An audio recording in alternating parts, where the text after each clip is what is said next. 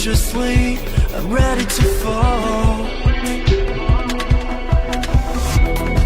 When there's nothing in between us, I wanna tell for a tell.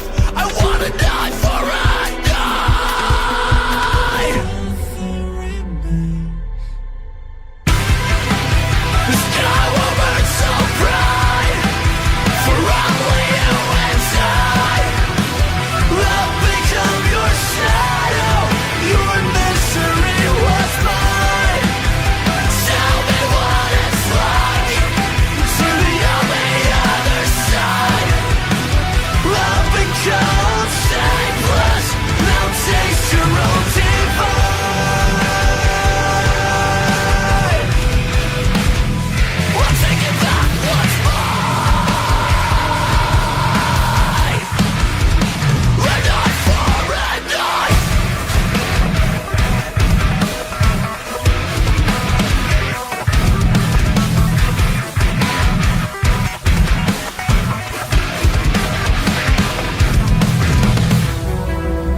A tooth for a tooth, an eye for an eye. Nothing remains, nothing rewinds. A tooth for a tooth, an eye for an eye. Nothing remains, nothing rewinds.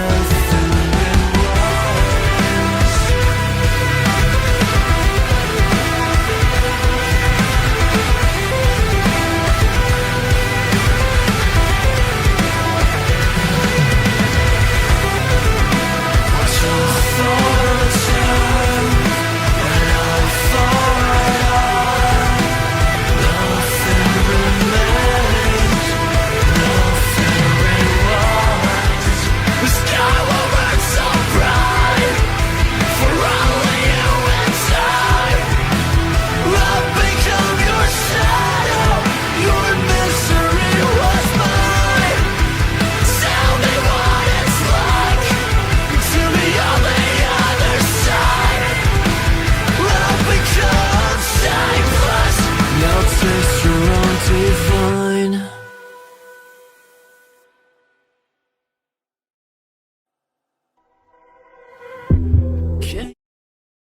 Good evening, Paradox Africa Esports. Welcome once again to, I do not know what day this is right now, but we are back for possibly the final round of, do I call it qualifiers or something? But group stages for most of the tournaments, actually both the tournaments, the mixed tournament as well as the women's tournament will be concluding their group stages this very day. We do have the first match for this particular evening actually will be a tiebreaker for the men's, not men's, why do I keep calling it men's? I'm sorry guys. It is the mixed tournament. We will be having a tiebreaker between Dragon's Crew versus Mount Olympus. But again, I am not the only one this very evening. I am with a special caster this very day. I am with Chelly. Chelly, are you there? Yes, hi. Nice to be here. Thank you. A little bit nervous as it's my first time, but I hope I do a great job. And yeah, give proper insight on the draft and how these people are playing. And yeah, it's good to be here. It is good to be here. Thank you very much, Shelly. But yeah, those are the matches that we will be having this very day. Having a quick look as the other teams that will be playing as well. We will be having matches in no particular order. Match versus between Elysian versus not your ordinary Nova, NYO Nova. We will be having Lírios Mortais versus Heaven. We will be having Nether versus Zenin.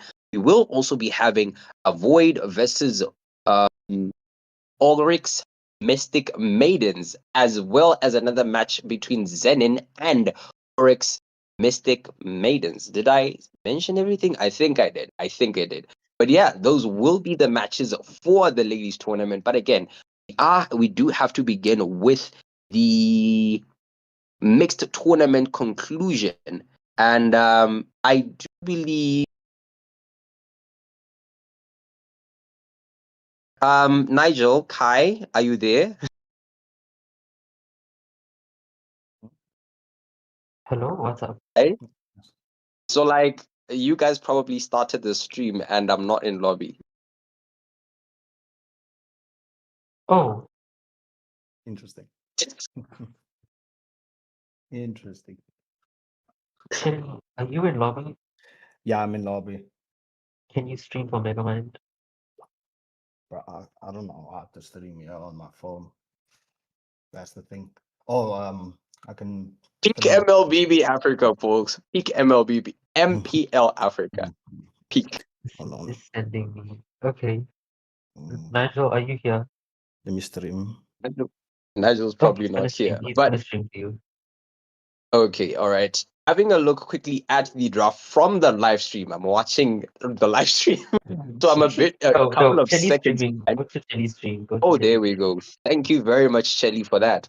But quickly looking into things, we do see the side of Dragon Crew and out the Leo mode as well as the Zushin and the Carry.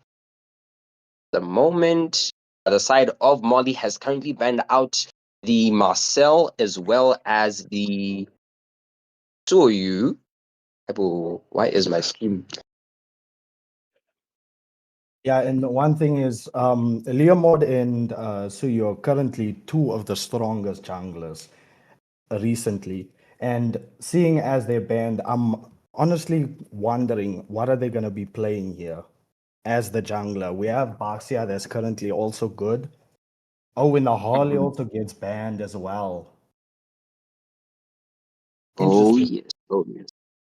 Yeah, Harley getting banned right there. I do believe they're trying to prevent some form of a pick off from the side of Dragon's Crew, but we will be proceeding into the pick stage right now. For some reason, my Discord is not working. It's refusing to show the stream. Give me a moment. Okay, I think I'm in. I think I'm in. Ooh, I'm in. Yuzong first pick. It's on the Yuzong, first pick. Interesting. great EXP laner, but it all decides if you can play Yuzong perfectly, especially going after the back lane, going for the mage and the marksman. But usually I've seen Yuzong players go for the jungler when they're contesting the objective so that their teammate can actually secure the turtle or the lord.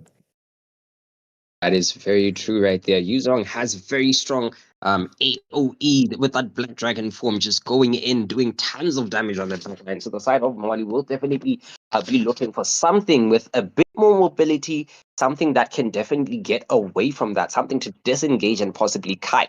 But we did see Molly locked in the Paquito as well as the what is it called? Not Faramis, but Kufra rather.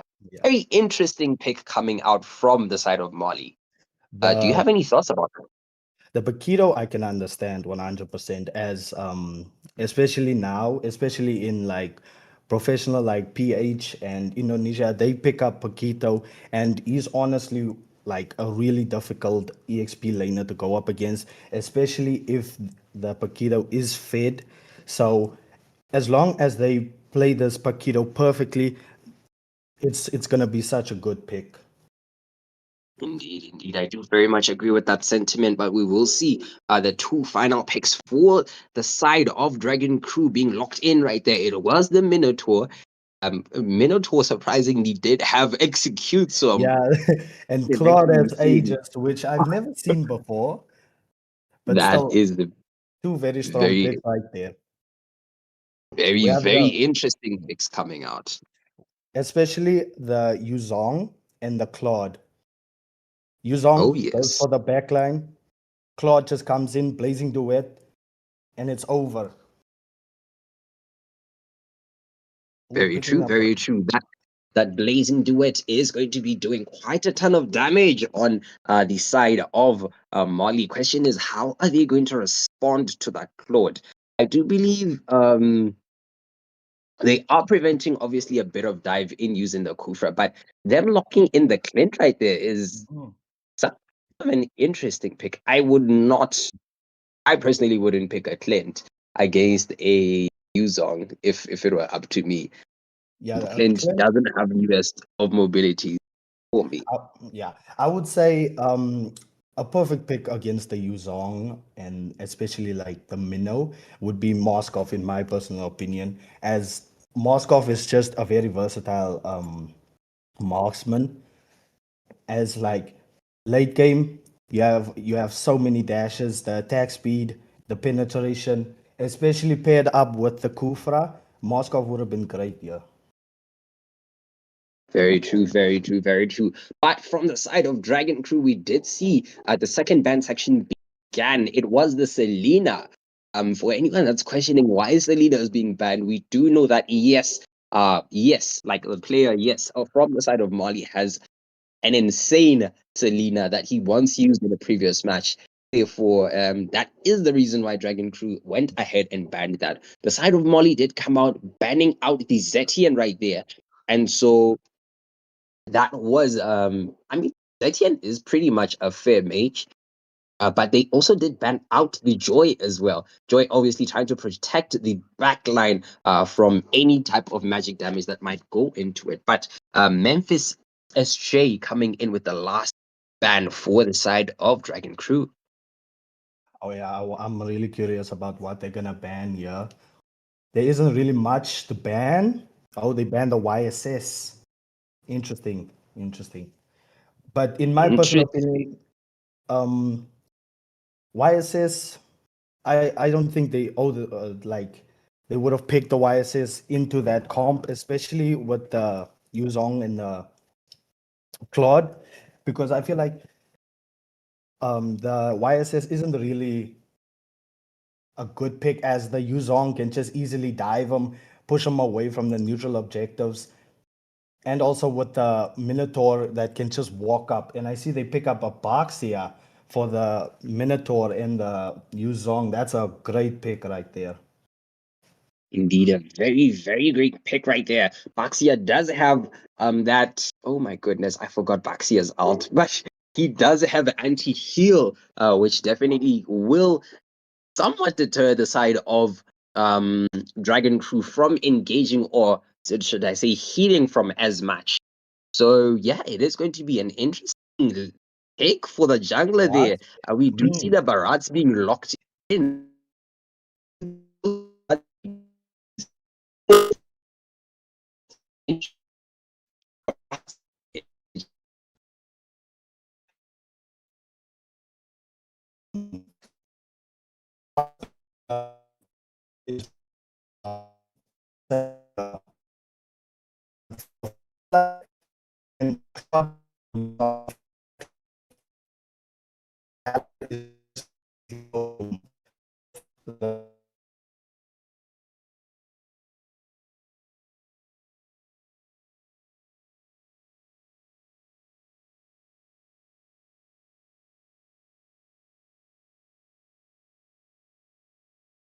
Hello.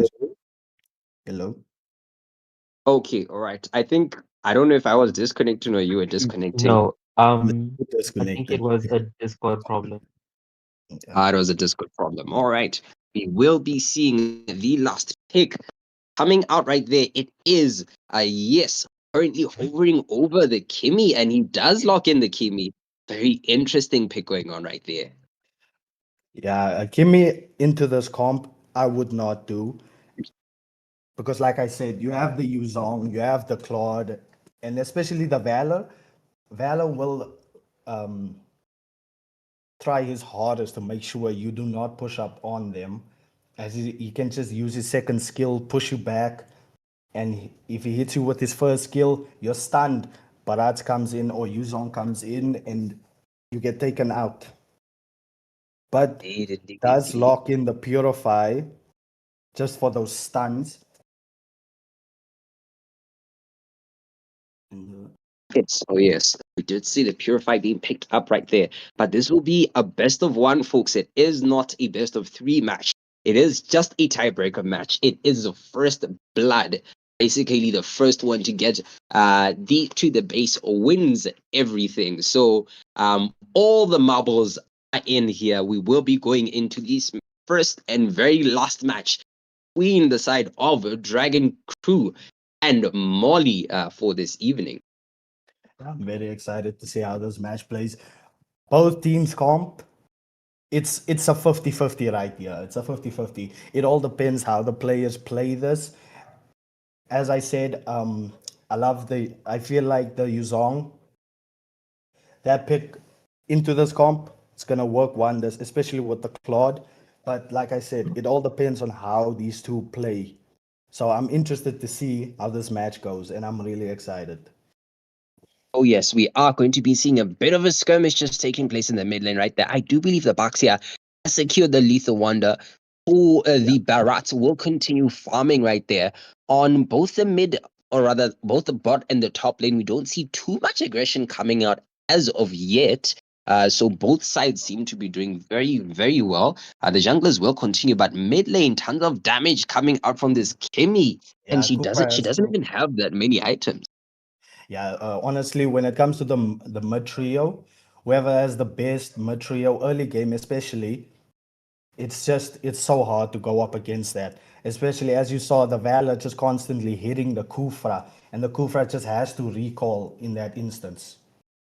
Oh yes, oh yes. We might see a gank on the top lane right there. We do see the side of Molly does have a couple of people as well going in right there. Tons of damage going on to the marksman, and Kuma will be going down to the jungler. That is definitely the start that Molly wants going into this match right here. However, on the bot lane right there, we do see some exchanges taking place onto Royal Chicken on the gold lane. However, they aren't able to get to him as of yet. We did see a recall coming out from the Yuzong. Black Dragon might be popped out just to get him to the turtle area very soon. From the time being, though, I do not see him. Oh, yeah, there it is. The Black Dragon coming in. We do see an engage coming in. Memphis securing the turtle right there. Beautiful stuff. The side of Ryu, or rather Dragon Crew, trying to engage.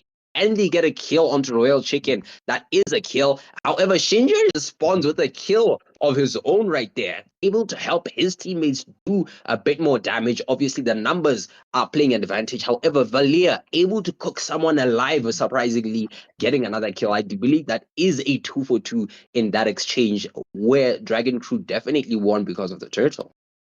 Yeah, honestly, that was a great team fight right there, and honestly, like I said, that Falir pick was amazing. As you saw how the Falir picked off the Kufra. Kufra couldn't do anything in that exchange. But if Kufra didn't decide to jump, you could have been alive and well and not given that kill over there to the other team. Oh, And as we yes. see Oh, in yes. Invade here, Kimmy Oh, with the but ult. we did see an exchange taking place right there. Chanta Bam Does he going do it? down, the jungler going down to the Claude. Claude slowly going to get a kill. I do believe he did it. He had went down, and so he is getting a replaced kill. Yes. I'm not in the game. Yes. No, I'm not. That Can you you, cast? I think you actually need to cast. I did try following you, but you went.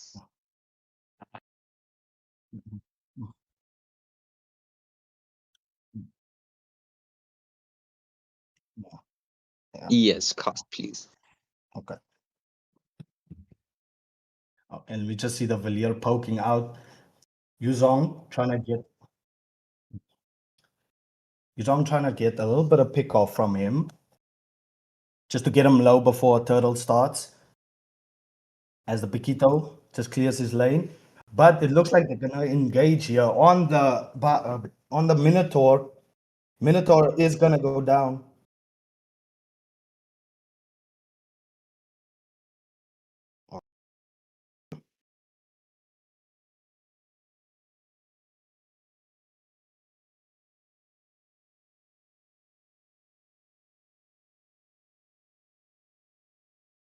Nigel, Okay, what's up? you're using the wrong overlay. No, there is no overlay. Yeah, the other one said it said Ryu versus Mount. That's what I was trying to fix in the meantime. Anyways, you can fix that for me whilst I cast, as the game is now updated. Hopefully, you guys can hear me on stream. Should be able to. If there's any issues, just let me know. It is an early stream, guys. We normally stream at 7, so it's obviously going to be some issues in the beginning. We are going to be already seeing a 1v1 situation. Kumal versus Shinji. Shinji being forced back into the turret. So whilst my co-casters, so what happened was that Discord went down during the stream, right? So it went down during the stream and made sure that the people's stream got delayed.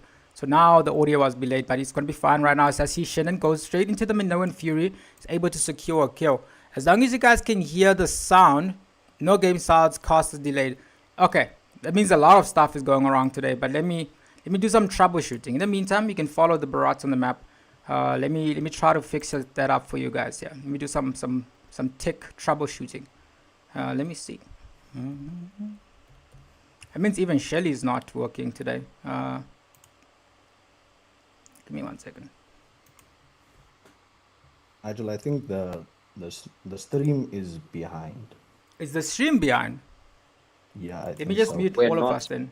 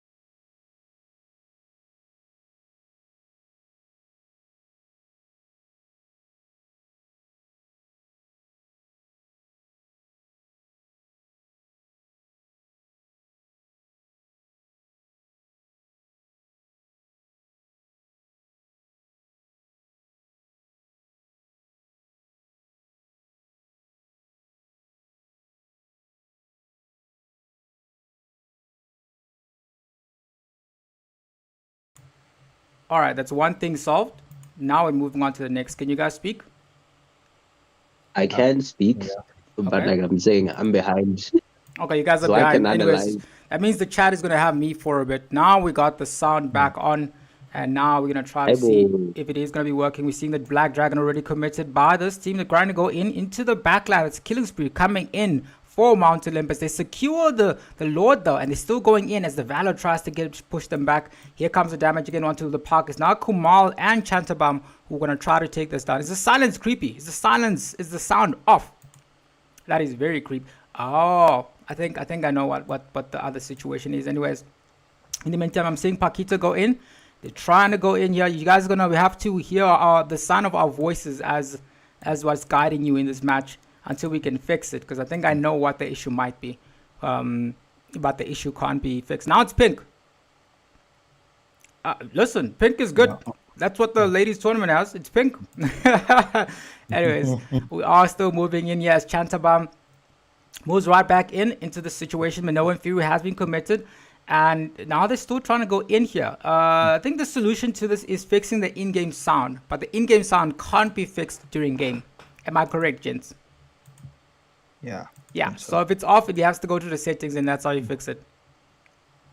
I'm hearing Dragon Crew is losing on purpose. Okay, we're gonna find out how that is as the game goes in. If it makes you feel better, guys, I'm gonna be reviewing the the giveaway code after at 7. So you guys are gonna be the ones that are here first, and you're gonna get to hear the first of it. But Kumar goes down in that situation as Paquito goes in once again. Still gonna be that's a killing spree coming in from On the Shinji. Clint.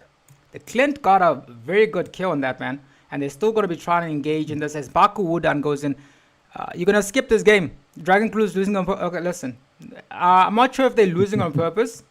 They did try to go for a tank comp, so that was the idea behind it. So if you guys can't hear the in-game sound, that just means that you guys can hear us, and you're just staying for the love of the game. Okay, cool.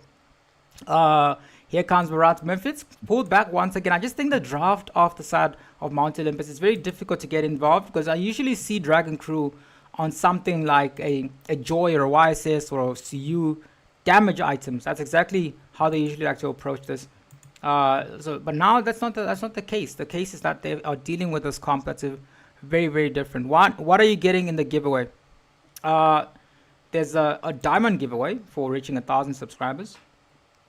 It's gonna be very interesting when people walk in here and there's no audio and it's just Nigel talking, because his co-casters are also lagging.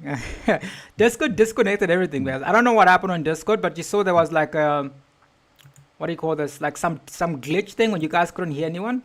That's when the disconnection went happened. So now you guys are stuck with me as you are moving towards the next fight, 20 seconds in to the next objective. As long as you guys can hear me, it should still be fine. Was it ever on at any point though? Was it ever on during the game? I don't think the sun was on it at all. So it's still fine. As I see Memphis goes in once again into this team fight. Tries to get more stacks on this, but Paquito in the meantime is going to try to push more lanes down in the bottom lane.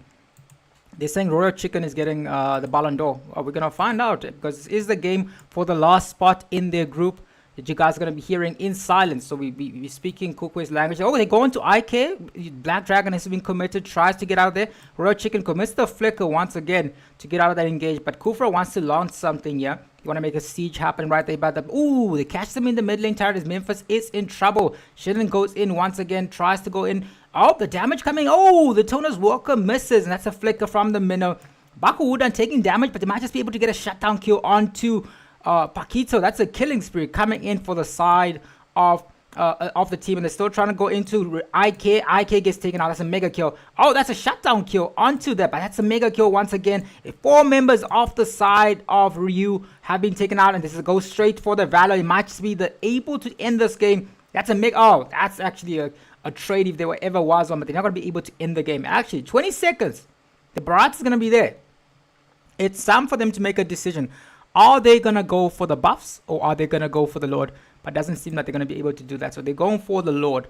But yeah, if you are just joining, the sound is off. And what else is wrong today? The sound is off, and my fellow casters stream is behind because Discord decided to disconnect. And then now the stream is... Anyways, guys, let's figure out this game right here as we are seeing. I actually wondered who was leading in the polls. Kai, are you in the game? Let's ask you. Are you in the game? Kai's not in the game. Yeah, he wasn't expecting to talk, was he? Anyways, back to the game. Are you in the game? Yeah. What's your minutes? 14. Okay, 14 minutes. We're going to see the engaging onto IK, who gets taken out of that engage.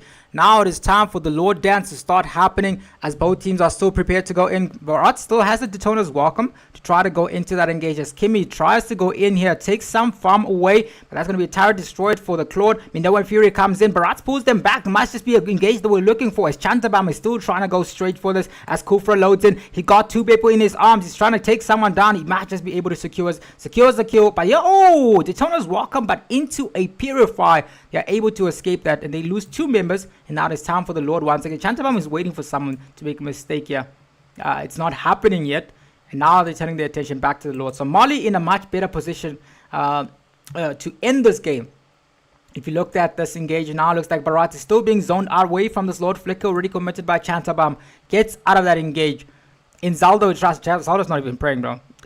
If Zaldo's team wins, though, it's going to be leading to a 3-way tie, which basically means that we're going to have Elysian, Empire Asylum, and the side of Ferox having a tiebreaker. I think that's exciting, isn't it? We want to take a break, but we're going to use the break slots to do tiebreakers. Anyways, We'll see. That's the nature of the server. That's the nature of the game. That's the nature of the competition. As we are moving once again, Brady to this. It seems like the Lord is going to be marching down in this lane.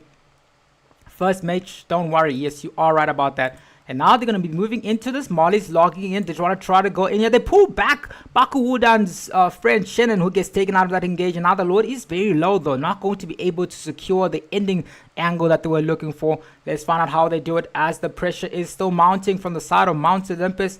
Okay, Barata commits. Oh, the Toner's welcome finally lands onto this. They push them back into turret. That's going to be into a flicker. Blazing Duet comes in from Kumal, but he's also very, very low. Memphis is also super low. Gets taken out from that exchange. That's a shutdown kill for the Yuzong, though. Double kill for the Yuzong. IK has the damage. He's going to be forced to retreat here as Molly's still trying to do a siege. Here comes the damage once again. Kumal gets taken out from that engage in a 1v1 battle. But everyone goes down. So it's a 1-for-1 exchange. So they took each other out. They cancelled each other out. As we are going to be seeing how this game goes. Now it is time for the match to happen. Next is going to be the match between the two ladies team. Elysian versus NYO. We're going to find out how that game goes. But yeah, we are still in this game as the only person who is able to talk and able to hear the game. I was wondering where the in-game sound is, but it's off. So I should probably talking about the audio, man. It's too late. There's nothing else we can do. Pakita in a 1v1 battle against Shannon. Still available, still good. And now Boxy is going to turn his sights back onto the bottom lane as he tries to go in here. I'm seeing Cookway saying W Molly. Molly can't be even in fancy edits now because there's no sounds. Even Ryu, okay, Ryu going straight onto the Yuzong. They do have, they link him. He tries to, he's unable to escape, but he does commit the Black Dragon to get out of that engage. So he's going to go back to the base 40 seconds towards the next objective. Now he's going to try to regroup as the game pressure still starts to go on now. Now we're going to find out what is going on. Okay, they do have the damage onto this. Kimi dealing the damage onto Shannon, pushing him back 30 seconds towards the next objective. Royal Chicken is waiting for his victim, who is going to be the no, he's just gonna disengage. 20 seconds towards the next objective. Let's find out if Ryu can keep up with the pressure. And I am using the ladies overlay, yeah, because it's not a ladies overlay, guys. This is they're taking up the slots of the ladies tournament, so they're gonna get the ladies overlay. And it's not because I'm just lazy to change it back.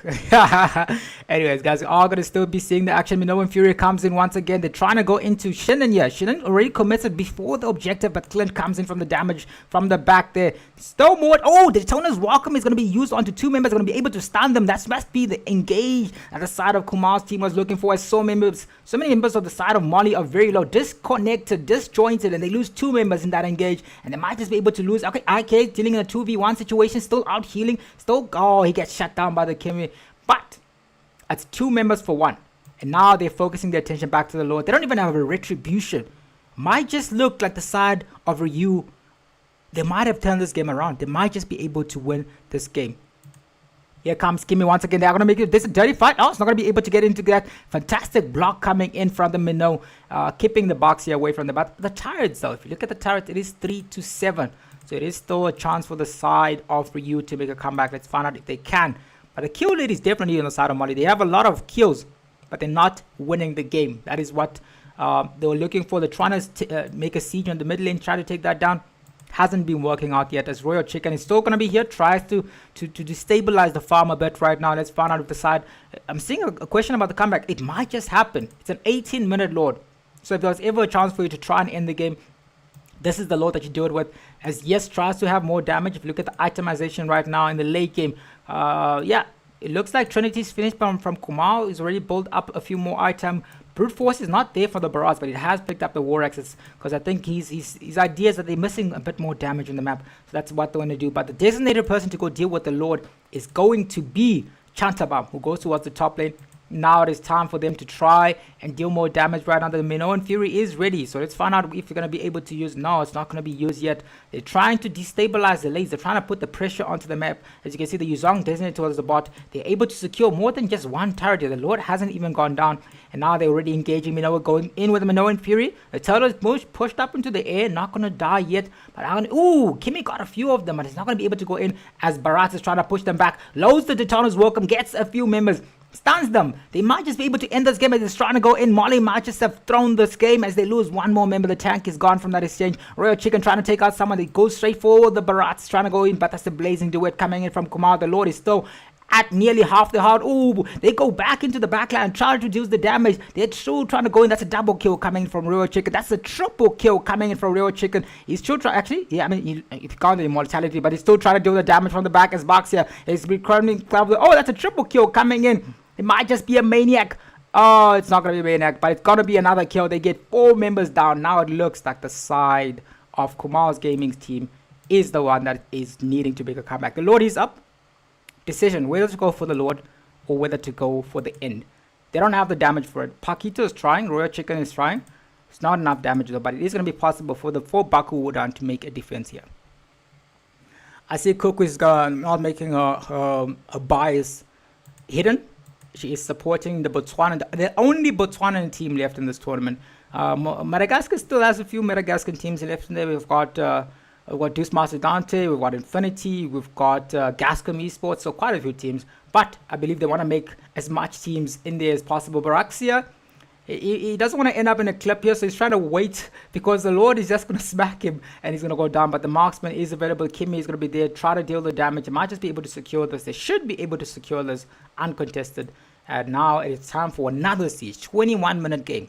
If there was ever a comeback match, it's definitely the comeback match that we're looking for. If there was ever a tiebreaker match, this is definitely the tiebreaker match we're looking for. 6 stars to 7. Now it is time for them to try and end this game. I'm actually interested in what you guys are hearing. Is it just silence and me talking? That's very creepy. That is very, very creepy. No Malawian teams. Malawian teams got knocked out, man, from the wildcards. We didn't have a Malawian team qualifiers.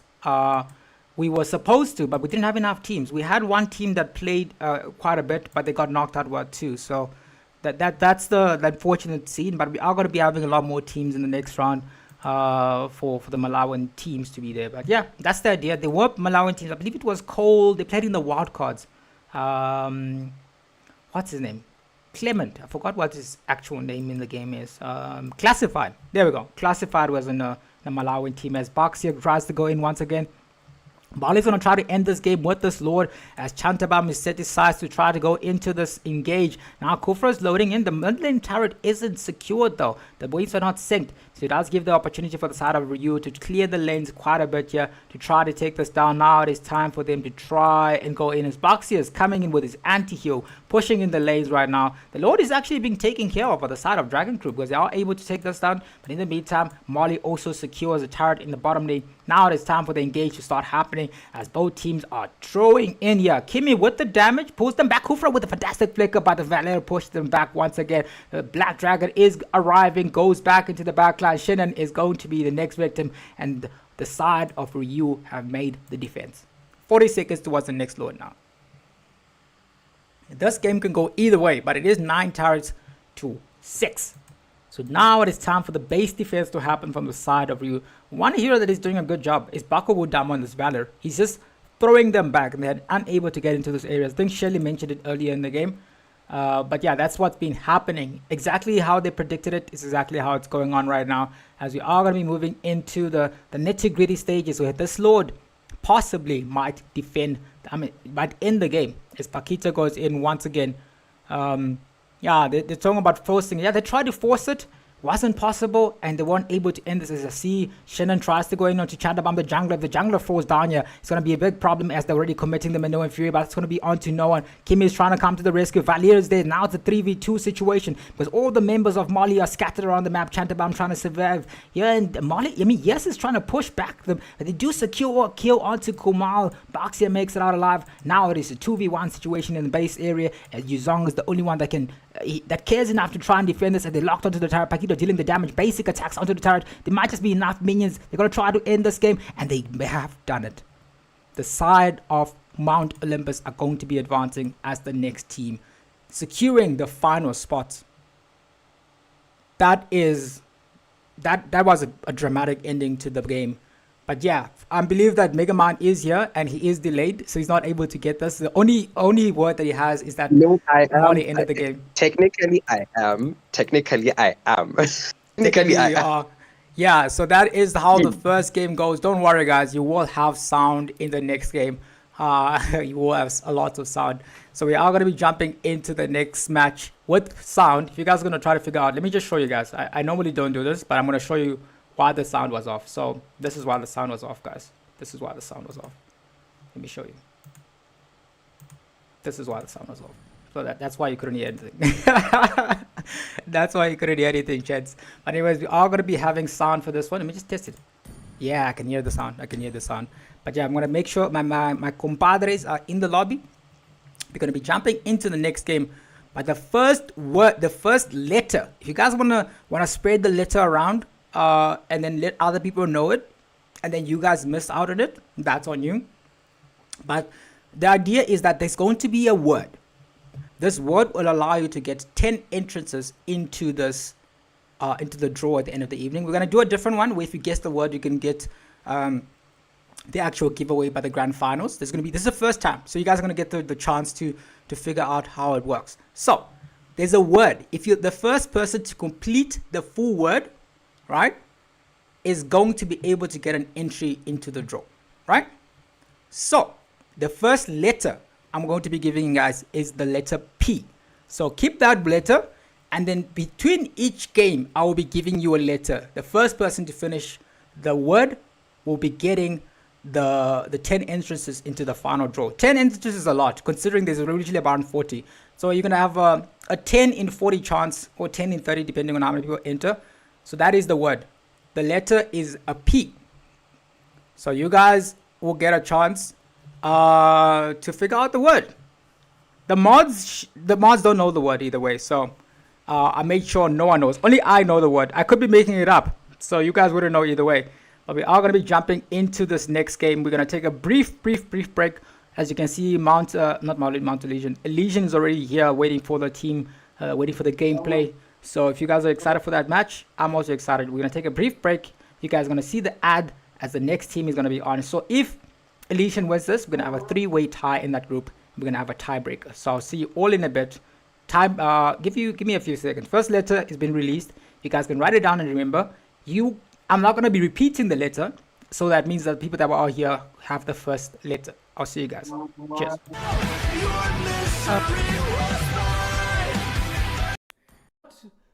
Get the kill. What a fantastic thing. So for the people that are home, we are 1 subscriber away from 90. So if you can just subscribe, we can hopefully reach 100 tonight. I think Kenya can definitely do it. He's got enough people as we go into the first quarter of the game. Avis in good position. We do see the Lapu Lapu going in already. 1v3 situation. The Sylvana does get a retreat off.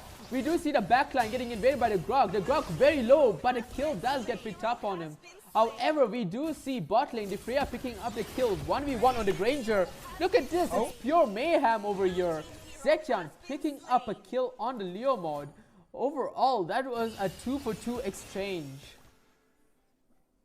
Damn, it seems the cooking method is working. I mean, they picked up the Freya and the Freya is busy abusing the gold laner, the Granger there. But the Granger is the captain and he chose to continue with the game even though the Freya was banned. But let's see how it is right now. They've still got a few minutes to recover from this. They've got a mid to late game comp. Yeah. I do like what Granger's doing here. He is freezing the lane. And remember people, early game Granger is going to struggle against a Freya. What matters is that mid to late game power spike that we know Granger will have.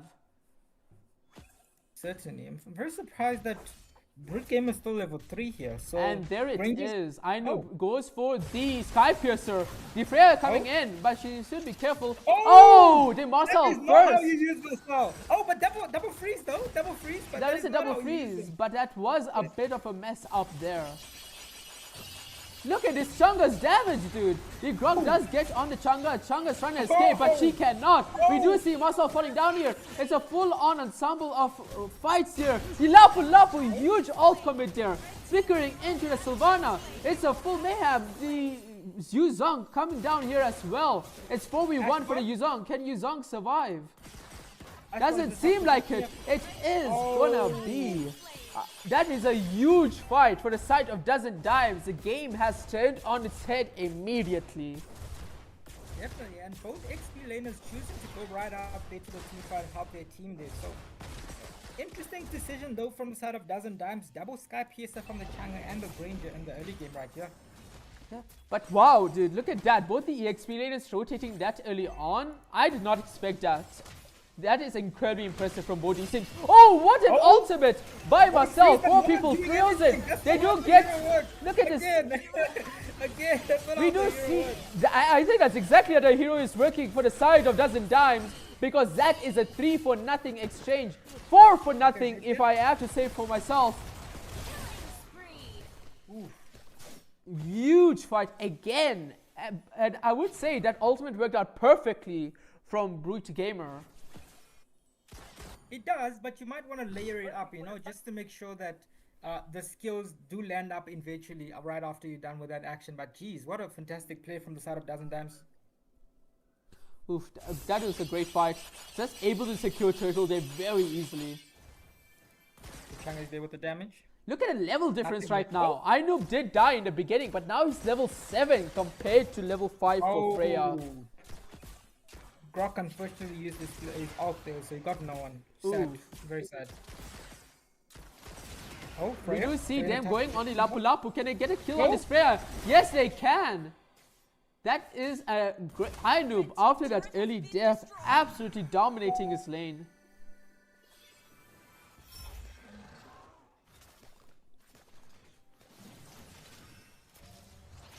We do see the Marcel coming in. Okay, that was not how you use the That's how ultimate. you use it. That's exactly how you use it. Oh, there we go. Unstoppable double kill. We do see the Granger's damage coming in here after that Sky Piercer. Triple kill. Are we going to see the first Maniac of the tournament? Yes, we are. Ainoob, what a Maniac. Freya is not AFK, he's just preventing the Savage. What a fantastic play from the Freya right there. What a fight. We do see 80 stacks already on the Granger's Sky Piercer, man. Red team turret has been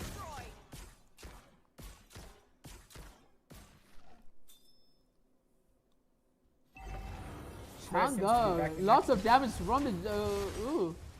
barely surviving there. We do see Marcel trying to maybe pull off another play here. But yeah, after that early game, Dozen Dimes firmly in control. They're controlling the game very well here. I think they're going to choose to take the turtle instead of waiting for the Lord. They're just in full domination and control right now. But surprisingly, the vote is not 100% to them as opposed to the last game, you know? Gotta appreciate Leoward saving his retreat for his own blue buff. We do see the Sylvana getting engaged on here by the Marcel. Managed to make it alive. It's a full-on engage. The Grok, huge ultimate on the back line. Will it be enough? He's supposed to figure out. Legendary by the Granger. So much damage coming in. Mega kill by the Chang'e. We see the Freya going straight for the Granger here. But she cannot get him. Ainoob is just unstoppable right now. Yes. Nick will carry us for the game. I'll be back in a bit, but good luck to the teams in the remaining. Understandable. We do see the Chang'e committing the ultimate here. The Zetan just trying to bob and weave, but it won't be enough. She's supposed to flicker out of there because of the Marcel.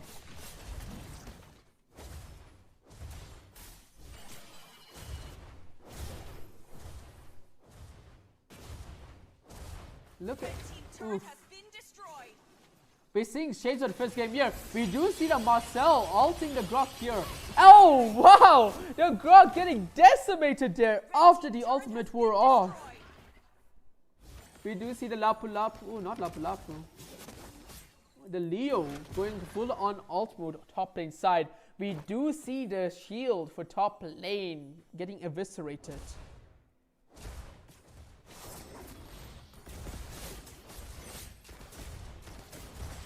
Sensible.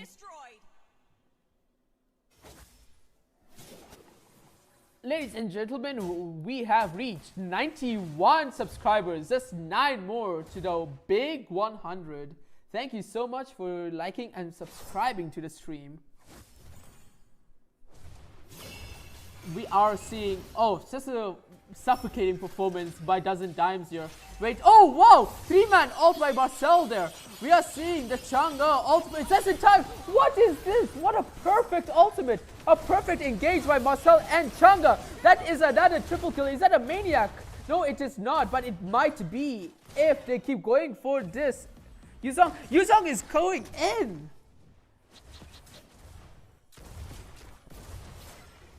but he does opt to just stay on the turret. That is going to be 2 inhibitors going to the side of Dozen Dimes.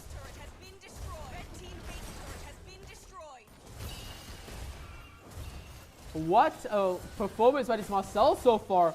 We do see the Granger going in for a legendary kill. The Granger does get caught out there. That's a double kill. That's going to be a triple kill. And that's a savage. No, that's not a savage. That is 2 Maniacs in 1 game by Ainoob. Take a bow. Dichanga stealing out that savage. And unless there's going to be a twist in this game, that is going to be game for Dozen Dimes. If they stop freezing themselves. Oh, what a game. What a performance by Marcel, by Granger, by the whole team of Dozen Dimes.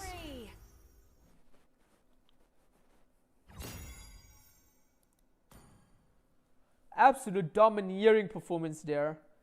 And again, folks, because the Changa picked up that Skypiercer, the Granger could not get the first savage of the regional qualifiers.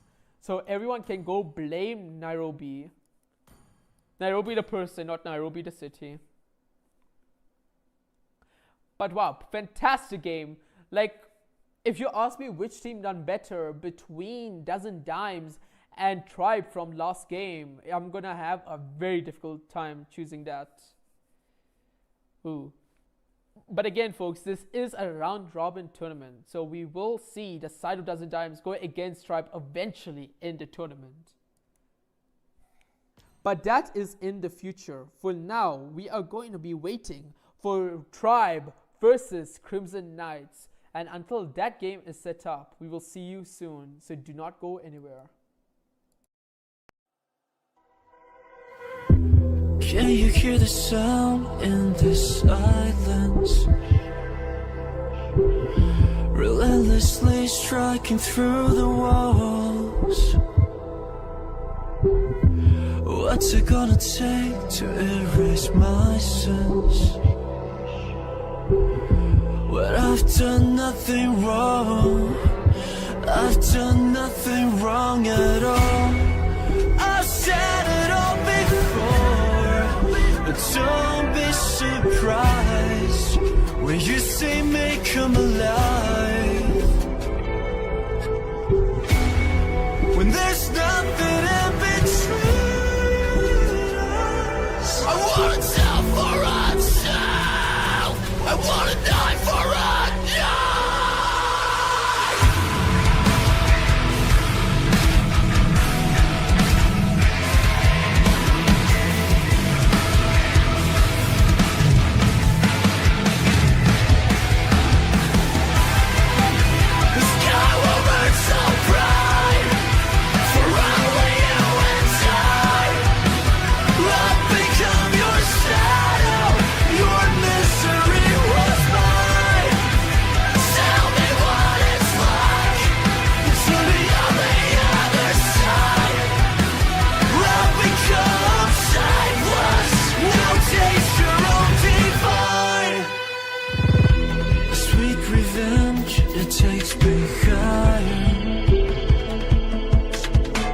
subconsciously, I'm ready to fall. When there's nothing in between us, I wanna tell for myself, I wanna die for a die. Nothing remains. The sky will burn so bright for only you and I.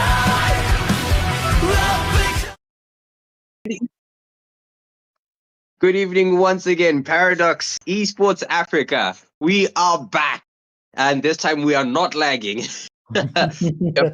With a match between Elysian and NYO Nova. Once again, this is a redo, so I will reintroduce my fellow co-caster right here. It is Chelly. Chelly, how are you, man? Hello, hello. Nah, everything's going good. Everything's going great. Excited for these matches. Would love to see what's gonna happen now. Oh yes.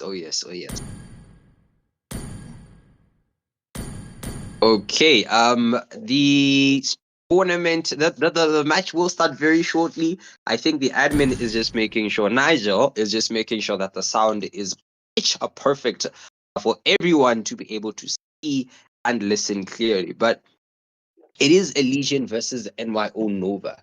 Are you aware about either team by any chance?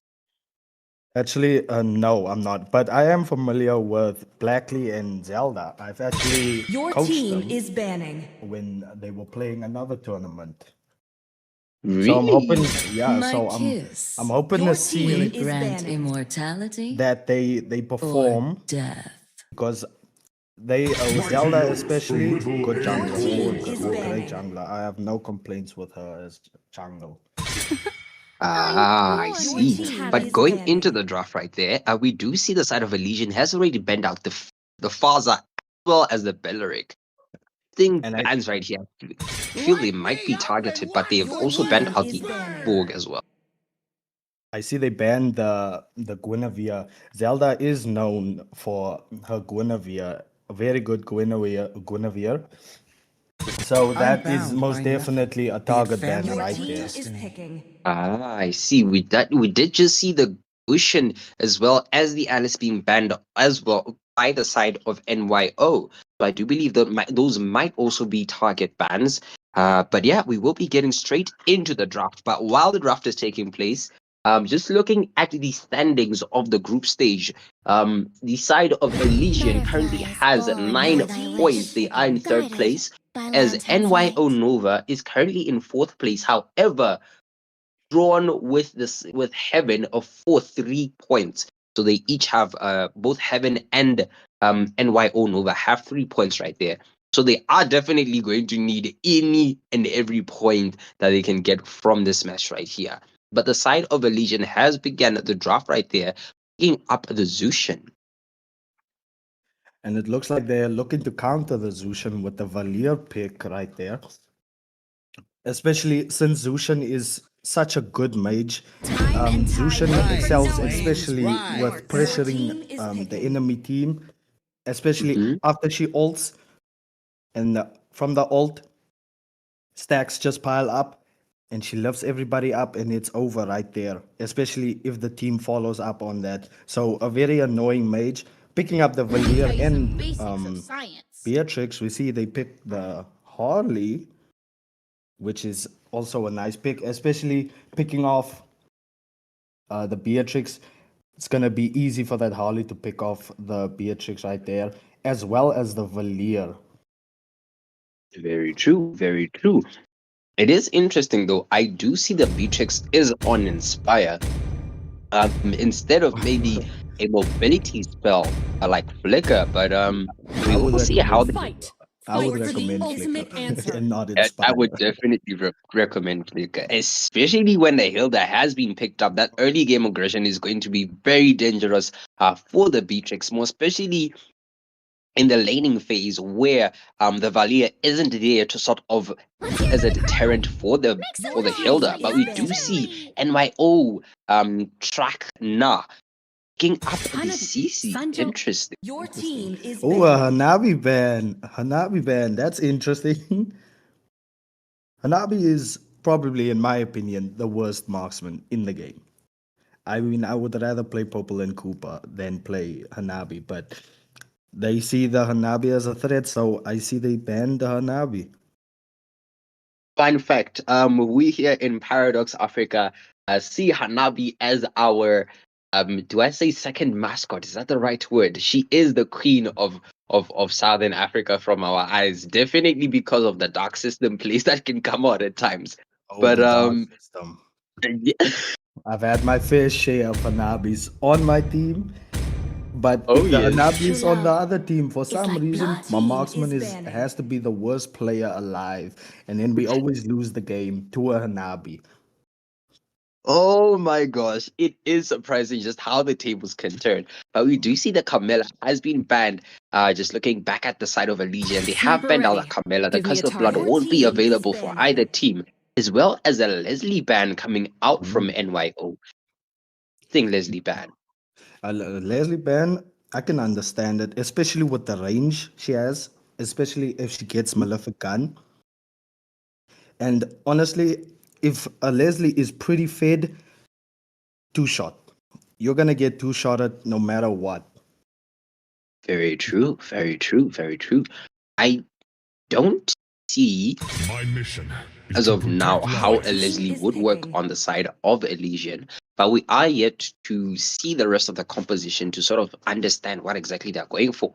They did ban out the Hilda, not the Hilda, but the Hylos rather. So that's a tank out of the side of NYO. NYO picking up the Cyclops. This is probably a Interesting. Cyclops jungle. You know, Megamind, I've watched a lot of MPL, PH, and ID matches, but one thing about South Africa, I can never predict what they are gonna pick. I can never predict what they're gonna pick. But it's always I interesting. It's always interesting to see different picks, not just current meta picks, the OP heroes.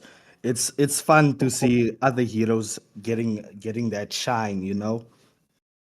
mm-hmm. Well, hopefully Cyclops is able to shine indeed. Very, very interesting pick coming out from Oh, this, especially when going up against a Hilda. But we do see Zelda and Malin locking in the Granger and the Esmeralda as the last picks for the side of Elysian. I just honestly, this Cyclops jungle is gonna have such a hard time, especially with the Hilda invade. And if the Hilda Mm-hmm. and the Zushan invade him, there's nothing you can do. The Valier could help, but it all depends what Rome they're gonna pick here. Hopefully, somebody that can help the Cyclops form. Oh, What? Amethyst currently flexing out the Estes. That is going to be quite interesting if they actually do lock it. Will it be an Estes for the side of NYO? Okay, And no, it is a okay. Marcel. Martial. Okay. Yeah, the Marcel, especially with the Beatrix combo, it's very OP. But Yes, I can the very much agree with that. but the Marcel ult could be disadvantaged for them because Marcel's passive only works on one hero. So if the Marcel ults everybody, he can only make one of his teammates immune to the ult. So especially with Granger and Harley, Granger can just spam his first skill, and as soon as that ult runs out, you're just gonna see your HP drop. True, true, very true. I do believe it will be up to the side of NYO to somehow execute this composition that they have selected. But I personally am on the side of Elysian, mainly because two reasons. One, I love that Granger legend skin being used right there. And second of all, I do feel the composition is a lot more favorable, is the right word. It's a lot more comfortable. It has a bit of everything, a bit of pick off, a bit of sustain, a bit of AoE. I really do love the composition of Legion right there. But yeah, Oh, definitely. And I am biased, you see, so I feel like Elysian is gonna take this one. But overall, their comp, I love it way more. Maybe because that Cyclops pick, I'm a little bit like, iffy about that Cyclops jungle pick, but you never know. Mobile Legends is very unpredictable. oh yes, very, very much. Cyclops, in case you are listening to this, prove me wrong. Prove me that indeed that Cyclops pick against a Hilda, against all the odds, can somehow come out on top. And that is us walking into the second match of the evening between Is the Cyclops, Elysian. is the Cyclops AFK? There is a chance, yes. I do believe the moderators might initiate a pause in the next couple of seconds if the Cyclops is AFK. From the looks of things, he is still not moving. Oh, there is a bit of aggression going in as well. Oh, All right, there we do. Pause, yeah. Yes, moderators have paused. I do believe they are trying to assess what the Cyclops could be going through right now. But again, very interesting, unusual composition coming out of the side of NYO. Their name NYO stands for not your ordinary. So when you think about it, they're actually doing what their name says. It's not your Yeah, ordinary composition. I can't argue with that. But you never know. As I saw with the North America tournament, right? They were pulling out picks like Lapu mid lane and Matilda Rome, What? and they actually won with a comp like that. So that's why I say this game is so unpredictable. It all depends on the players, the macro, and all of that. So that's why I say you never know. This Cyclops jungle could even carry the whole team. That is a possibility. I do believe one of our most interesting matches here in Paradox was a match recently happening where we did have a Sun Rome that got MVP, which shocked everyone. Oh my! So I would understand a Sun EXP, but a Rome Sun. From yes, and they actually did tons of damage on top of that. So it was one of the most interesting matches or very unusual drafts we'd seen out there at the time. But yeah, like you're saying, the match can go in anyone's favor. All it depends on is execution. How are they going to execute this draft? Yeah, exactly, and especially I'm loving LAY's mid trio way better. Especially Oh, with the okay. Zushin. The Zushin is such a good mage currently because if you have a roamer like Hilda, Mhm. you can zone off the enemy mage and just deny them of their gold. You can't walk up to a Hilda in a Zushin that easily. Very true. Very true. Very true. Hilda does have quite a ton of damage coming into the early game right there. Can do tons of damage. However, I do believe that Marcel could be a deterrent, but not too much of a deterrent, of course. His passive, I think it takes about a seconds just to sort of go and cool down. But yeah, it does seem like the Cyclops is back there. Hilda currently looking to go in for an invade. As you can see, Megamind, look at the mid lane. Zoning the Valier. Beautiful Valier. zoning. Mm-hmm. But it looks like the Valier is AFK as well. It's This is just what, standing yep, there. AFK as well. What is going on here? Is this an AFK meta? What's going on? The pause, man, as they say. I do believe the moderators will definitely look into things right there, but we did see some aggression on the bot lane right there. CC getting taken down all the way to low HP. On top lane, there is an exchange taking place right now. Beatrix and Granger. Beatrix being forced to use her flicker right there just to survive. And yeah, it seems like things are continuing. The Valier seems to be walking. I think he's back. Finally, it's level 2. Zushin's already level 4. Oh, and the group buff stolen. As I said, my the Cyclops gonna get invaded. That is very unfortunate for them right there. It means that not only are they at a gold disadvantage, they are also at a level disadvantage going into objectives right now. 2 levels apart between the junglers means that obviously the side of Elysian has has an advantage walking into these battles. Oh my god, Mega Man, I think the Marcel is AFK as well. The Marcel is what is going on? Is that He's third back. person? Oh, okay. Looks like they're Okay, having some connection issues or something. Oh my goodness, but top lane, first blood, and the Harley able to secure a kill onto the Beatrix. Full deadly magic that have been used right there, and lots of damage going onto him. You see on mid lane, however, the duo right there, the Zushin as well as the Hilda possibly going for this Valier right there. He does not have his level 2. He is forced to burn the flicker though.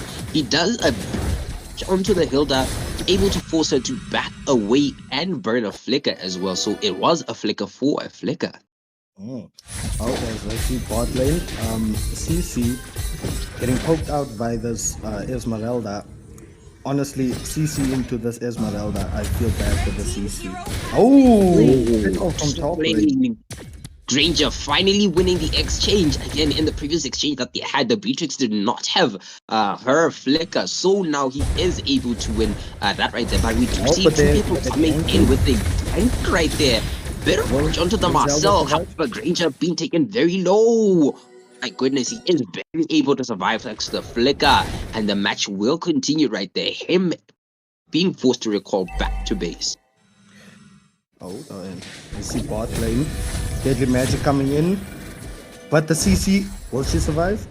She survives with 1 HP. Oh my goodness. Barely surviving right there.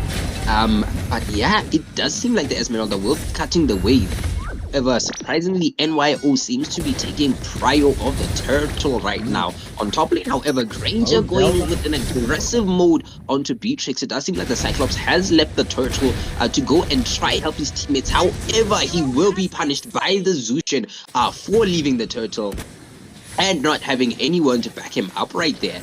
It is another kill into the hands of Elysian, and they seem to be taking this turtle completely uncontested. Yeah, it looks like they're checking to see if they're the red buffs up, but they're retreating. Harroth looks like waiting for the Beatrix, but doesn't end up showing up, just going back to farming. And it looks like they want to push here at bot lane, but the Hilda getting onto the Marcel. Valier forced to use the ult. Oh, he has been forced to use the ult on top lane. However, we do see the Beatrix and the Cyclops going in for the Granger. Tons of damage coming. They just can't kill this Granger. The Granger always escapes with very low HP. I bet it must be so frustrating right now. It is definitely very frustrating going in, expending skills and an ultimate. I do believe those were two ultimates used. One by Beatrix and another by Cyclops. However, again, a gold lead that might also be determining things. From the look of things, the side of Elysian is about 5 or 4.5k gold lead right now, which we're seeing right now. But Leah taken down by the Deadly Magic. The fight continues right there. Beatrix going down to the Granger. Marcel able to use Golden Hour, freezing behind the Zushin, enabling him to go out. We might see Granger. Oh my goodness. Killing spree for the Granger. That is not something you want to see. Pinning to you a piece. And the Granger gets 30 stacks of Sky Piercer. As you see, Granger picking up the Sky Piercer. Just gaining that stacks, it's gonna be so difficult to deal with him once he gets full stacks. Because you can be 1 HP, Deadly Magic used on a Valier, he's dead. There is nothing you could have done. The Deadly Magic was just way too much for him. Again, the gold lead right now sitting at 7k, that is a lot. That almost a complete item for anyone, it's more than half an item at this point. But we do see mid lane going down right there. Granger getting his 4th kill. That is 40 on it. Turtle going into the hands of Elysian once again. A double kill for the Granger. Oh my goodness, mid lane still securing a kill right there. That is pandemonium. The side of NYO Nova not having an ordinary match at this point. They are being forced to go back and retreat right now.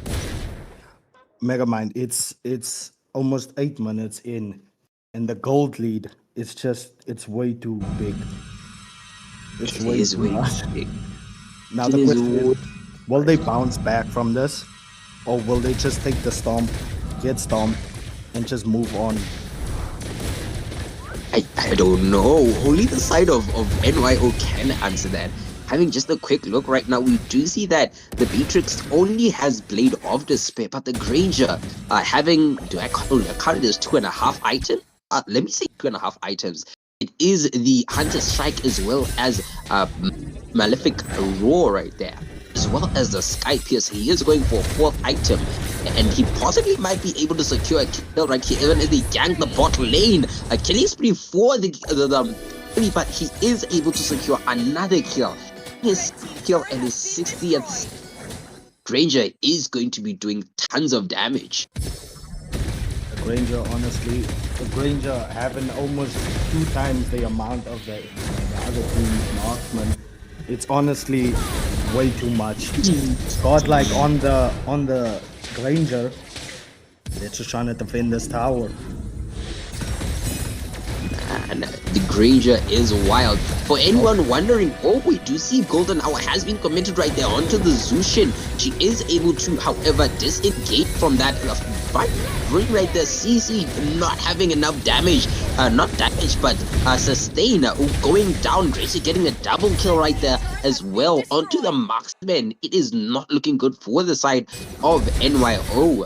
Fun fact, by the way, anyone observing the camera right now, is Zelda the Granger that currently on the overlay on the cams, so she definitely enjoying this match even as they continue to absolutely dominate. However, all we do see a Cyclops ultimate going there, any damage to that Hilda right there. However, the side of Elysian going in for the sword completely uncontested. They secure the Lord, so it's all about lane management now. As the Lord's gonna spawn at 10 seconds. Every 10 seconds and 40 seconds minion spawn. So they have a little bit of time to manage the lanes, but it looks like they go for an invade rather than managing the lanes. CC was pushing bot lane, but as you see, he retreats because you never know. They could just gank the CC, but it looks like a fight's breaking out. Legendary from the Granger. Granger is just trying to get as much poke done by the enemy. Oh, and it's a double kill. What is Granger's damage? My goodness, he just picked up the Blade of Despair. He is sitting at 10.10, nor at 10.1k gold. No one is even at 5k gold except the Beatrix, so he is doing of damage. The Lord crashes onto the mid turret right there. A fight obviously will definitely brew out. We might see an engage. Hilda going in right there. She is pushed back by the Valir. However, the Lord continues to mash in tons of damage. Golden Hour being committed. The fight continues right there. We do see tons of damage going onto the Marcel. Legend. The Granger again. That is 2 teammates down, 3 teammates down. Is this to be a maniac? Is this gonna be a maniac? Not. Oh yeah. It's a maniac. So full wipeout, 0 kills. 0 kills. What is that? Look, domination from the Granger. Oh, what? My goodness. Oh my. Clip that. Clip that. And looking at her face on camera, she is so nonchalant. She's just, you know what? This is another day, another dollar, as people would say. But man, completely composed, completely relaxed right now. However, the side of NYO has spawned back. I do believe Elysian will be looking to possibly go in and possibly end this match. I don't think there's anything holding them back. However, the Granger currently engaged onto the Marcel. Golden Hour has been committed right there. We do see big ultimate going to crash onto nothing. And you might see the first kill for unfortunately. At this point, I'm hoping the side of NYO can walk out with a kill. That's all I'm just hoping for at this point. Exactly, because coming back from this, like almost a 15k, 60k gold lead, if they somehow manage to come back from this out, they will literally play this. That would be the throw of the century or something. I don't know. Granger's currently in 12k and no one is yet there. However, tons of damage coming out. Oh my goodness, a double kill once again for the Granger. Deadly magic onto the Beatrix. I do not think she will be going. Oh yeah, she just. Oh my goodness. She goes in the game. Oh my goodness. Domination. either side of Elysian. Victory! That Oh was man, pure domination. 0 kills on NYO. that is not something that is that is mind blowing. That is a mind blowing game. And Zelda getting the MVP with 47% damage done. I mean, look at 47% damage, and she just absolutely dominated. 54% damage on the turrets. It is big, pure micro and macro just being displayed right here. A maniac as well on top of that. Beautiful stuff from the side of Elysian. Again, NYO unfortunately not getting any point out of this match. I do believe there is no chance for her to actually make it through, or not her, but the team of NYO making it through to the next rounds. But again, this Yeah. was just the second match. This was the second match of the evening. Second match of Expecting the a third match. evening, and I was gonna say, so this does actually mean that we have a three-way deadlock for the people that are watching. This means that this group, which is group A, it has three teams that have 12 points. So Ferox Esports 12 points, Elysian 12 points, Empire Asylum 12 points. This actually means that we're going to have a tiebreaker matches because only 2 teams can advance from this group. We do still have more games in the evening. I believe Heaven is still playing, but some of these games are not going to mean much for the overall qualification process. But that is what it means. 3 teams have 12 points. It was because Ferox, they beat Elysian, Elysian beats EMS, and EMS beats Ferox. So that's exactly the type of situation we are in. We're going to have them play one more game just to break the tie. But obviously, as the night progresses, we're going to let you guys know when that match is going to be happening. In the meantime, we are going to be jumping into the second game.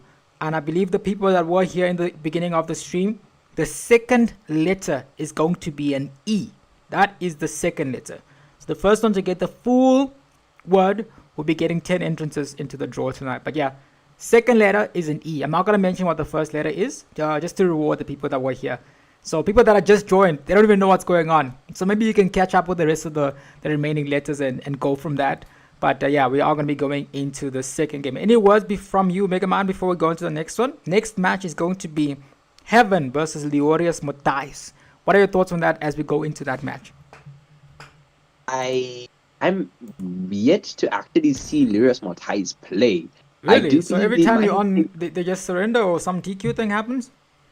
Of that nature. Every time, I think maybe I haven't actually watched. If they did play, I haven't watched the match as of yet. So I'm I think actually interested the match in you would remember is when they played against, it was actually NYO Nova, the Mincy Jungle. That was them. Oh, Yeah, that was an exciting match too, eh? that was an interesting composite game up with.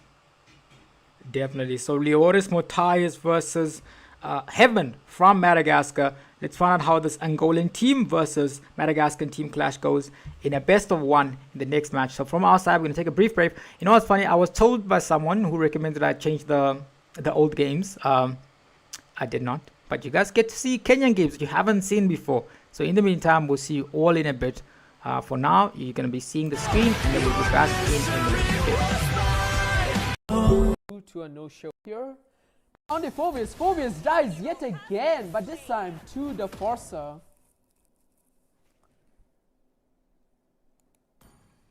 Once again, the smooth criminal not able to moonwalk his way out alive.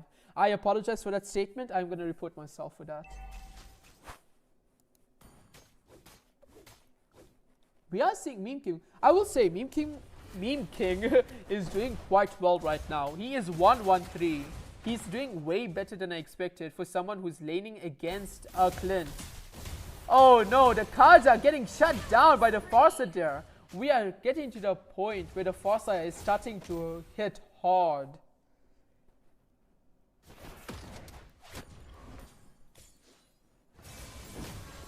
Oh, ultimate getting secured already because Gushan is right there. That's a huge shutdown by the Gushan. And a mega kill by the Forcer on the back line. Control of the game coming back to Crimson Knights. That is huge.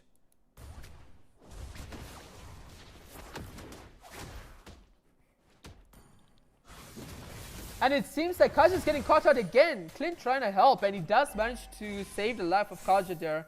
Gushin tries to get mid lane, but he's forced to ult out.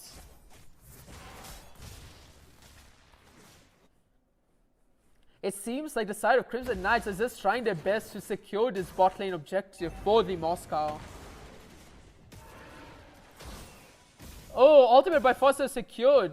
The minion is very low. Oh, what is this? A flicker jump by the Minnow. He is forced to run away normally.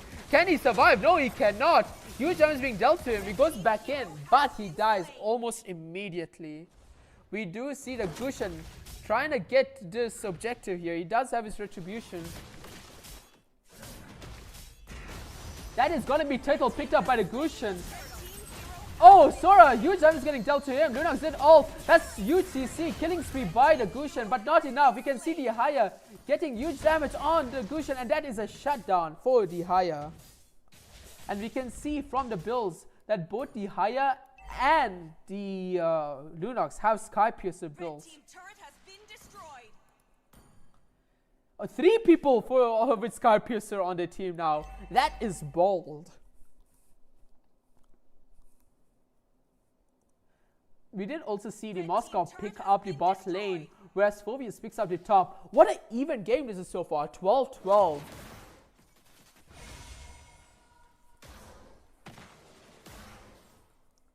I will say I still favor the late game of Crimson Knights here, purely because of the Moscow. Moscow picking up the bot lane turret. Ooh, lots of damage getting dealt on this Minnow. He heals it up, all up almost immediately there.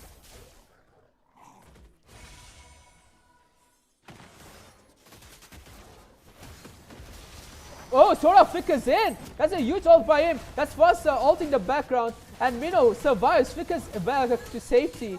Look at this fight. All that to get to Phobius. But will that be enough to satiate this team? No, it will not. They're going back in. The Clint is very high. The Minnow is very low. Will he get a kill? Yes, he will. The Sky Piercer being procced there. We see Gushin getting a kill on the Kaja in the back. Huge fight there. But mid lane will be defended by Crimson Knights. Unless this Haya can get a huge kill here in the back. No, he cannot. In fact, he is going to fall to the Gushin.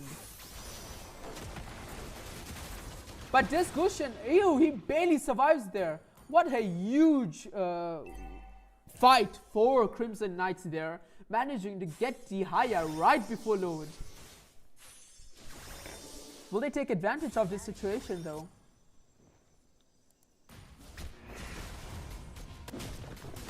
Foster damage being dealt on the backline here. Foster does ult. The Sora a bit low here. Foster, that is gonna be mega kill for the Gushin.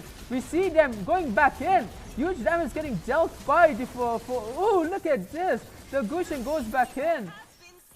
We do see the Gushin does try to get a kill on the Clint, and he does get it. That's unstoppable.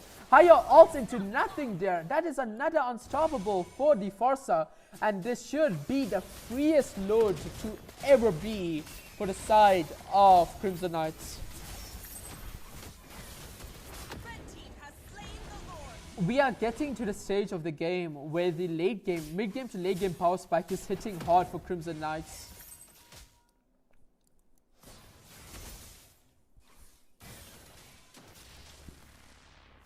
Ooh, what a huge game so far. Currently, the control is firmly with Crimson Knights, but how long will that last? Sora goes in! That is a huge ultimate by Sora, but will it be enough? That is going to be Gushin going into the background, but he is under the turret. Will it be... No, he cannot survive. Huge shutdown by Haya there. But that is all he can get along with the Sora. That was a 2-for-2 exchange. Blue team turret has been destroyed. And it does seem like the side of Crimson Knights are going to get the mid lane turret. However, if I am a tribe right now, I'll take that any day of the week. Load is coming in and you got a 2-for-2 exchange. That is a positive when you are behind.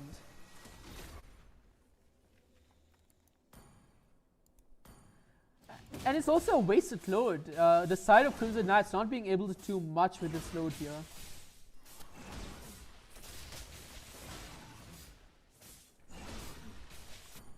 you know, being aggressive, going to the back line here. Try to defend Lord. The Forza getting absolutely dealt a huge amount of damage in the background. She manages to survive with a flicker. The Sora does pick up a kill on the back, but it does seem like that's another kill secured by the Gusion. Similar story to this higher. He is stunned. That is a huge engage by the Forza. Manages to get the godlike. Looking at the build, she's getting this godlike for the love of the game. No Sky Piercer. What a fight so far. Control again. Back to Crimson Knights. They just have a better team fight potential right now.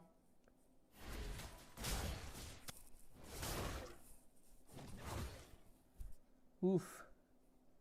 Yeah, with a Moscow being fed right now, not fed, but just getting to the late game stage, it's going to be difficult for the side of Tribe to make a comeback.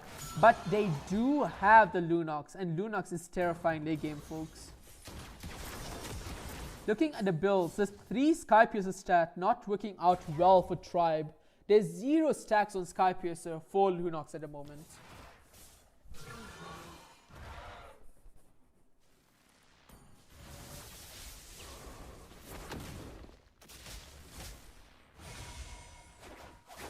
So far, Crow Twit's performance on this Sora needs to be commended. The amount of sets. Oh, huge ultimate by the Kaja on Gushin. Gushin manages to escape. The Sora goes back inside with the Fossa ult to back him up. Huge damage being dealt to him. He manages to escape, but will it survive? The Fossa getting dealt huge damage from the Haya, but the Haya goes on the Sora. We do see the Clint full HP. Can he do some cleanup duty here? It seems like he can. That is going to be one huge kill. Kaja does flicker in, but will he die? No, he will not. It will be a huge reversal for the side of Tribe. That's a 5-for-2 exchange with the load already being spawned. What a huge turnaround for the side of Tribe right now. They will take full advantage of the situation. Miyamura on this Clint doing the cleanup duty phenomenally. That will be the first load for the side of Tribe. Guys, we got a game on our hands.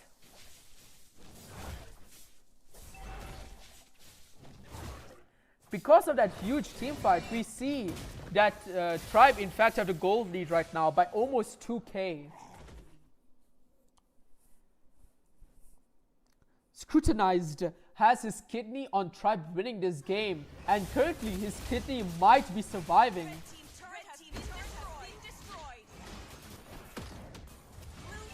Ooh, huge engage there by the Gushin getting the higher.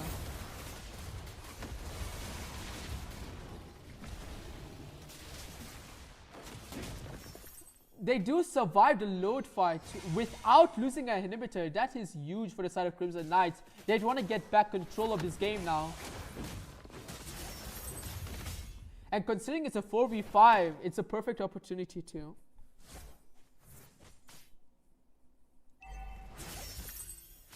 Ooh, Sora going for the backline. Lots of damage being dealt to him. He miscalculated that. The Lunox damage late game coming in clutch against him. He got absolutely melted there. Gushin being ulted by the Kaja. That is a huge engage, but Gushin makes it out alive thanks to Mino's ult.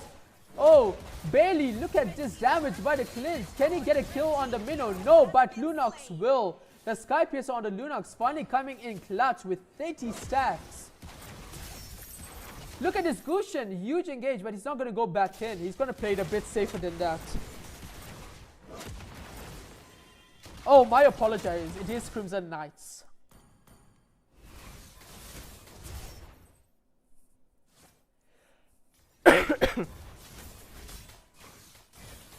Wow, what a back and forth game. Every time I think that Tribe have the advantage, Crimson Knights do something incredible and vice versa.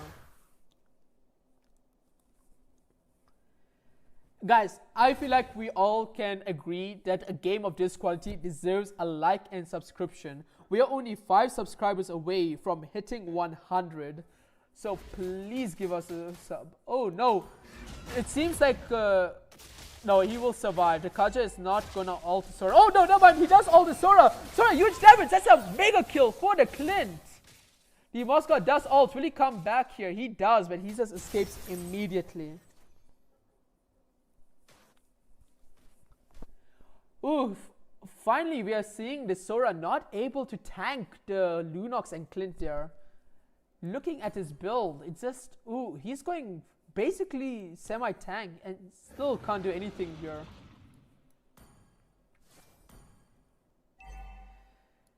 The load area full control for the side of Tribe.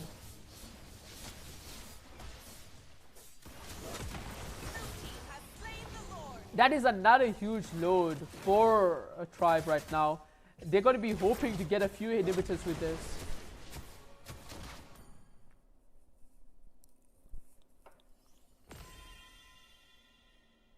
Oh, 2 immortalities picked up for Tribe there, for Captain Levi and Fractus.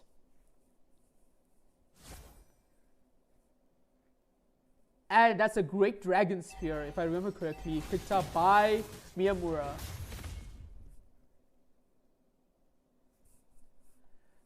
This is going to be a make or break team fight for the side of Crimson Knights. If they can survive this load, they are still firmly in this.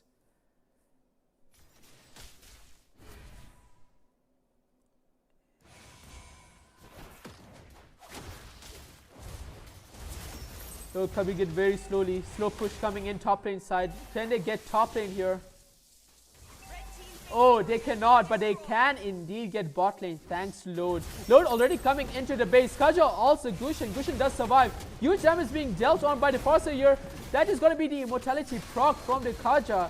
And it's going to be a full-on brawl here. Unstoppable by the Clint. Thanks to his... Ooh, that is a huge fight for Crimson Knights. If they can pick up the kill on this Haya, but they cannot.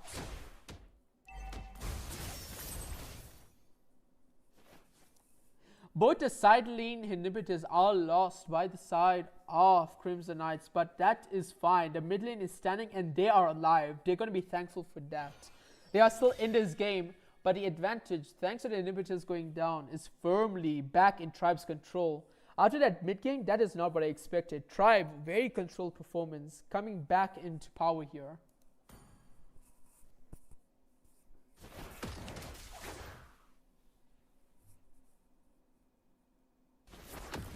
Sora being a bit aggressive here. He is a bit isolated. The Farsa is there for backup now though.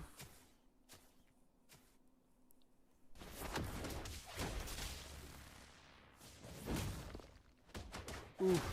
This next team fight is going to decide it all, honestly.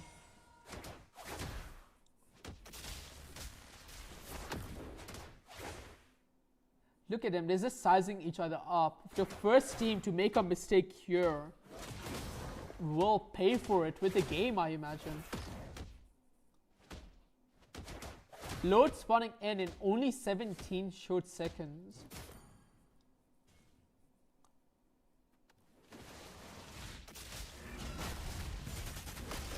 Oh, that's our ultimate coming in by Kaja on the Sora. Sora a bit, he uses his ultimate.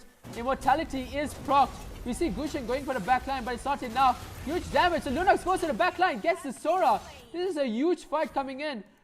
They cannot survive. The Haya goes straight for the Farsa. That is going to be a kill. It is Moscow versus the world. It's 1v5 situation. Load alive. After that team fight, I think this is firmly in Tribe's hands to end this game. Oh, that is going to be Kaja dying to the turret, being a bit too aggressive there. But we are going to see the game go to Tribe. It seems like Scrutinized Kidney is safe. Victory! What a huge game, 29-30. But a team with 30 kills did not come out on top. It was in... Oh wait, they did come out on top. I was just mistaken. Fractus with a huge performance on that Kaja, ulting at perfect moments whenever he sees an enemy out of position. That is going to be his MVP to keep. But what a game, folks. Take a bow to everyone here. Veni Vidi Vici tried his best on that Gusion. MVP defeat 9.8 grade, but that was just not enough. But huge game, folks. I think everyone needs a break after that. We are gonna be back soon with the final game of the evening, which will be the 9th Order making their return after the first game versus Dozen Dimes. So don't go anywhere. We will be back soon. Can you hear the sound in the silence? Relentlessly striking through the walls. What's it gonna take to erase my sins? When I've done nothing wrong, I've done nothing wrong at all. I've said it all before, but don't be surprised when you see me come alive. When there's nothing in between us, I wanna tell for myself, I wanna die for a die.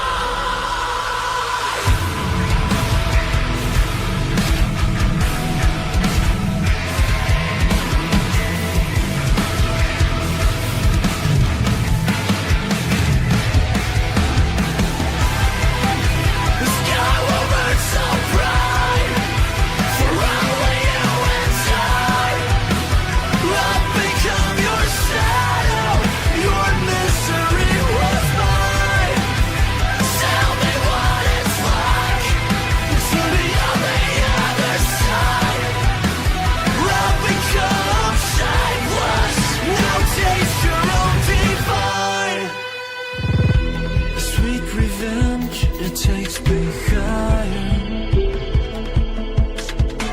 Subconsciously, I'm ready to fall.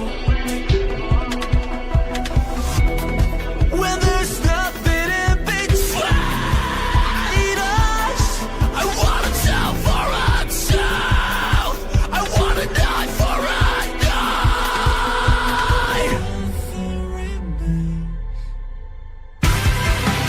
The sky will burn so bright for only you and I. I'll become your shadow, your misery. Ladies and gentlemen, welcome back. I don't know what's going on, man. I'm seeing that. So basically, it was a disqualification for the side of Lírios Mortais. They weren't able to load up in time. It does mean that the team called Heaven are going to play. We're just going to check if they do want to play it. We're just going to find out if they do really want to play it. But the option is up to them. We're going to see what the situation is. I'll update you guys in a bit.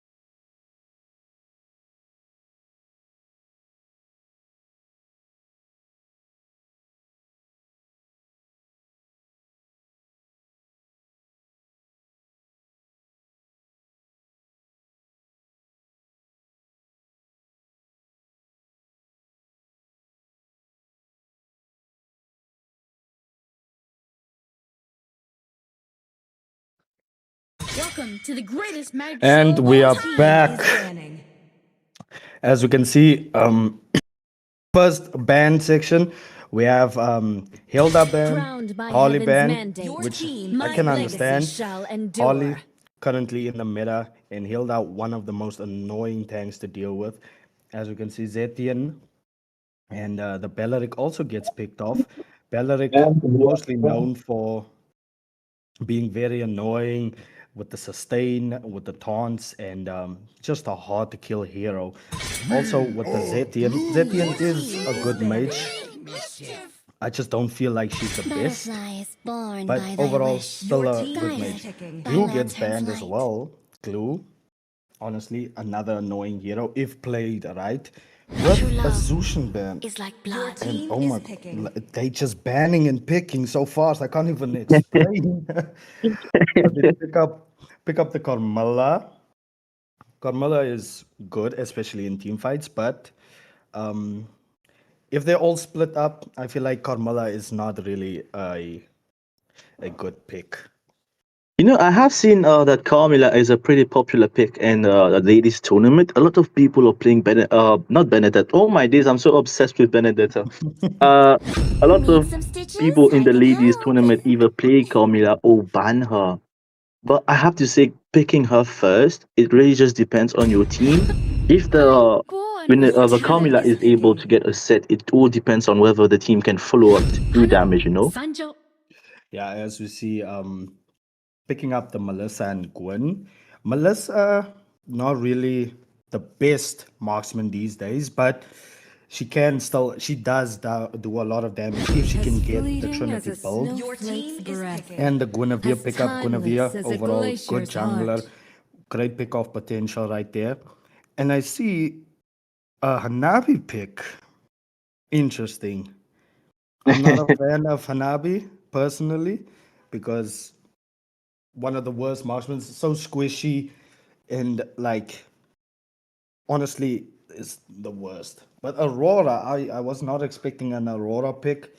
Hopefully we see something happen here. It will soon be your burial ground. True, true. We do. But I have to say that Hanabi has been rising through the ranks lately with the buff on the Demon Hunter Sword and the changes in the fighter emblem. She's been rising up those ranks.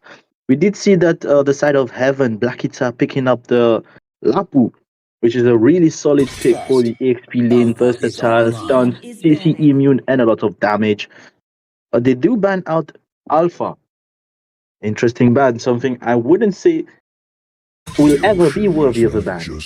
What do you think, Shelly? Honestly, Alpha, not very good hero recently.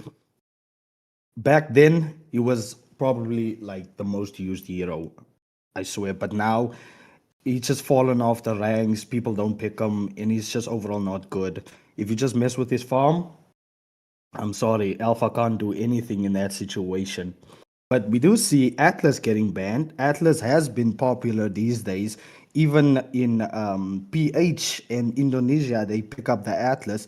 That's just how strong Atlas is currently. Valor and royalty in a Yeah, we do see that they also ban out the Leo mode. Really solid ban. Leo mode has been really meta lately. He is just so tanky and sustainable, and he has a lot of damage. He's really good in the team fights too. So if people can play Leo mode properly, they can dominate the whole game. Let's see what the side of Lírios Mortais Detroit has to ban out in response to that. Welcome to Grok's Castle. Yeah, we see the Grok getting banned as well. Grok also another good roamer. But like, I'm wondering now, what is like the plan here with the Bene, the Carmela, and the Aurora?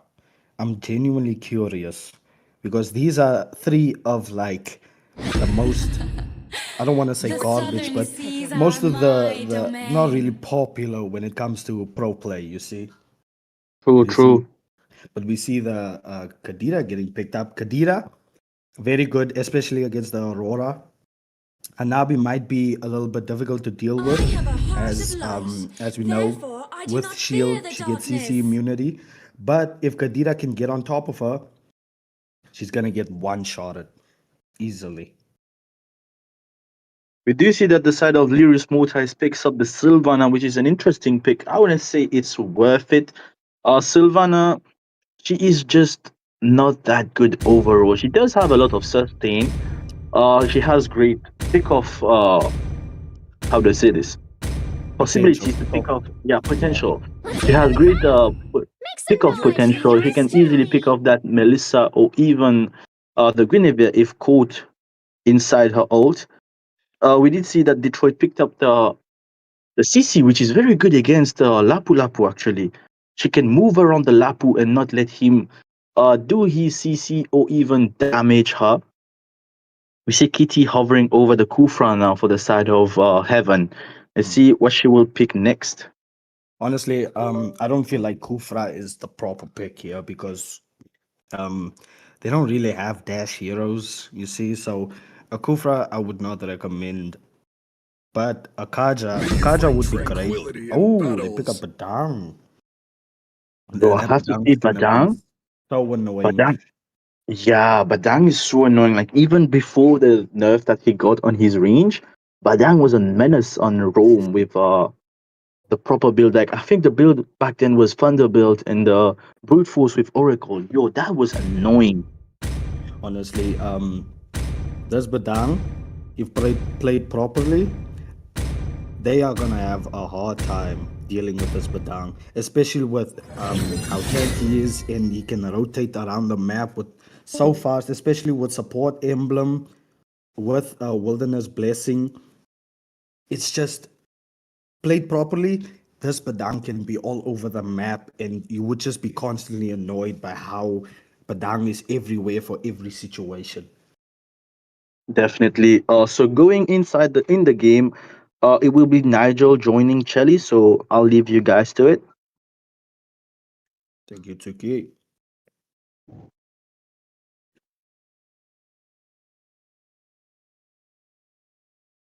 Okay. Okay. Nigel joining in a bit later. But honestly, I'm loving this draft. The Lapu with the Badang and the Guinevere. It's gonna be a very interesting match to see. Which side do you think will win, Chelly? Honestly, like I said last game, this game is unpredictable. You never know. But honestly, I'm gonna have to go with the Badang on this. It sounds like I'm glazing Badang, but honestly, it's just the comp is so good. The pickoffs you can get with the Kadida, the Guinevere, and with the Badang and Lapu. Basically, it's just like a pickoff, not more like team fight orientated. Lapu in the backline, and but Badang makes up for that as he can just stun like 3 heroes and it's over for them. Yeah, indeed. It does seem that the side of Lírios Mortais went more for comfortable picks instead of picks that could do well together. But the side of Heaven have a really good lineup, a really good draft, where they can if they communicate properly and play this right, they will be dominating the whole game. As you can see, the Guinevere gets the Lethal Wanderer. Savannah is just trying to clear both of her bugs, trying to get that level 4 as soon as possible to gank the Melissa. Hopefully to get a nice ult on her, just to secure first blood for the team. Certainly. And now I'm back now, Chili. I was trying to figure out, I was trying to sort out the camera work. So now we do have Lumina from the side of GES or Heaven. That is going to be the person on camera. Interesting drafts from both teams. I'm seeing that very peculiar draft coming out from the side. Oh, Kitty already engages, forces a flicker onto it. But actually, here comes Sylvana. Oh, first blood. Sheesh. Early game aggression. The first blood goes to the side of this team that I was doubting. I was doubting this draft, but if you look at it, if they're allowed to farm up, they are definitely going to be a big problem. So they do need to utilize. I like the draft coming in from the side of Heaven. It's all about how they execute it. I think they need to layer their combos properly. the Gwen needs to be there in a lot of these team fights. This does look like it's about to start. It's about to start as I see 4 members from both teams are here. Actually, looks like Savannah's disengaging or going back in. I don't think she knows what's going on, Savannah. I think she's getting zoned out. But I think she wants to time it properly and try to go in. So, I don't know. It's gonna be hard. It's gonna be hard. Yeah. Lapo's gonna hold in. Oh, Badang gets 2. Oh, when One the of secures the the red, turtle. here comes the Jump Viper. on 2. Sheesh. That's gonna be a kill coming in for GES. Double kill.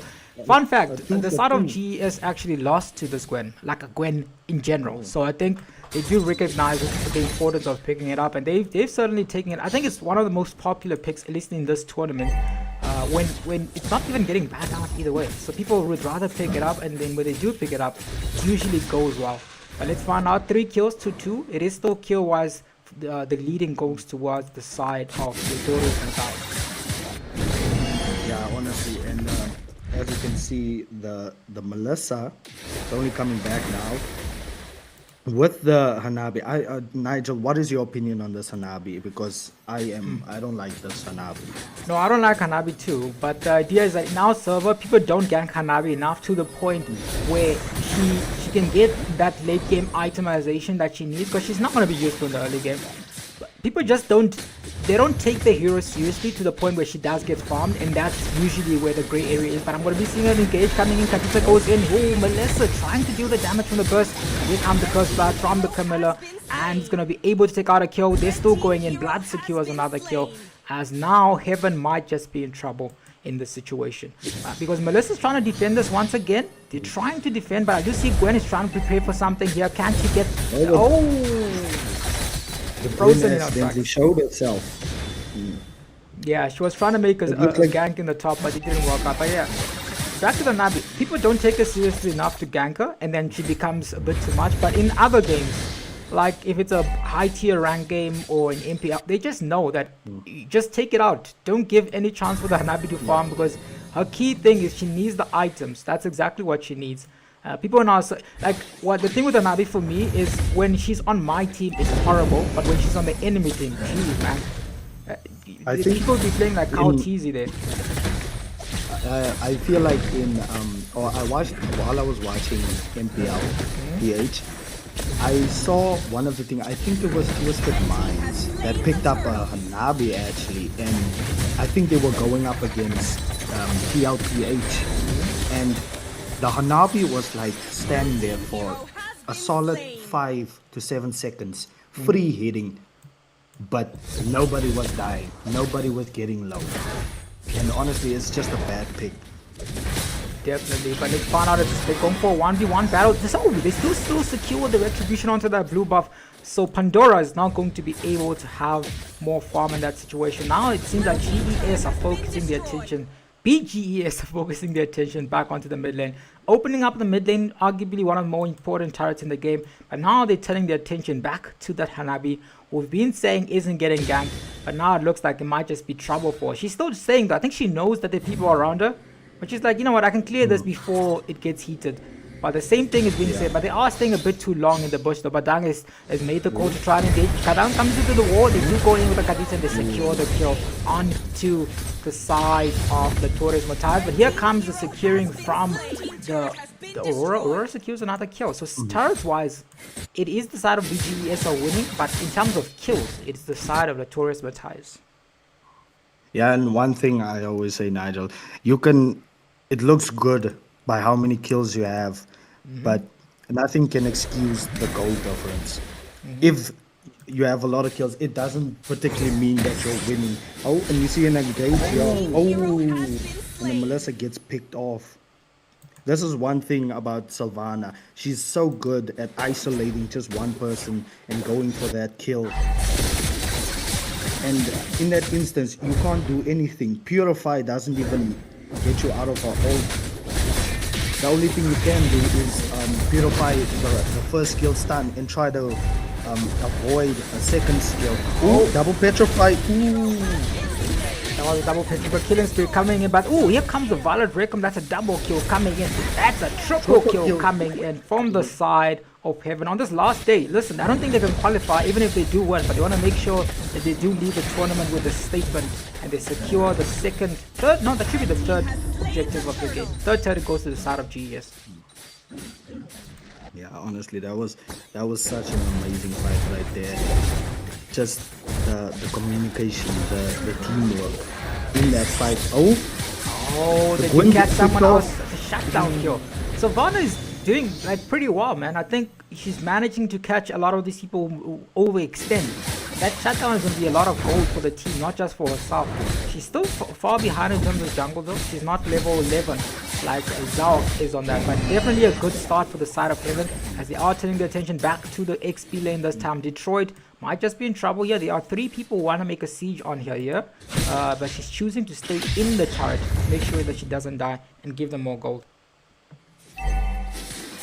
Yeah, honestly, and the CC, I haven't seen much of the CC. I see more of the Lapu, and you know, Nigel, from EXP laners, you would expect to see them more.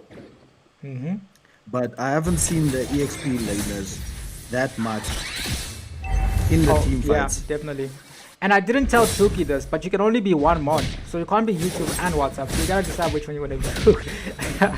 So that's why Kai's not mod. But Tuki will let us know after he gets a taste of the YouTube section whether or not he wants to be a YouTube mod or a WhatsApp mod.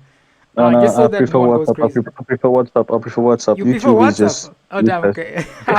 Because YouTube you only mod during the streams. No one cares before that. Okay, cool. So Tsuki is gonna stay. He's gonna go back to WhatsApp, but he's gonna have it for today as we do the stream. As you are seeing, Detroit goes in the 3v1 situation there. Detroit taking so much damage. The down goes in. Flicker committed, and they they didn't get the kill. Rather, the Lapu dies in that situation. But CC, with the sustained CC have, I'm not even surprised she survived like that. And she's got the War Axe with Dominance Ice just to prevent the Lapu from healing way too much, as the Lapu actually doesn't have War Axe, Nigel. Certainly. What did he go for his first item actually? Let's look at the itemization in mid game right now.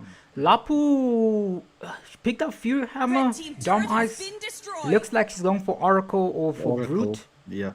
I think you should finish the itemization, man. Because and I get it. I guess she wants to be the front line, but here comes the Cursed Blood linked onto 2 people, but then goes into the backline. So Vanna dashes out of that extent. And now Zenin comes in with the Petrify. Lapu uses the bravest fighter to get out of that engage. No one dies.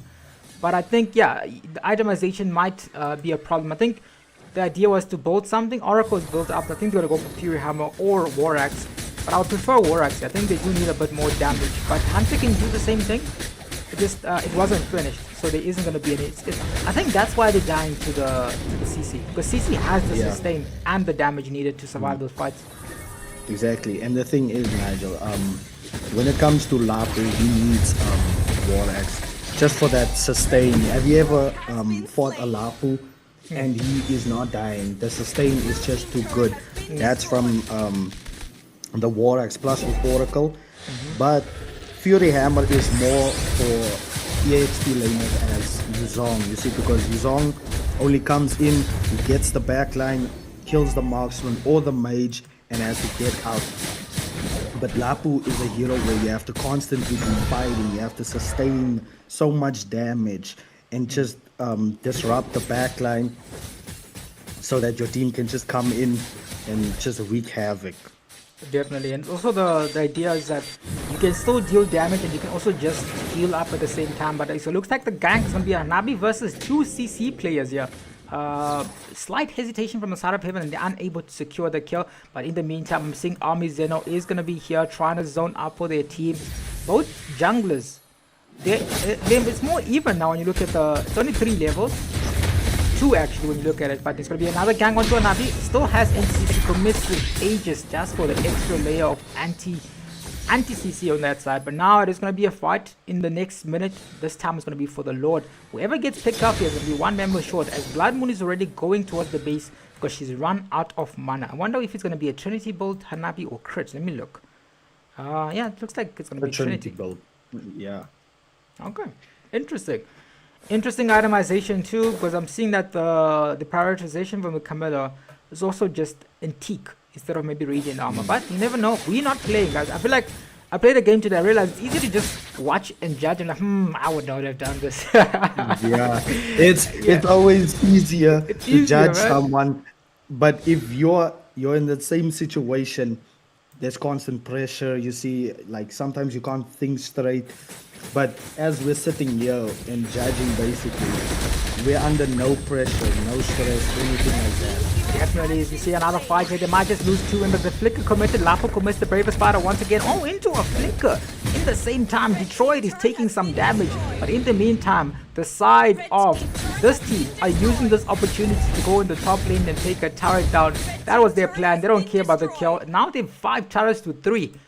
Regardless of the comp, they are making this work. And if you're wondering who's speaking, that is Shelly. Shelly. Yes. As we see, committing here on the Lord, they're trying to burst the Lord. But the Trying Gwyn, it. perfect, Trying you it. can the Gwyn get a good retribution on this whole. Right, Savannah. Oh, and Hanabi's just free eating. Hanabi's just free eating. Hanabi was just playing with them indeed, and exactly what we're talking about. The Hanabi was allowed to farm up. She has a few items. She's difficult to catch, especially when your heroes rely on CC. But Dang is the only one realistically that can trap Hanabi because he does have walls to keep her from moving. But she can still easily just as much walk out of that. But that was not an engage to the side of Heaven we're looking for. They've lost 2 members, and it looks like they're going to try. But they do still have Miha, who can possibly defend this, actually dealing the damage onto the Hanabi. Aegis comes out, dealing a lot of shared damage. They lose 7th turret down. It might just be the 8th. Yeah, honestly, and as we see, Hanabi used the Aegis. They have to take the chance while she doesn't have Aegis, because fighting a Hanabi and seeing her shield go out as you do damage, just for her to pop Aegis, has got to be one of the most annoying things ever. Because as you just want to CC the Hanabi, she just pops the Aegis, and you can't do anything in that situation, especially for the Gwyn, because the Gwyn needs to rely on the teammates to break that Hanabi shield so that she can jump on the Hanabi and just to secure that kill. But I see the Guinevere is actually going full mage damage. Now, I would usually build a Guinevere hybrid with Winter Crown as like second, third item, because you get a jump on the enemy, Winter Crown, Vile Requiem, and the rest is just for your team to follow up. Certainly, they are going to be making a gank on the person that overextended. Zeno's in trouble. It's going to be taken out. Actually, she leaves a surprise for them, but no one available to capitalize on that. So now they're going to turn their attention back to the bar. Oh, what a flicker committed, but the Lakita in that situation. But in the meantime, Hanabi's just taking this opportunity to take this. But Dang does have 2 people trapped in the walls. Savannah comes in at the exact same time. Oh, here comes the damage. Shared damage. That's the flicker again. Gwen goes in with the violent rhythm, but it's not going to be committing it. Aurora commits the ultimate a bit too early. The side of Heaven currently have 0 turrets. Yeah, honestly, I don't know how they're gonna come back from this. Super minions are honestly gonna be just constantly running into their base, so they have to defend. And especially if they get the Lord, it's gonna be so difficult to defend, but it's not impossible. It's not impossible, but the gold lead, there isn't that much of a difference in gold. It's more about macro play and how these teams like take different situations. But I'm seeing Gwen trying to get a gank here, or not a gank, but a flank on the team. But it looks like they won't be able to contest this Lord. I don't think so, man. They tried it. Heaven right now are now 9 turrets behind. It's just lost another crucial Lord. Draft wise, better draft. But the Hanabi is just, she's at that stage right now. She can basically fight anyone because you need hard CC or you need to catch her off in a bad place. She's not making those mistakes. She's constantly with someone next to her. And as soon as they jump in, maybe they should try to waste the shield. Maybe try to waste the Hanabi's skill. Oh my goodness, the damage onto the... Ooh, that's another skill secured from the side of Mortais. I think Derby's here to support his home country women for this match as they're moving into this. They're going to try to end this game. I was doubting this drop, but they seem to have made it work. And now Lapu Lapu is going to try to just draw this Lord back to the side. But they just decided to go straight for the base. They locked on, they jumped in. Here comes the Ghost of Blood. It looks like the side of Notorious Mortais have secured their first win of the tournament. And that is going to be up against Heaven. What are your thoughts on this? Shelly, we doubted the Hanabi. I still doubt the Hanabi. But again, some teams make it work. Honestly, this whole draft, I doubted, but like I said, MLBB is very unpredictable. I can't say, nah, this team's gonna win, and then they prove me wrong. Yeah. And that's what I love about this game. You see, it's honestly just who's the better player at the end of the day. Your draft can be so good, but they can still manage even with a very bad draft. So that's honestly one thing I love about this game. Also, I hate this game. That's why you hate this game. Indeed, yeah. Draft-wise, the side of Heaven had a pretty good draft. I think they had the tools to win this, but I just think that they didn't fully utilize what they could have done with this draft. I think they did have a good draft to win, but they didn't win. But also the Hanabi, once again, it's unpredictable. You can never count out a Hanabi in this server, but they do make it work. That is going to be the first win of the tournament for the side of Notorious Mortais, which does mean that they're going to be advancing to more games. That's what they do. They unlock more games. But yeah, both of these teams are not going to qualify, but it was a chance to exhibit what skills they had. But we are going to be jumping into the next game. But before that, we're going to get both of these two teams ready. I believe it's going to be the Zenin clan versus Oryx Mystic Maidens. I'm excited for that game. In the meantime, you guys are going to see some highlights, but the next word is probably the next letter, right? It's probably going to reveal the direction of where we're going. The next letter is an N. That is the next letter. The next letter is an N. I'm not going to repeat the last two letters. So now you guys get to guess what the next letter is going to be, what the word is. So by the end of it, I'm going to ask, before we do the draw, I'm going to ask if anyone got the word. And then if they did get the word, they were going to be able to get 10 entrances into the diamond giveaway draw. But in the meantime, you guys are going to see some ads as we get both of these two teams ready. This is not ads ready, it's just us with our old games. Okay. But yeah, you guys are going to get to see that now. Let's get you that in. So yeah, we'll see you all in a bit. We're going to be muted for now. Cheers. Next game is going to be fantastic. Oh, but is that not? No, never mind. But wow. Unfortunate boy. Oh no! The Phobius flickers in but misses his first kill. That is a wasted flicker, and Crow Twigs does make it out alive. We do see a full-on engage coming bot lane on the on the Clint. Clint does survive for now, but just barely. Ooh! Look at the bravery coming in here by Sora. He knows his Gushin is here. He can be as aggressive as he wants. The Gushin going in for the Phobius, and that is going to be a free kill on him. Similarly to how it's going to be a free kill on the Moscow bot lane side.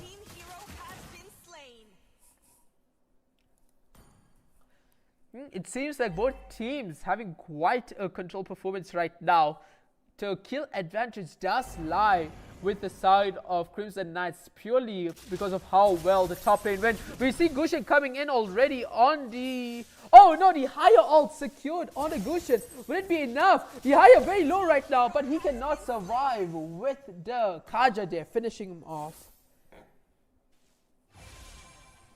And unless I'm mistaken, this should be a free turtle for the side of Tribe. We do see the Sora not wanting to lose out on this. He is being a bit aggressive here. Very low, the Kaja. He's forced to flicker out. We see a full-on engage by the back line here. The Gushin does get the turtle. That's not what I expected. What a full-on engage there. We see a huge fight going very even there, in fact. But Gushin does get a turtle.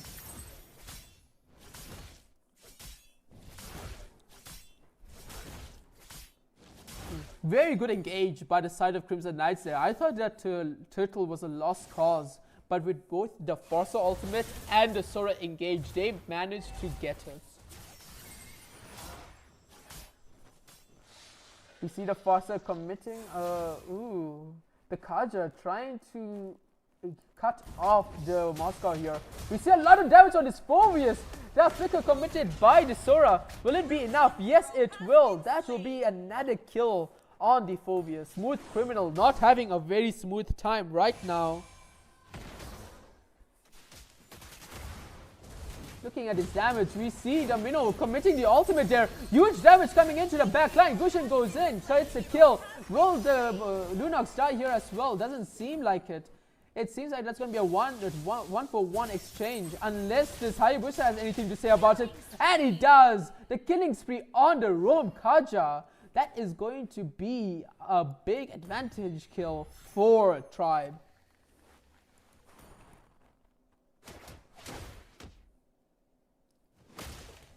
This is a very back and forth game right now. You love to see it. A lot of damage being dealt to this Minotaur right now. The Lunox commits the ultimate, and that's a killing spree on the Lunox. That is huge for the side of Tribe right now, especially looking at how low the Moscow is bot lane already.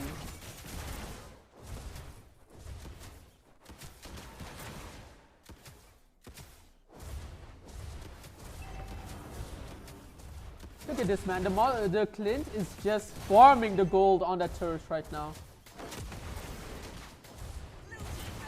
And that is Turtle going to the side. And Moscow very low right now. He's barely able to make it out alive.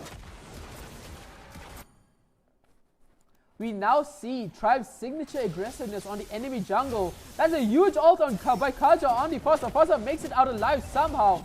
We see a huge engage here. Gushin goes in, gets a kill on the back line there. And we are seeing a full-on engage, mega kill by the Lunox. But is that going to be enough? Sora goes in. Huge damage coming in on the Phobius. Phobius dies yet again, but this time to the Forcer.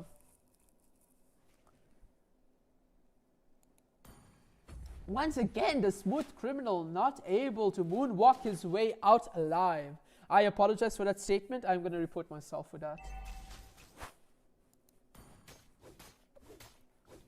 We are seeing Meme King. I will say Meme King is doing quite well right now. He is 1-1-3. He's doing way better than I expected for someone who's laning against a Clint. Oh no, the cards are getting shut down by the Forcer there. We are getting to the point where the Forcer is starting to hit hard.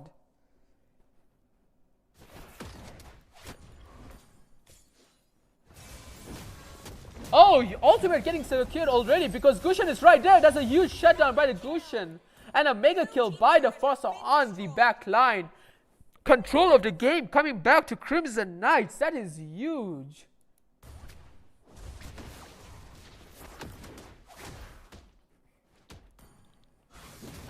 And it seems like Kaja is getting caught out again. Clint trying to help, and he does manage to save the life of Kaja there. Gushin tries to get mid lane, but he's forced to ult out.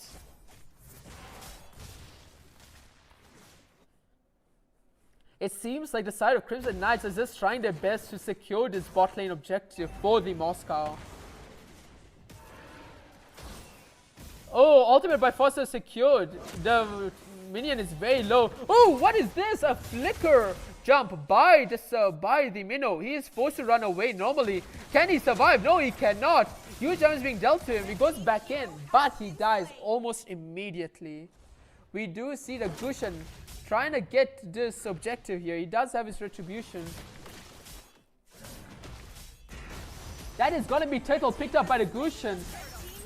Oh, Sora, huge damage getting dealt to him. Lunox did ult. That's huge CC. Killing spree by the Gushin, but not enough. We can see the Haya getting huge damage on the Gushin, and that is a shutdown for the Haya.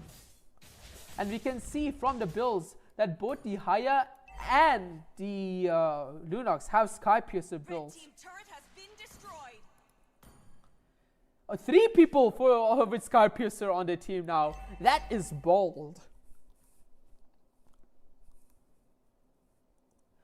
We did also see the Moscow pick up the bot lane whereas Phobius picks up the top. What an even game this is so far, 12-12.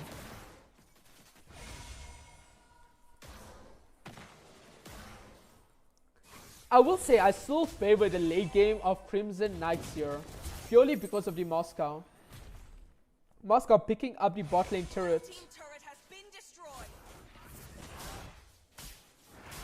Ooh, lots of damage getting dealt on this minnow. He heals it up, all up almost immediately there.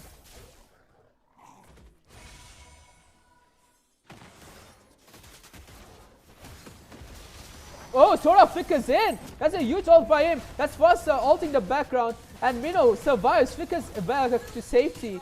Look at this fight. All that to get to Phobius. But will that be enough to satiate this team? No, it will not. They're going back in. The Clint is very high. The Minnow is very low. Will he get a kill? Yes, he will. The Sky Piercer being procced there. We see Gushin getting a kill on the Kaja in the back. Huge fight there. But mid lane will be defended by Crimson Knights. Unless this Haya can get a huge kill here in the back. No, he cannot. In fact, he is going to fall to the Gushin. But this Gushin, ew, he barely survives there. What a huge fight for Crimson Knights there. Managing to get the Haya right before load. Will they take advantage of this situation though?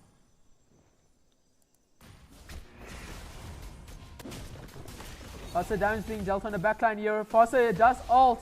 The Sora a bit low here. Fossa, that is gonna be mega kill for the Gushin. We see them going back in. Huge damage getting dealt by the ooh, look at this. The Gushin goes back in. We do see the Gushin does try to get a kill on the Clint, and he does get it. That's unstoppable. Haya ults into nothing there. That is another unstoppable for the Forza. And this should be the freest load to ever be for the side of Crimson Knights. We are getting to the stage of the game where the late game, mid game to late game power spike is hitting hard for Crimson Knights.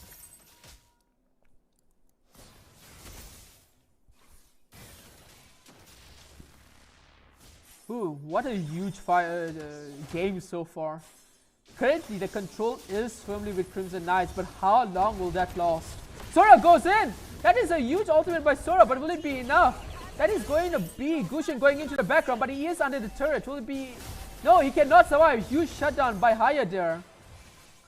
But that is all he can get along with the Sora. That was a 2-for-2 exchange. Blue team turret has been destroyed. And it does seem like the side of Crimson Knights are going to get the mid lane turret. However, if I am a tribe right now, I'll take that any day of the week. Load is coming in and you got a 2-for-2 exchange. That is a positive when you are behind.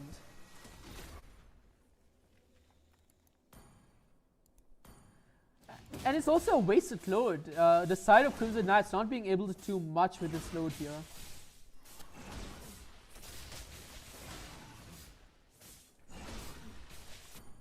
You know, being aggressive, going to the back line here. Try to defend load. The Forza getting absolutely dealt a huge amount of damage in the background. She manages to survive with a flicker. The Sora does pick up a kill on the back, but it does seem like that's another kill secured by the Gushin. Similar story to this Haya. He is stunned. That is a huge engage by the Forza. Manages to get the godlike. Looking at the build, she's getting this godlike for the love of the game. No Sky Piercer. What a fight. So far, control again. Back to Crimson Knights. They just have a better team fight potential right now.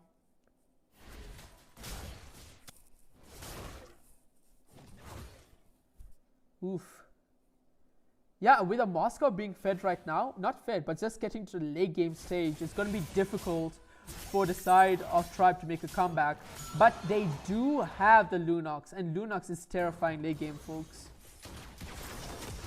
Looking at the builds, there's 3 Sky Piercer stat not working out well for Tribe. There's 0 stacks on Sky Piercer for Lunox at the moment.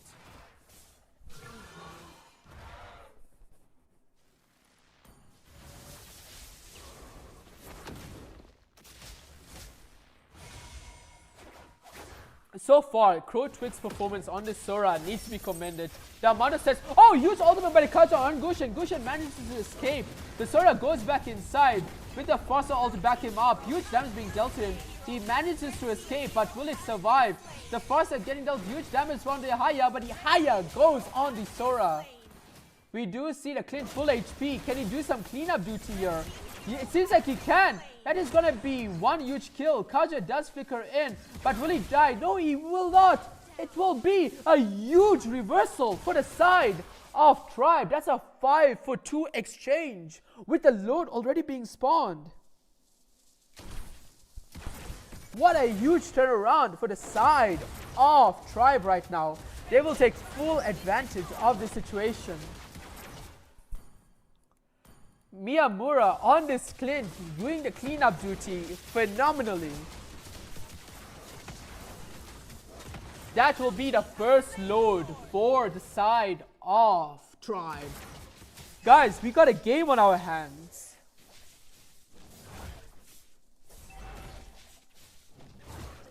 Because of that huge team fight, we see that Tribe in fact have the gold lead right now by almost 2k. Scrutinized has his kidney on Tribe winning this game, and currently his kidney might be surviving.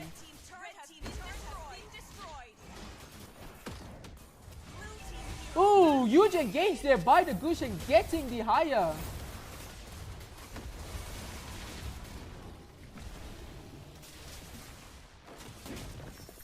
They do survive the load fight without losing a inhibitor. That is huge for the side of Crimson Knights. They want to get back control of this game now. And considering it's a 4v5, it's a perfect opportunity too.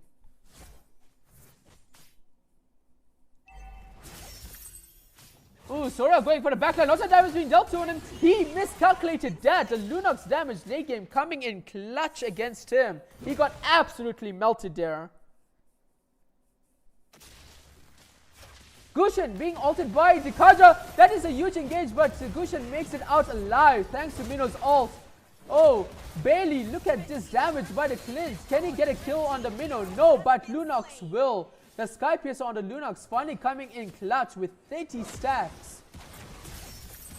Look at this Gushin, huge engage, but he's not going to go back in. He's going to play it a bit safer than that. Oh, my apologies. It is Crimson Knights.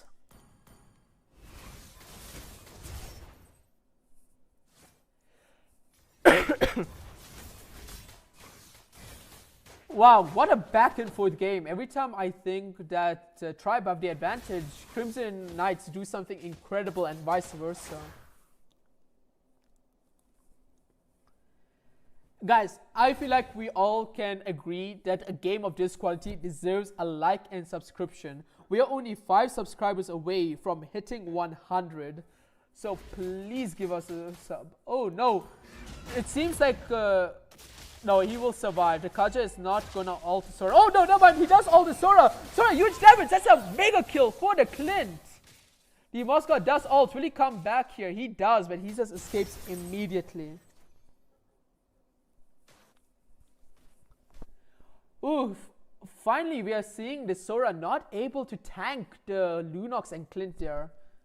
Looking at his build, it's just, ooh, he's going basically semi-tank and still can't do anything here.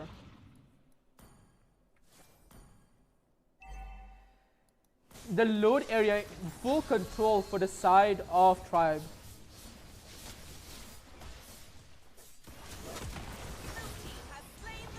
That is another huge load for a Tribe right now. They're going to be hoping to get a few inhibitors with this.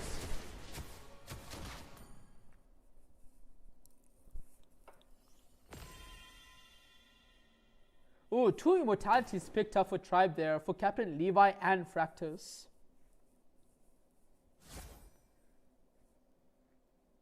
And that's a great Dragon Spear, if I remember correctly, picked up by Miyamura.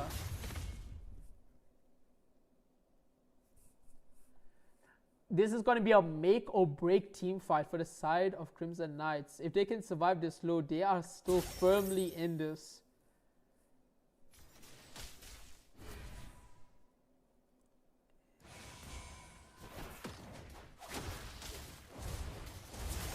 They're coming in very slowly. Slow push coming in top lane side. Can they get top lane here?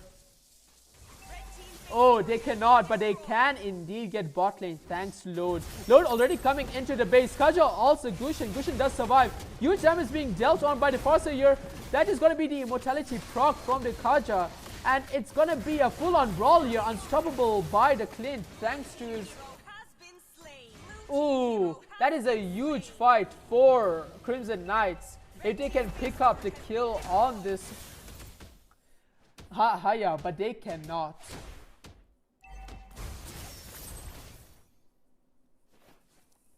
Both the side lane inhibitors are lost by the side of Crimson Knights, but that is fine. The mid lane is standing and they are alive. They're going to be thankful for that. They are still in this game, but the advantage, thanks to the inhibitors going down, is firmly back in Tribe's control. After that mid game, that is not what I expected. Tribe, very controlled performance, coming back into power here.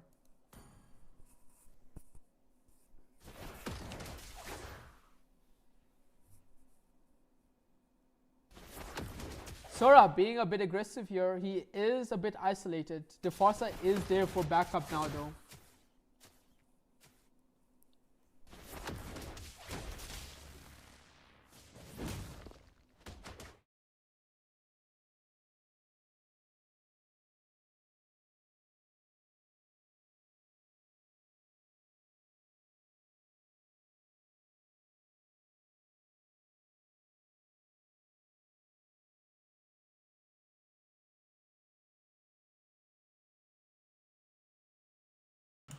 Welcome back, everyone, to this game, which I am very excited about. I'm joined once again here by Shelly, where we're going to be going into the match you guys are looking for, which is Zenin Clan versus the Nether Realm.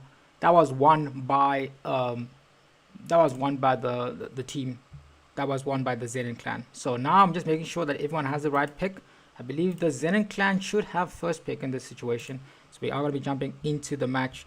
Let's go. Shelly, what are your thoughts on this evening, on the amount of... We had 2 disqualifications this time around. That's not always good. But yeah, let's find out how this team goes. Any thoughts before we go in? What are you expecting? Honestly, just a bit disappointed. I couldn't see those matches, you know. I was expecting just to watch those games, you see how the team performs. But honestly, 2 disqualifications, it's rough. But I see the Guinevere actually banned by the Zenith clan, which I did not expect. I was not expecting that because BB actually plays Guinevere. Butterflies born by the And with wind, guided a by 1-1 also lantern's banned. light. I haven't seen a perspectives 1-1 in so expose the long. same Is truth. banned. 3, 2. What are your thoughts on 1-1 being banned, Nigel? I think the player who is blank plays the 1-1.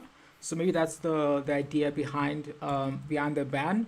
But I also think the Gwen is something that I haven't to the seen greatest night the side of show Oryx of all and time Maidens is banned. pick up before. So there would have been an opportunity for them to pick it up themselves. But let's find out how the game goes. It's obviously all about how the game is executed.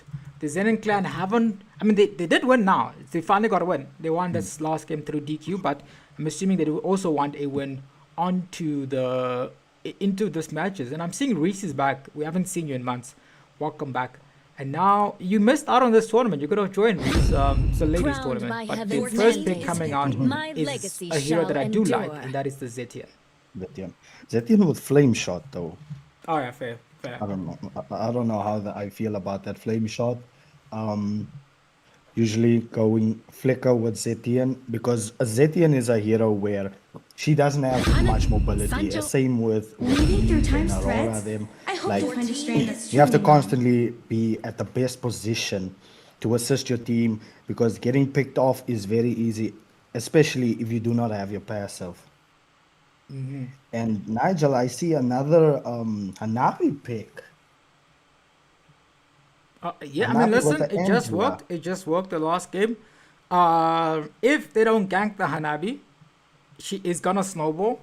And when you pair up with something like an Angela, I think that's a combo if I ever do have to think about one. Especially when they're picking stuff like CC, like this Khalid is gonna be very aggressive with a CC.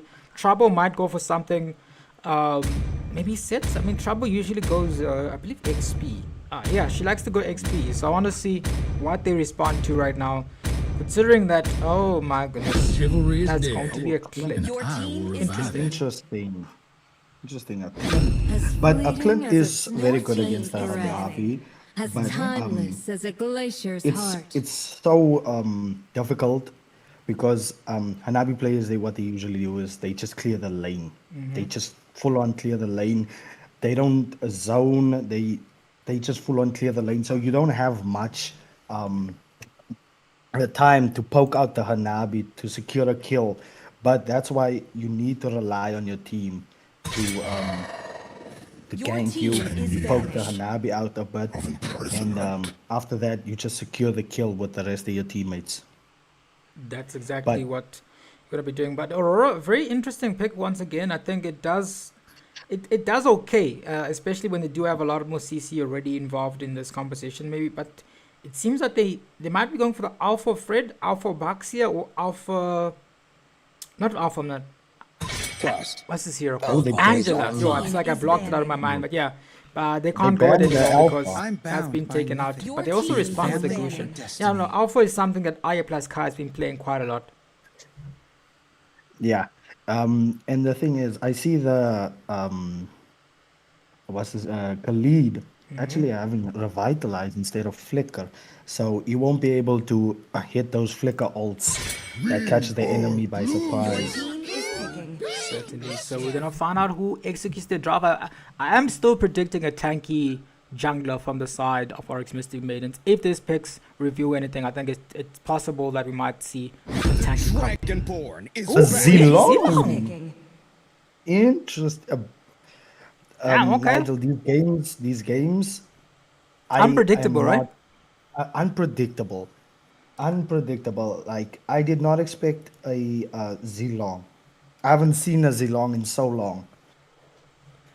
Definitely, and I'm seeing that it wasn't even like there wasn't a few seconds left to think about. No, it was instant. So maybe they have a plan to execute in this draft. Yeah, but they are going The night sky a tells very all. squishy Your team lineup. is I see picking. BB picking up the X-Borg, which is very good, especially against Hanabi, because of the true damage. You can instantly burst her shield off with the ultimate, and Esmeralda for the Hanabi as well, with the extra shield that Angela provides as well. So Esmeralda is gonna have a fun match, just stealing the enemy's shield. Certainly. A sun. Sun. Yeah, I think what you call this, back to, I want to say back to basics, because these are some of the heroes that you unlock very early in the game, right? The Sun, the Zilong, the Hanabi. Angela, I'm not sure when you unlock Angela, but I can imagine it's one of the early picks too that you get to select. This is the draft being chosen by the side of Oryx Mystic Maidens, along with the side of, I think, which draft do you prefer, based off what you're saying? Honestly, Zenith Land, because I'm not a fan of the Zilong with the obviously I hate Hanabi, so the Zilong and the Hanabi pick, it just doesn't really make sense to me, especially with this comp. You don't have anyone that can be there in the front line, you see, to bait out the enemy skills, or like, because they have Angela, you see. So I feel like they're just gonna be relying on pickoffs, especially the Sun, because Sun is actually really good at picking like squishy heroes off. But the problem is it's gonna be difficult because the Zetian with the passive, you just get pushed back and she gains shield. The Esmeralda, you won't be able to burst her, or the X-Borg. That depends though if the Sun manages to get really fed. But honestly, I'm excited to see how this match goes. I've been surprised this whole day by the match's outcome, so we'll see how these games go.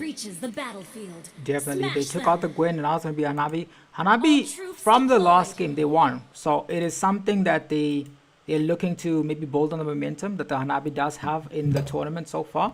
Again, it's very unpredictable. It's all about executing the draft. It also means that the side of the Zenin clan, they also need to build on the momentum from the last game in order to win. So that's the situation we find ourselves in. Let's find out how this game goes in this best of one series, which should be the second last game. Yeah. Yeah, I think so. Oh, we see the Esmeralda dying to the Zilong. Definitely, that's the power of doubting, and that is what happens when you doubt the meta. Anyways, listen, what we're here to learn is to figure out, how to improve and what new strategies. I think Hanabi, listen, it's gotten to that point where I think I might suggest Hanabi in some of our drafts when we play. So, who's playing marksman for the Blaze? And I think Blaze will be happy with it. We're so inactive, man. We gotta play a game once in a while.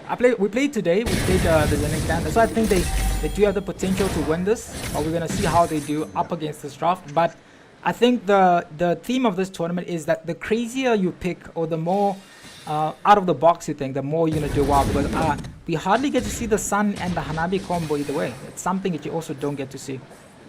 Yeah, like I said, with North America finishing their tournament, the team Nighthorn actually played Lapu mid-lane, and they actually won the game. So, the out of the box picks is honestly something I enjoy seeing, because you don't see that as much. And if it actually works, I'm even more shocked. As we see, Zilong is currently winning in the 1v1 against Esmeralda. It looks like the Sun is trying to rotate as well. But the Khalid and the Zilong is still dealing the damage onto. Might just be the second. Oh, they're actually looking for it, but here comes Borg and secures the kill for the side. But in the meantime, it does give the opportunity for the side of Oryx, Mystic, Maidens who are drinking water. Actually, Retribution was straight to BB. The last Insanity comes in once again. The damage is going to be. That's going to be Sun. No, that was not the Sun clone. That was the real Sun. And Sun gets taken out of the game. Amazing Fury of the Phoenix, just stunning that Sun right there. And yeah, it's just that was a great retribution by BB as well. Using the X-Borg ult to immune any CC so that she can land that retribution on the turtle as well.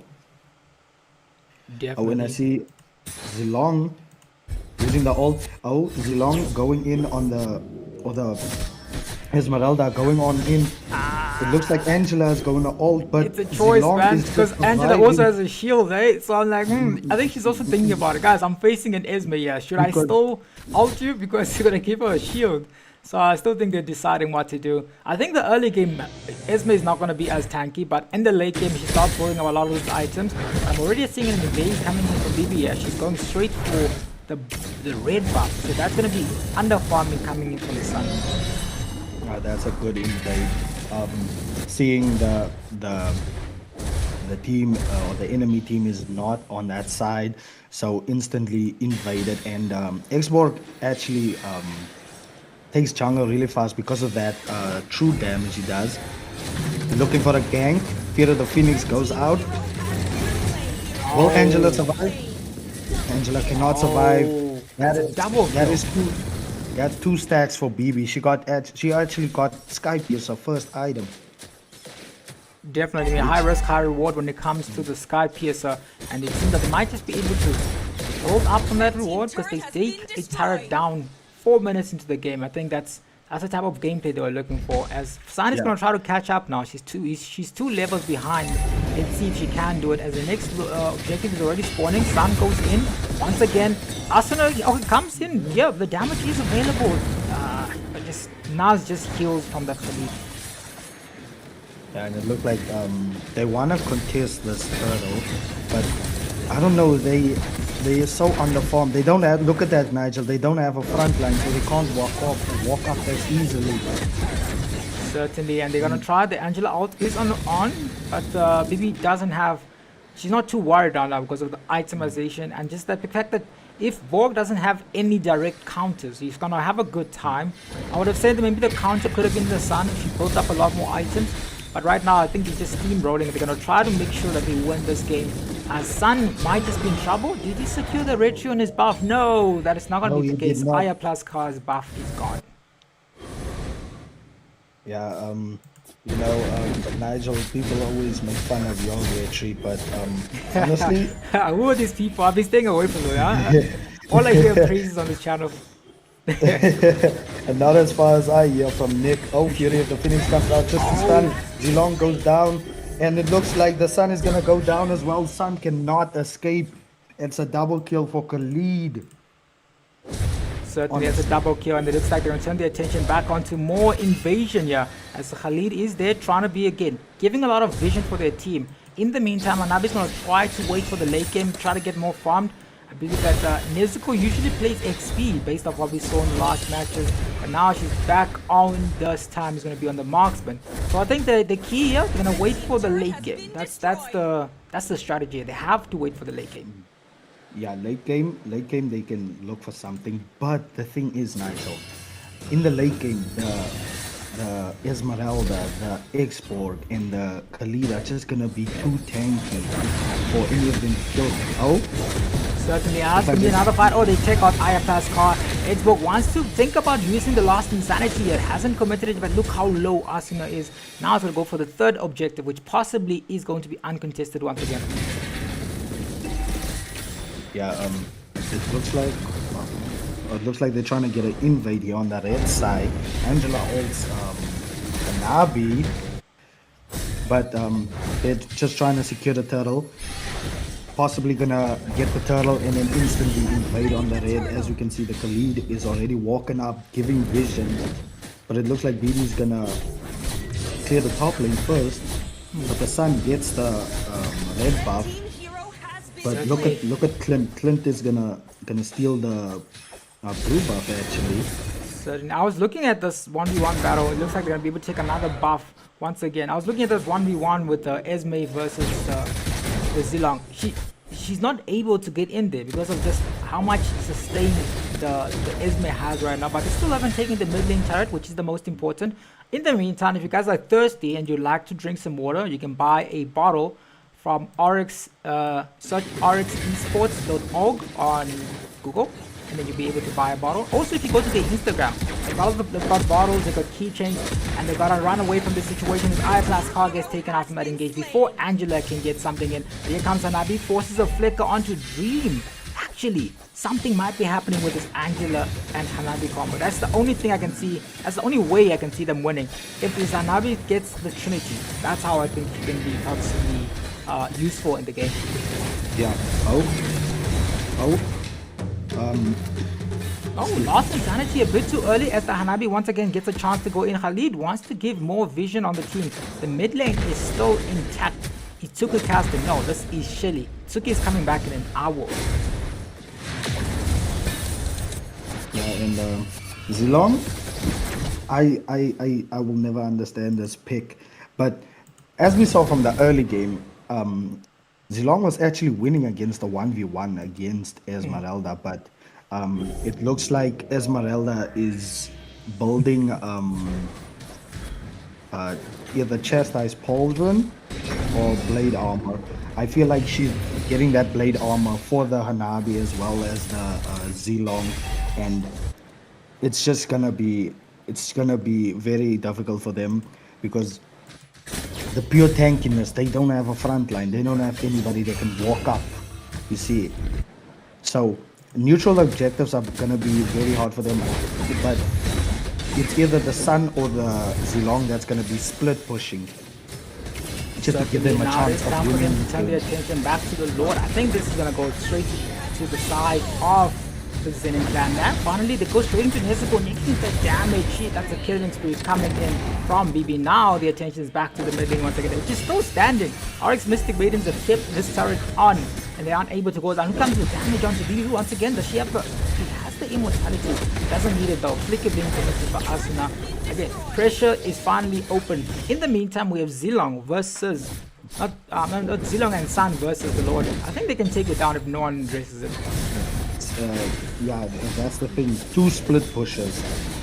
But as you can see, Esmeralda coming in will Esmeralda survive? She pops the I vengeance, think she can, man. but she's They're not 2v1 dealing any them. damage. They're not dealing any damage. She's out sustaining them, but she's doing the 2v1 Elite situation. comes in with the Raging Sandstorm, gets the kill, and the sun is also gonna go down from the Zetian. Zetian actually came at the perfect time because you never know. Sun, with his is it the first or second skill where he just dashes away and leaves his clone?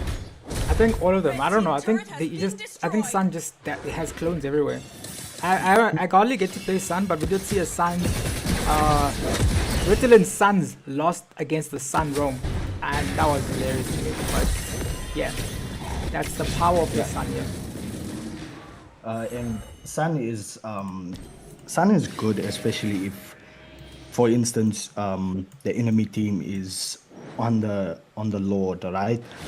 The Sun can just split push on the opposite side of the lane, split push, and the enemy team is either forced to send someone to clear the lane and leave the Lord and leave it to a 4v4, or they just gamble while the Sun is pushing. So that's another thing what's annoying about Sun players. I mean, good news for the side of Oryx is that they do finally have a few more items. One more item before they can get Trinity onto that Hanabi. Sun, I was actually wondering if she doesn't have anti. She does. She does have anti. She got Sea Orbit, but it's not working out. You can sometimes go for the hybrid Sun. Maybe go for the Thunderbolt and build a few more items, but that's not going to be working. Let's find out how they respond to this. Obviously, Sky Piercer was the first item picked up by BB in this situation. 30 seconds towards the next objective. Let's find out if the side of Oryx Mystic Maidens are able to pull off an upset and make a comeback here. And Nigel, the reason why that Esmeralda could 2v1 the Sun in the Zilong is because she got Chastised Pauldron, which is currently such a OP item, defensive item, like constantly like lowering your attack speed, especially for Zilong and Sun as well. So she can just lower the attack speed, not take as much damage while gaining shield as well. Definitely, and it looks like it is going to be a pause. It was by Rosa, which means that the pause is for the side of the Zenin clan. You don't want to be blagging. You don't want to be having issues with the network when you are the team that's leading, because that is when the other team gets a chance to make a comeback. But it does look like both teams are back ready. Everything's going to clear out that lane. Clint is... She hasn't been like exploding, but she's doing a good job of keeping that Hanabi at bay. Yeah, definitely. And currently she is 3k gold ahead of the Hanabi, so doing very good. And Clint scales so good in a team fight, especially everybody's low HP. We see Esmeralda actually tanking. Oh my goodness. Going Fury of the Phoenix, Raging Sandstorm. Still trying to go in once again. Here comes Aurora slowing them down, but Clint secures the kill. The passive from one. Oh, that's going to be a kill for the side of the Zenin clan. 2 kills before the Lord comes in. I think they'll be happy with that exchange, Shady. That was an amazing combo. Surprised only 2 of them died because that was such an amazing combo. The ult from the ASMA into the Fury of the Phoenix from Zetian, and then instantly get hit with the Raging Sandstorm from the Khalid as well. I'm surprised only 2 died. I would expect a wipeout after that. Certainly, it does look like they're going to try to go in. Aya Blast Carl gets taken out in that engage. They're going to be marching into the mid lane here. The Lord is still not going to be able to end this game, as I believe Mystic Maidens will be playing again after this game. I think that's the situation actually. And Khalid using the Raging Sandstorm just to get out of the base. Make sure they don't get a kill on him, because he was actually stuck between those 2 towers with no minions. That was actually a bit of a problem. And now it is time for them to figure out if they can seal the deal. As much as the lead that they have right now, it hasn't materialized to like a lot of dominance around the turrets. area. It looks like they are still struggling to penetrate the last mid lane turret in there, but they can still do it with the next lord, which is not going to be the 18 minute lord. So I want to see if they're going to wait for it and maybe try to take that down. But let's find out how it goes, as Dream is going to clear down the bottom lane. Clint is still around trying to get more farm. I believe, let me look. Did Clint pick up the Sky Piercer? No, he didn't pick up the Sky Piercer. He's gone for that damage item, pure damage. But I really like to see there's two chastised children from the side of the Zenin clan. So it's gonna be very slow for the Sun and Zilong to make any plays in this game. Yeah, actually, I'm glad. I feel like the Sun should have picked up or not the Sun, the Clint should have picked up the Sky Piercer instead of BB, because Clint, with his passive, easily one-shots, or not one-shots, but low HP heroes, he can instantly get those passive stacks up. So, but you see Trouble actually going for Blade of Heptases, which I haven't seen much people build the Blade of Heptases on Clint, but maybe she knows something we don't actually. Certainly, but probably, maybe they know something we don't, but they do know that the next lord is spawning right now. I think the camera is down. Look at that. Yeah. Look at that, Nigel. Sun and Zilong pushing bot lane, far opposite from the Lord. So and Khalid is deciding to go clear the lane or not. Let's find out how this 2v1 goes, as Nazlavs comes here. Aya plus Carl trying to. Oh, bro, Zilong left already. Zilong has left the map. Zilong went back to the base. Aya plus Carl will be forced to do this. That's unstoppable coming in from the side of the Zenin clan. I feel like they should have pushed up on the Lord while the Sun and the Zilong was actually split pushing, you see, because you're forcing them to fight at the Lord rather than coming to come clear the bot lane. Definitely. In the meantime, the Zilong is trying to push it, but here comes the Raging Sandstorm going in on her, and they take out a mega kill for the side of the Zenin clan. Yeah, honestly, the farming, very good. It looks like they're trying to manage the lanes now so that all three lanes are pushing. But they have a Hanabi. Hanabi is really good at clearing lanes. So it looks like the Clint is trying to focus now. Oh, Fury of the Phoenix. He's going in with the last insanity. Still trying to go in right now as the Lord goes straight in. They're trying to end this game. There's a double kill coming in from the side of the Zenin clan, and they're able to win this game. What are your thoughts? Well, the game went as I expected. There was no unpredictability this game. As I said, the last game, Hanabi pick, I did not expect him to win, especially with that comp, but it looks like this game, they faced the harsh reality. Sun, Zilong, and Hanabi with an Angela was not a very good pick. So, yeah, this game went exactly how I expected it to go. And what are your thoughts, Nigel, on the game? My thoughts was that was a good game. I think they went for the Hail Mary with the Sun pick.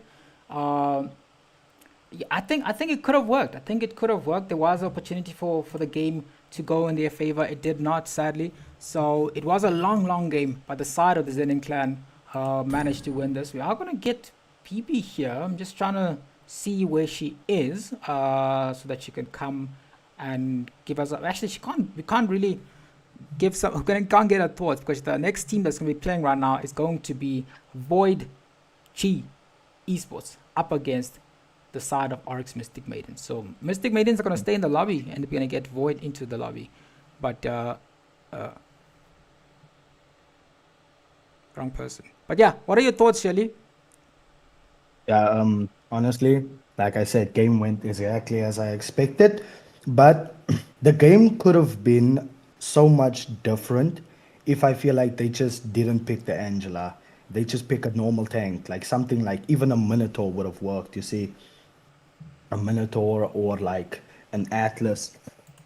Just one, they could have changed just one thing and it could have gone a different way with just the Rome pick, because like I said, the combination between Khalid and the Zenin with the ults, you see, and as well with the Esme, you don't have anyone to counter engage them, you see. So even if they picked up like a Minotaur, you see, a Minotaur would have been so good for those team fights.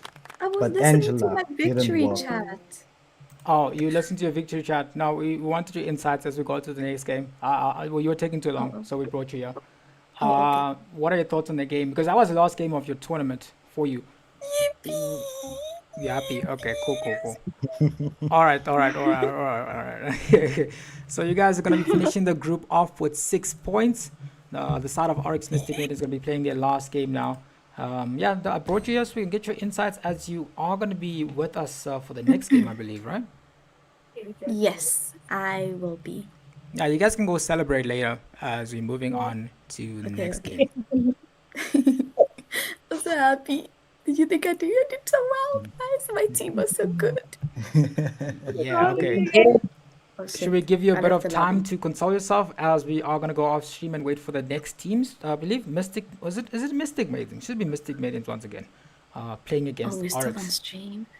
No, we are on stream. Why did you do? Oh, no, we brought you on. Oh. We're on stream. Yeah, we're still on stream. Oh my god, guys.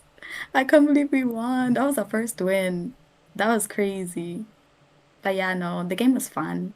I feel like, why didn't you guys put us against these people before? What? Why did we have to start with the bad ones, with like the hard ones? Okay. I don't know what language BB is speaking. Yeah, but yeah, good game for both of these two teams. And now we are going to be moving on to the next match, which is going to be Void. Who, if they win this game, they're going to be the second base team in this group, and they'll probably qualify. I'll just double check, but I believe they should. But if they don't, that means there's going to be a tied 9 points with the side of Valkyria, which means that that's going to be the other team that they need to do a tiebreaker with. So if they lose this game, it's going to be a tiebreaker. But if they win, no need for a tiebreaker, because in the other group, there is a triple tiebreaker, which means that 3 teams ended up with 12 points. So we're going to do a tiebreaker for that match. But this one is going to be the last match of the evening. Let's find out how it goes, as once again, Void G eSports up against Oryx Mystic Maidens. Are there any thoughts between this game? Do you think anyone's going to win? You guys can let me know. But I'm supposed to give one more letter. We are at 3 now. So next letter for this thing is, this is probably going to review it. It's going to be an A. That is the next letter. An A is the next letter for the sequence word for the person that's going to get triple entrances. But yeah, so now here it is, the last game of the evening, the last game of the group stages. We're going to be jumping into that as we have everyone here. I think, BB, you're taking up a spot. You've just played. You got to go up. Oh, sorry. My bad. So yeah, this is going to be the last game of the evening. We're going to find out how it goes. We are going to, should we take a brief break? I think we're going to take a brief break and then we'll be back. It's going to be a 1 minute break then, not too long. I think everyone is on the right side. I think Juvia is on the wrong side. But yeah, we're going to sort that out.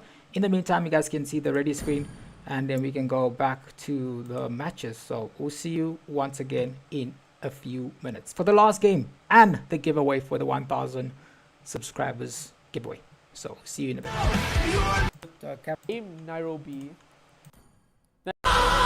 Ooh, look at the bravery coming in here by Sora. He knows his Gushin is here. He can be as aggressive as he wants. The Gushin going in for the Phobius, and that is going to be a free kill on him. Similarly to how it's going to be a free kill on the Moscow bot lane side.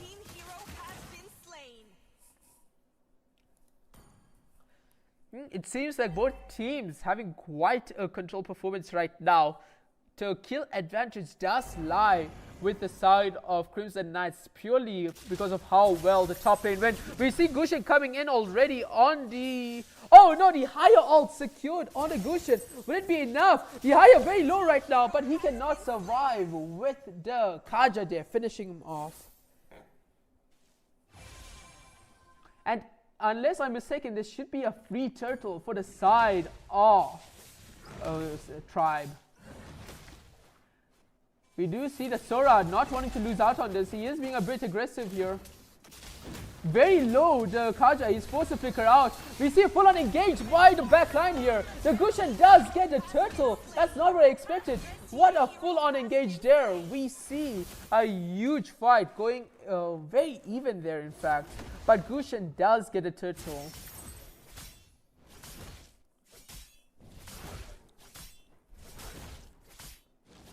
Very good engage by the side of Crimson Knights there. I thought that turtle was a lost cause.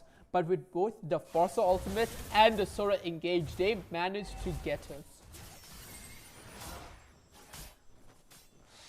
We see the Forza committing, the Kaja trying to cut off the Moscow here.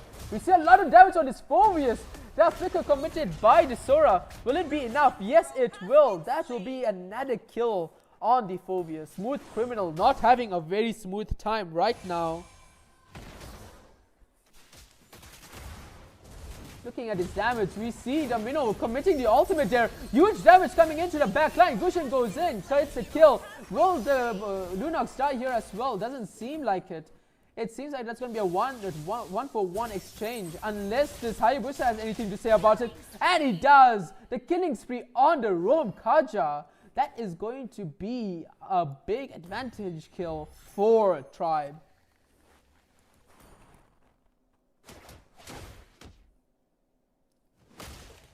This is a very back and forth game right now. You love to see it. A lot of damage being dealt to this Minotaur right now. The Lunox commits the ultimate, and that's a killing spree on the Lunox. That is huge for the side of Tribe right now, especially looking at how low the Moscow is bot lane already.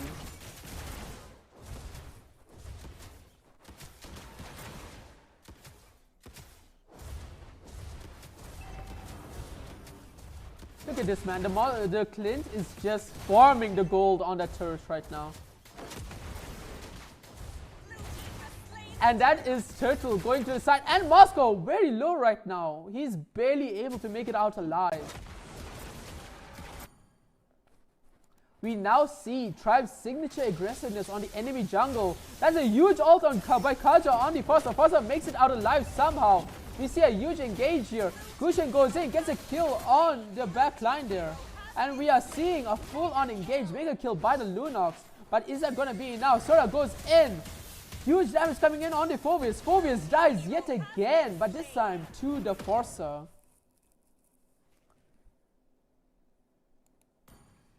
Once again, the Smooth Criminal not able to moonwalk his way out alive. I apologize for that statement. I'm going to report myself for that. We are seeing Meme King. I will say Meme King is doing quite well right now. He is 1-1-3. He's doing way better than I expected for someone who's laning against a Clint.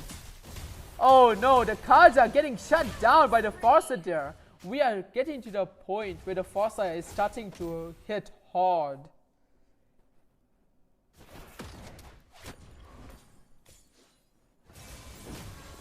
Oh, ultimate getting secured. I am not the only one bound by these chains. Okay, let's go. Right, we are back. We're gonna see Void versus what's this team's name? Mystic Maidens. When I give the word. We see a Phobius and a Hanabi ban from the side of Void. I don't know what it is with the Hanabis today, but okay. And then we see from Crowned Mystic by Maidens heaven's actually mandate, the your Khalid team, and my legacy Suyu shall ban, endure. which I can definitely understand. Suyu, one of the best born junglers with currently talent. in Your this team is meta. picking. And actually, Guinevere banned as well. It's just meta junglers flying in the ban list. And we see Zenin also getting banned, which is understandable. Another good mage. The And we stars see conspired Angelic to Fury bring you locking to in the me. Zushan. Very good, very good, very good. Almost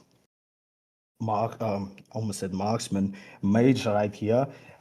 I'm wondering how is Mystic Maidens gonna counter the Zushan actually, because as I've said, Zushan very, very good mage. Dragonborn A is back. Zilong pick again. from Mystic Maidens, interesting, badass 111, picking up the Reading through Ceylon Time's threads, with the I hope to find Angela. a strand that's Is truly this gonna mine. be a repeat of last game's draft? I'm wondering. I hope it's not that. I want to see Mystic Maidens actually perform this game because Angela, I don't think it's such a good hero if you're not having a tanky comp to go with it. Fight for But the ultimate you see the side of Void picking up the Leomord as well as the Hilda. Leomord, one of the best junglers out now, with a Hilda especially. This is such a good combo already. The Zushin with the Leomord and the Hilda. It's just gonna be permanent invades, and we see Mystic Maidens picking up the Nana actually. I don't know how to feel about Nana because not a very good mid laner. I feel like the Zushin is just gonna constantly freeze her lane. So Nana is I don't like it. But we do see the Irithel getting banned, which Irithel in the current meta is not very that good. So but you never know. Like I said, this game is very unpredictable. Players are banning and picking stuff I would personally never ban or pick, but I'm gonna leave it to the professionals. And we see another alpha ban. I wonder what's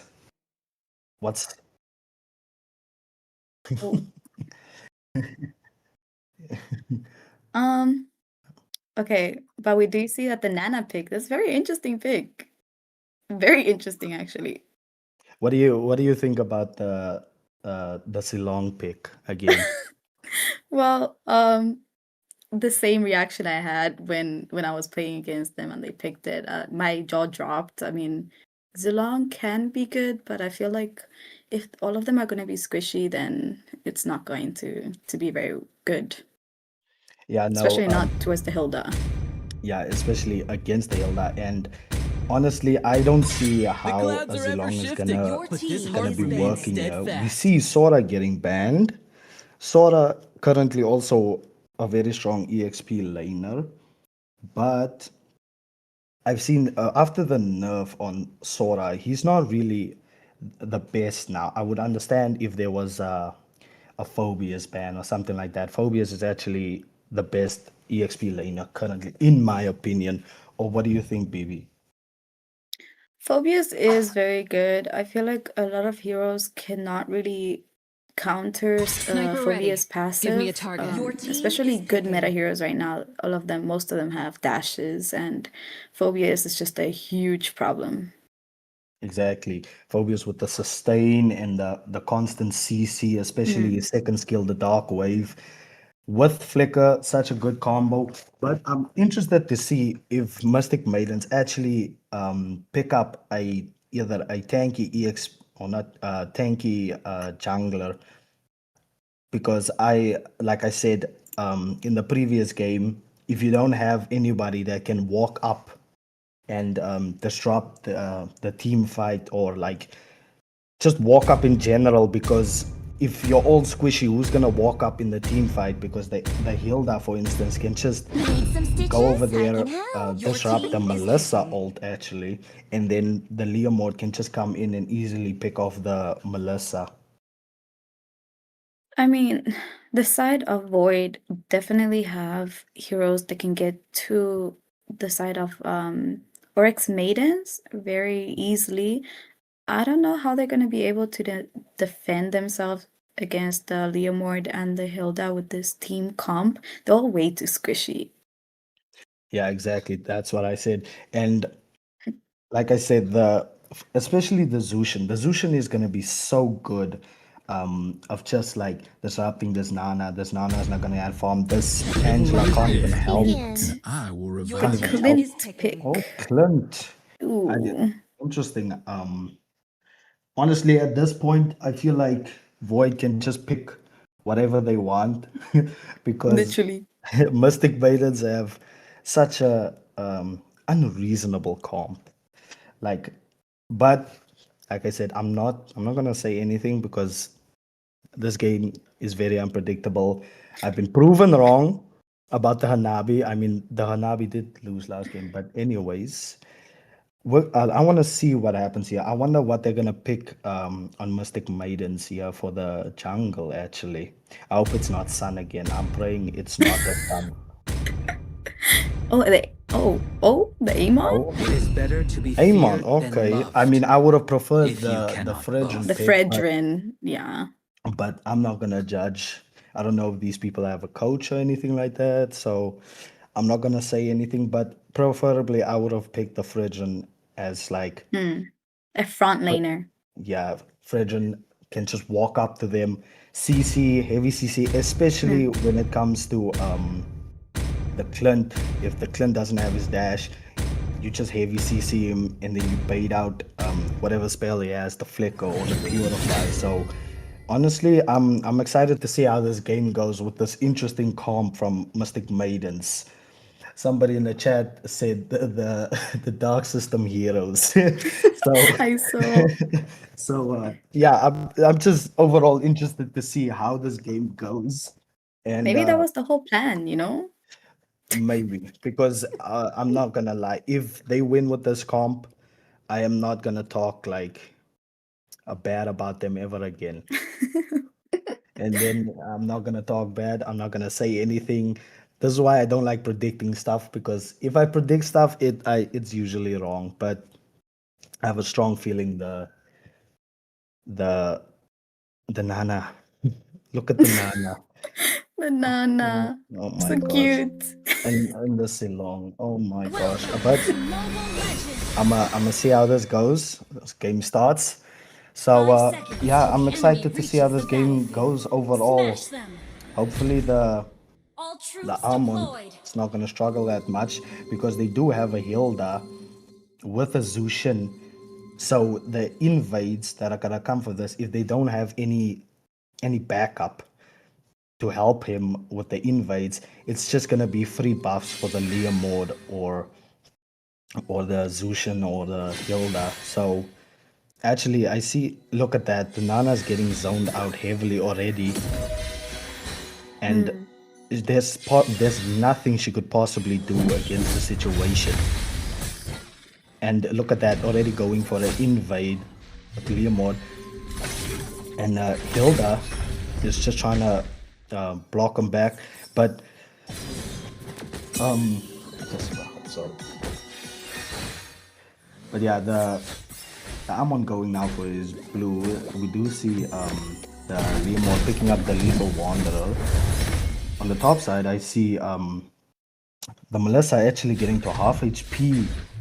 Going up against the Clint in the early game is going to be very difficult, especially as a squishy hero like Melissa as well. But it looks like they're going to go for a gank on the bot lane on the Silong. So, but they do end up rotating back to mid. So Nana actually got a bit of minions there. But we see, Leomord catching the Almond. Are they gonna kill this Almond? Ruby not level 4, so she can't do much. But it looks like Silong is gonna get caught out. Ruby gets the first blood. You see, this is what I'm saying. Yeah, Shelly, I'm back. If people are wondering why I was silent, I was doing camera work. I was trying to fix the camera. But yeah, it isn't with BB because I realized that she won and we didn't put her on camera. So that is the situation here, because yeah, we usually like to rotate. Anyways, unfortunately, she was actually scheduled for the game that got disqualified to be on camera. Anyways, we are going to be back here. We see the damage coming in already. The Leomord comes in with the Phantom Speed. They're going to be able to secure the victory on this Alod jungle. Interesting meta. Very interesting. Not Alod. What does it look like, Alod? This is not Alod. You said Alod. Yeah, I'm saying it. I actually believed it was Alod. I was like, what? When I was watching this, is it the collector skin? Or what kind of skin is this? It's, I don't know that. I don't know what skin that is. I don't play Armon, so I don't know. You don't I think know. it's that You don't soul know. Okay. skin. That soul something skin. Soul vessel or something like that. But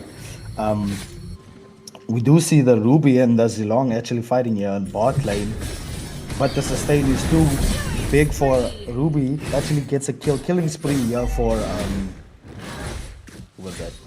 Ruby going with the invade here. So this Armand, like I said, they're just gonna invade, and there's nothing Mystic Maidens can do about it. You do see Clint and Melissa fighting. Not enough damage yet.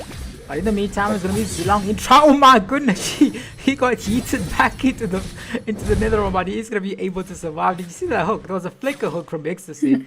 That was pretty cool. Yeah, there's a Ruby with the armor fended, especially with the comp they have. This Ruby can just pick them up and look at Leomord coming in, and there goes Zilong. Like, there's nothing they can do against this. Certainly, in the meantime, there's a fight in the top lane. Nezuko forced to recall his Arsenal. They're gonna try to save this lane here. I think they should be able to. Lotus has the damage on the Clint, which can negate anything that the Melissa tries to throw at it. 14 seconds towards the next objective. The gold lead is slowly increasing on the side of Void G. And it looks like it's gonna be uncontested once again. Yeah, Nana flickers.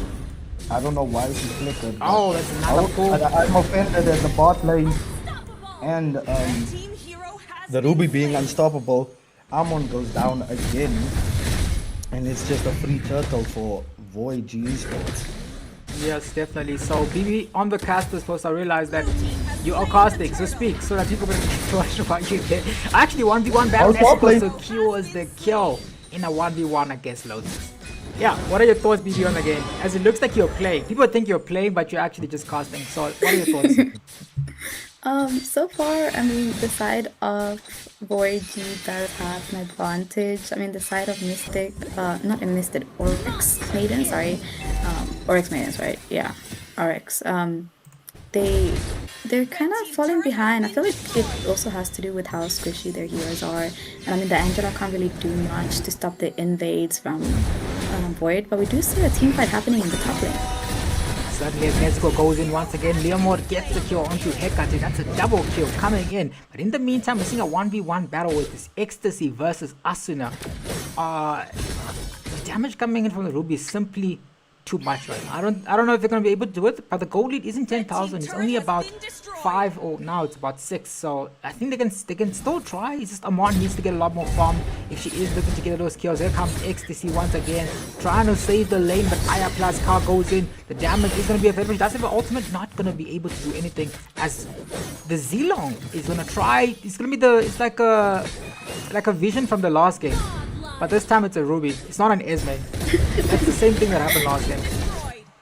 The Ruby actually very fair. Hitting 5k gold at minute 6 with 702. Yeah. Definitely, that's another kill secured for Juvia. 19 seconds towards the next objective. The sides of Void G are looking to qualify in this group, which means that Valkyrie is not going to get a chance to do a tiebreaker. That is the situation we are in right now. Yeah, and as you can see, it's approximately 7k gold lead in not even 7 minutes yet. That's why I said the comp is just too old. Phantom Steed coming in, but the Melissa cancels the Leomord. But can they still get the kill on Nana? When the Leomord gets shut down.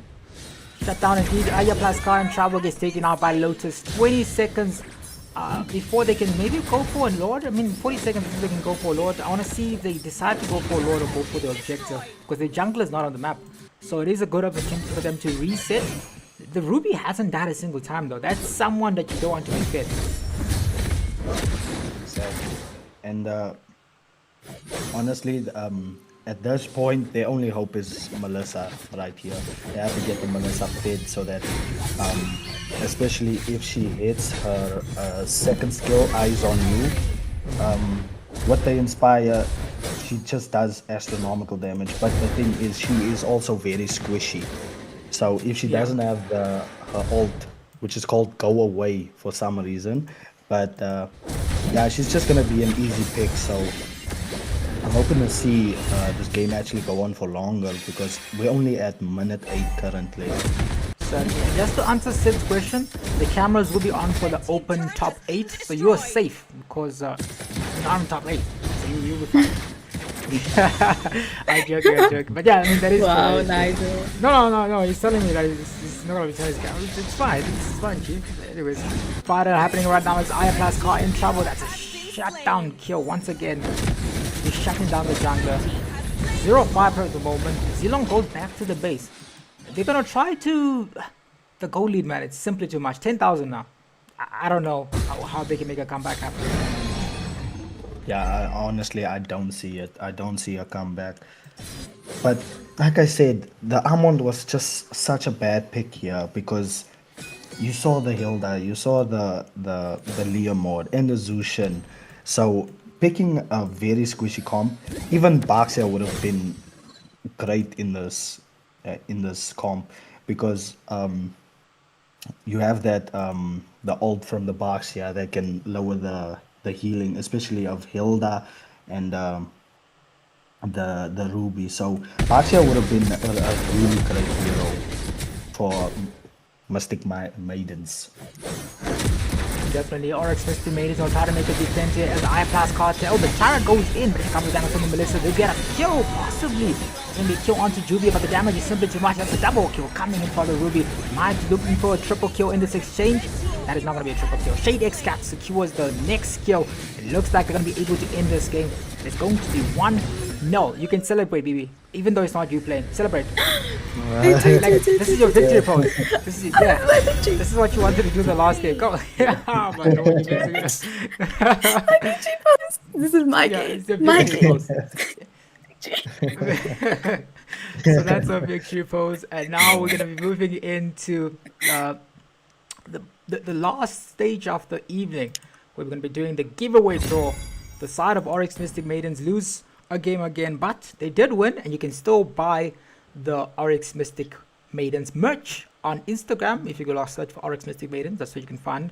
And if you saw the shirt that Aya Plaskar was wearing, the purple one, you can also buy that one. But if you're a lady, but you can buy a yellow shirt that says Oryx on it too. So lots of things that you can do, and they do ship internationally. So those are the things that I can inform you guys regarding that.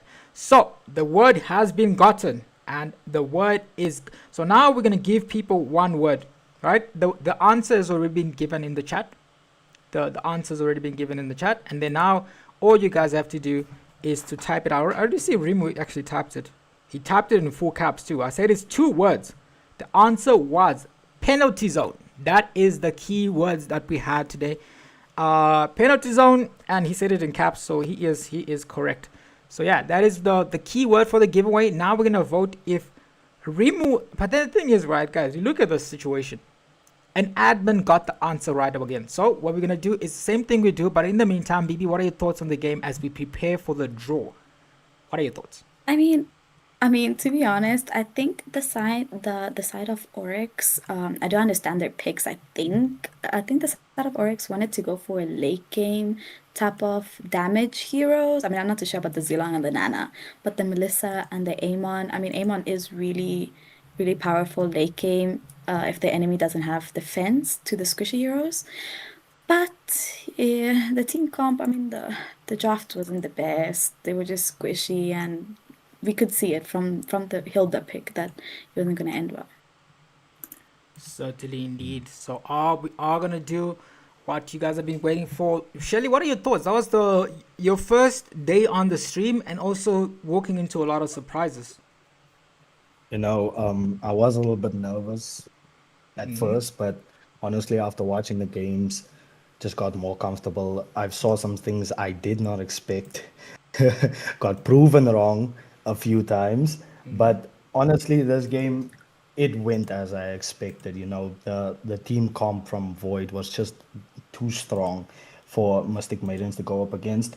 But like I said, the picks coming from Mystic Maidens, I genuinely don't understand the picks, you see, because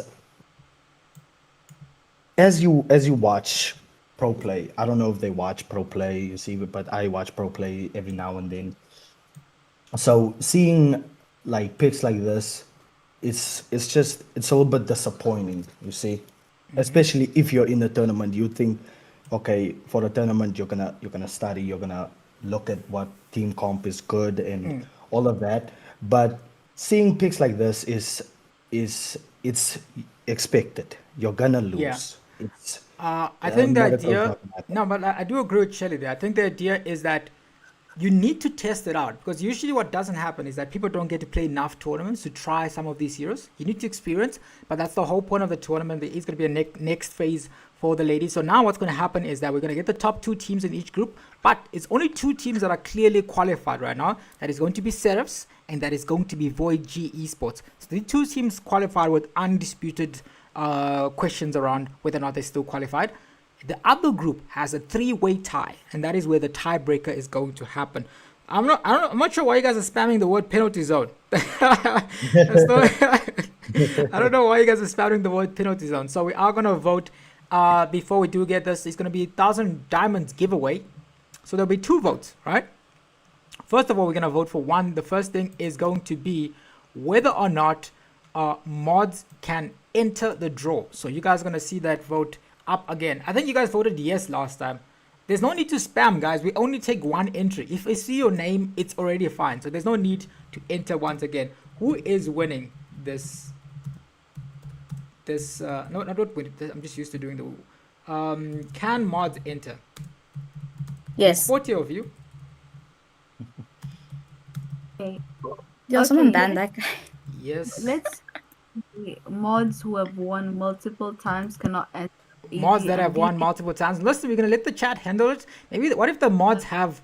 How did Rimu take his mod away? How did he take his mod away? How did he do that? I think it's inserting it. Is it N-Teddy or is that Rimu? Who is that? Is that Rimu? N-Teddy took his mod away. Rimu. No, Rimu took his. N-Teddy is- How did he do that? I don't know. Where is the wheel of nothing? Oh, you guys are not able to see. I first wanted to do the draw. You guys can now see the wheel. But this time, guys, it's not a wheel of nothing. It is a wheel of something. You will get a chance to win, as we are going to be getting the wheel onto the screen. You guys can now see the screen. And you guys are voting now to determine whether or not mods can enter. What is the votes? Yo, it's a lot tighter today. I think the people were worried about yesterday. They're voting no, but it's not enough to change the results. It's not enough. Okay, what number should we take? The first to what? What are your thoughts? The first to 30, right? Let's do the first to 30. There's a lot more resistance, guys, from your entrance into the draw. The first to 30, we are now at 23. Currently, it says no to the mods entering, 48%. I can't unmod. I don't know how Rim was able to unmod himself. But anyway, 23 votes. I think there's not enough people to be voting that anyway. So, because I think someone's watching on 5 accounts. So 50-50. Damn. I don't know. Now we need a tiebreaker. We need 6 people to vote to tiebreak. It's very close. 12 votes to 12 votes. Okay, BB, are you here? Yes, I'm here. But have you won already? No, I won nothing. Does that count? Okay, it doesn't count. So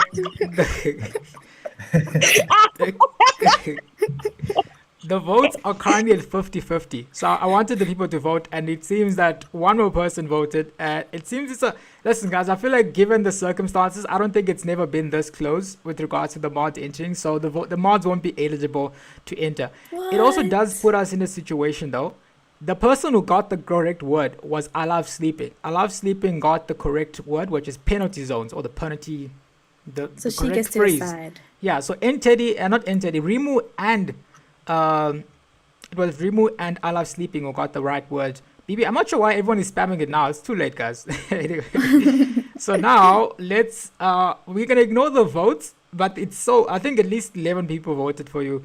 12 people, actually, no, 13 people voted for you not to be allowed in the draw. That's enough people. So now Rimu is not a mod and he is able to enter because he's not a mod. But we can't give Rimu the full 3 points. I mean the full 5. It was going to be 10 entrances into the draw.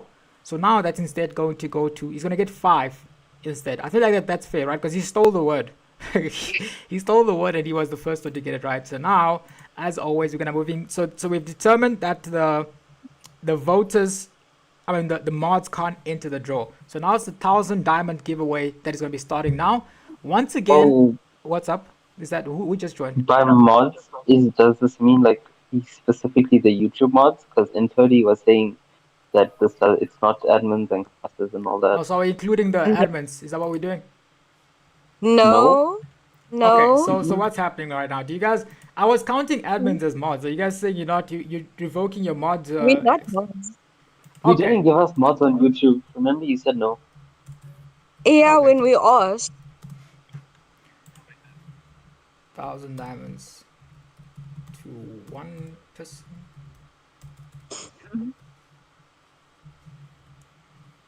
Okay, now we're gonna do the biggest vote once again. The one that we did when we first opened the channel. It is going to be the choice between this and this. So here are your options, guys. Do you guys want one person to get 1,000 diamonds, or do you want 4 people to get 250 diamonds? So we're gonna take the first 20 votes, and that is how we're gonna proceed. What would you guys pick, since you guys are here in the mods?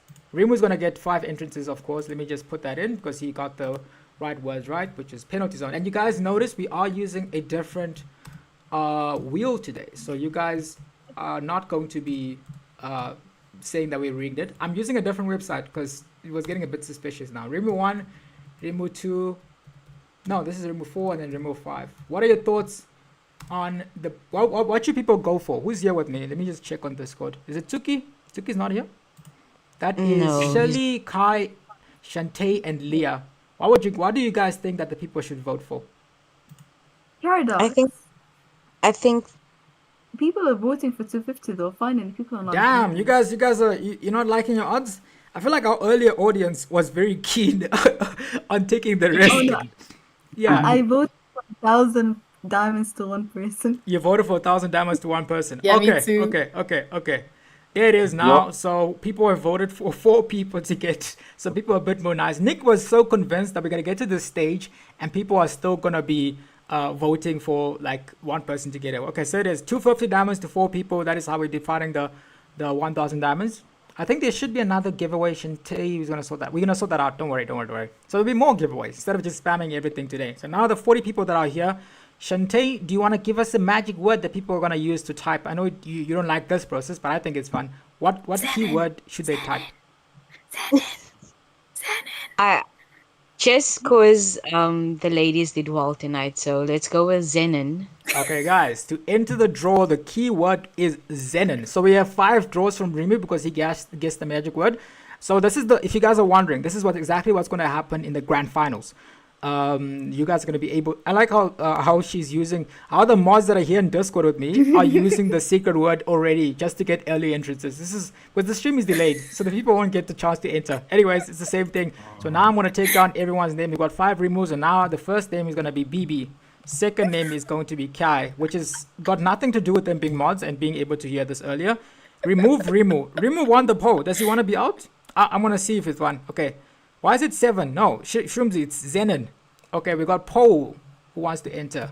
We've got, is it Juvia? Angelic Fury. Angelic Fury. This is going to take long Like if it's queen. anything like yesterday. I believe yesterday it was Mommy MJ, right? I think she won yesterday, so she skipped today's draw. Next person is going to be, do I put Juvia? Juvia. Can someone read the names for me so I can be quick? Shroomsy. Enter D. Shroomsy. Okay, enter D. Define. Enter LP. D. Define. No, enter D can't enter. We said mods can't enter. Oh. Wait, T. does that since like I'm a caster too, can I? enter? Damn. I don't know what you guys fall because you're a caster, then you also, even BB, you technically a mod too, eh? Yes, Listen, but I won. but you won. Okay, BB is here. We've got Catherine. Shroomsy.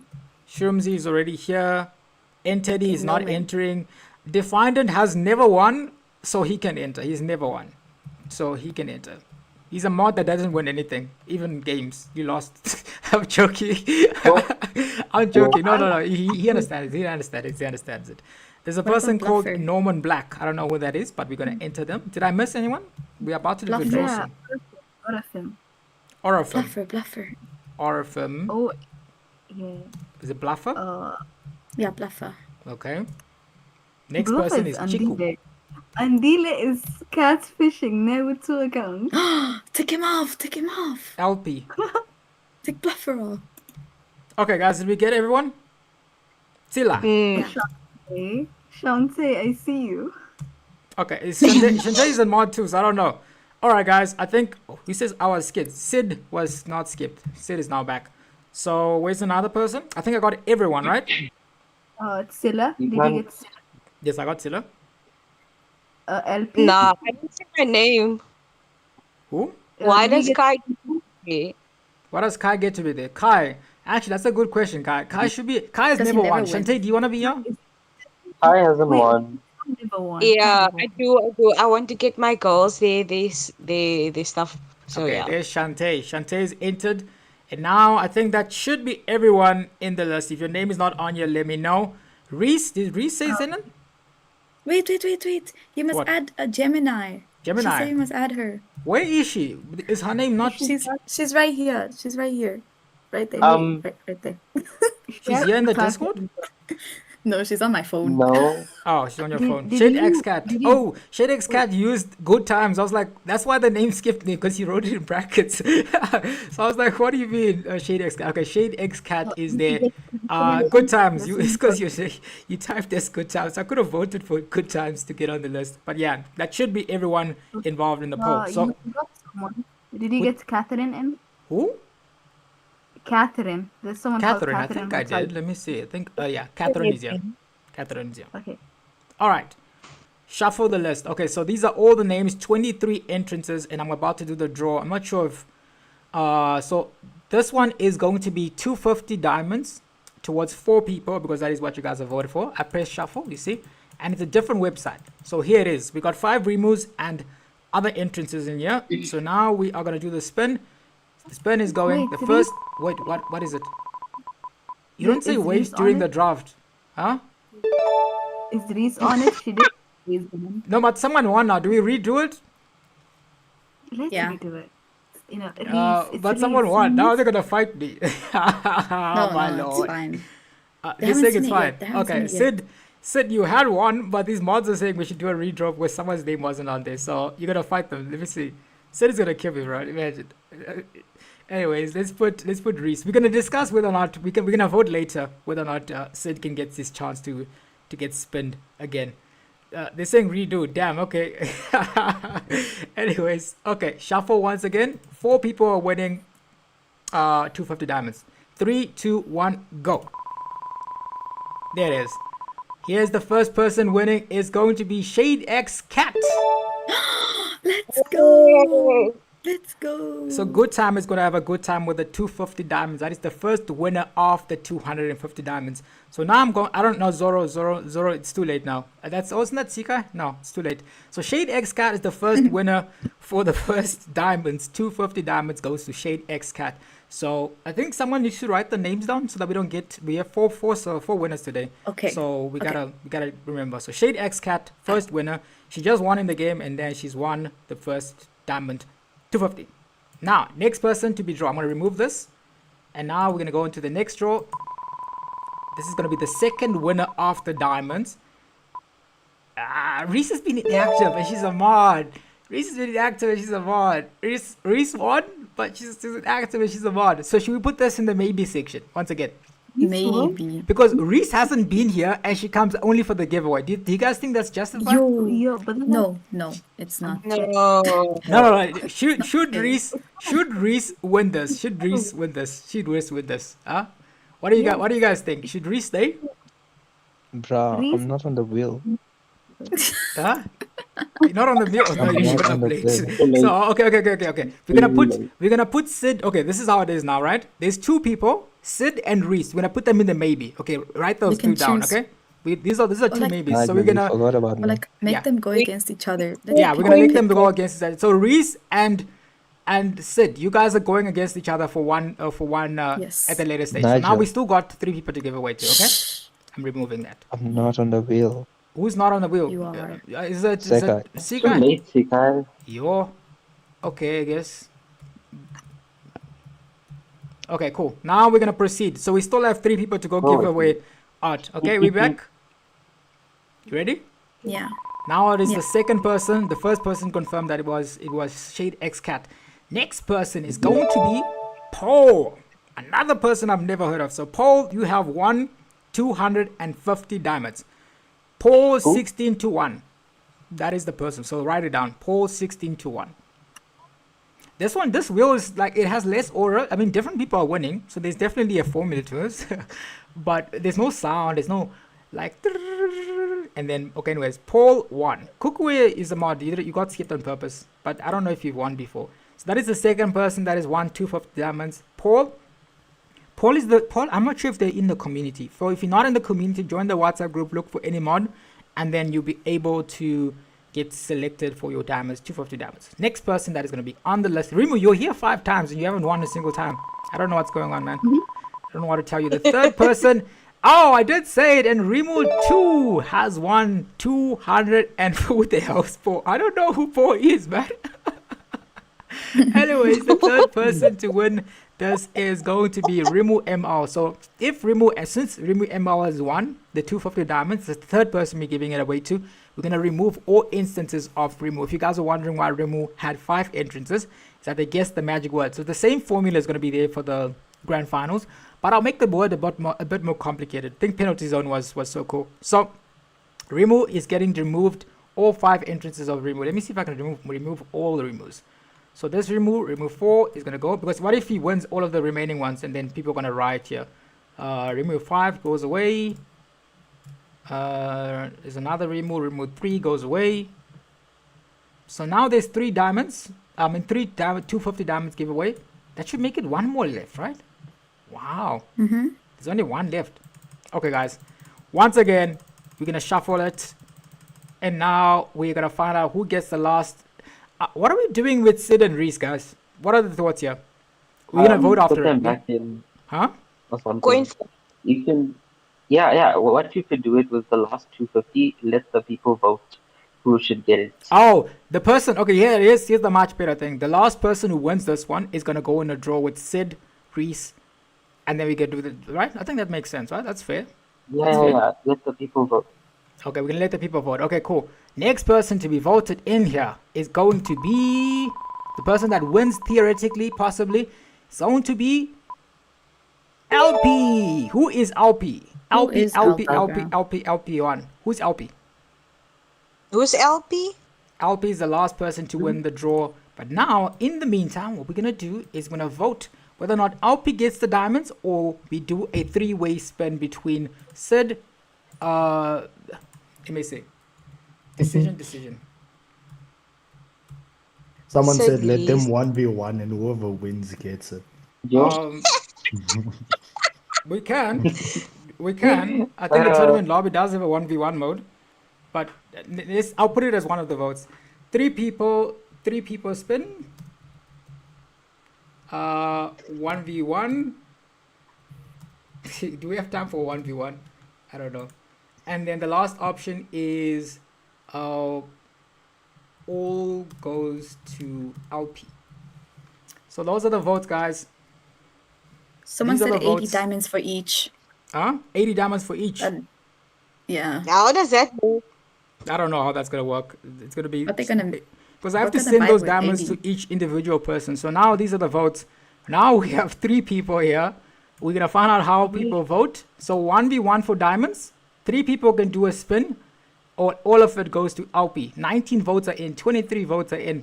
Why are people voting for this 1v1 option? Jeez, man. Okay, I guess we can do a 1v1. I'll go double check if it's possible. Okay, 1v1 for diamonds. So it's a 3-way 1v1 for diamonds. How it's going to work? Does Reese even have the game, guys? Does Reese even have the game on their phone? I don't know if you guys have the game on your phone, man. So what we're gonna do now, the 3 people that have gotten entered, Reese. Okay, Sid said 1v1. Where is LP? So Kai, can you do me an assistance? we're gonna log on to the game and you're gonna get these people into the game. I don't know why people voted for the 1v1, but that sounds fun, and then we can end off the stream on that. So the 3 people that have won so far is Rimu ML, it is Shade X Cat, and it's Paul. Paul sounds like a person I've never heard of, but we're gonna find out who Paul is later. So I think I can host the 1v1 lobby, right? Kai, do you wanna host the 1v1 lobby? Or should I? I can do it on this one, right? Let me see. You do it. Okay, and now I need these people's account details. Not account details, like the game ones. How are we gonna do that? I'm sending my ID in the chat. Those 3 must add. Okay, guys, so Kai is gonna send you his ID, and you guys can come into the lobby. There's a 5v5 tide clash. What's that? Sounds very new. Not all of you. Wait, how do we know what the in-game names are? What is randomly Now I know selected? what Sid's name is. They can type it in the chat and they will let us know who they are. But okay, guys, that is the last person for the spin. Now we're gonna go into the game where you guys are gonna be able to see who wins the last diamonds. It is gonna be a 1v1 for the final diamonds. There are no rules here. Just win. Those are the rules. Just win. I'm not gonna set up here. You can't pick this. You got no. Just play and win. And if you win those, then you're gonna win the diamonds. So I'm gonna add Kaito to the lobby, and he's gonna bring us our guests. So it's a 3-way. Is what is this person? They listen to the lobby too. Yeah. Who? But I'm forgetting something important, Kai. Like. Oh, it's a 3-way. So did Reese say that they have the game? Yeah, she does. Okay, so you guys voted for them to split the diamonds. We're gonna get Reese onto here. 5v5 for fun. We can do that later. Reese leaking her full idea for the hackers to come hacker. Even the server code. So like, here's hackers. You can have it all. I missed out on the giveaway. You missed out on the giveaway. You did, yeah, you did. Suki. Okay, let me add Reese into the lobby. So Reese, if you get knocked out, so whoever the first 2 people are that enters the lobby, if you get knocked out, you go out, and then the winner of the last game comes to the lobby to join the next one. So basically, whoever gets here, you're gonna play, and if you win, you stay in the lobby. If you lose, you go out of the lobby. That sounds very, very easy, right? So it's a 1v1. Who's gonna be the first contestant? It's gonna be Reese versus who? Kai, have you added her? Wait, I wanna watch it. I wanna join. I'm getting lazy. You said you were adding her. I was like, oh. I got lazy typing this ID, man. There's so many numbers for me. Reese versus me. What? Come on. Shantae versus me. All right. A 1v1 tournament for the final diamonds. 118, 75. Yo, I'm lazy. 75, 97, 582. Let's hope this is Reese. Otherwise, I'm not retyping Angelic. Have a good night. this. Is it Wild? Is your name Wild Wolf? It sounds like something Reese would have. There we go. Wild Wolf is now friends with me. So now we're waiting for Sid to make his way over here. Where's Sid? What is Sid's name?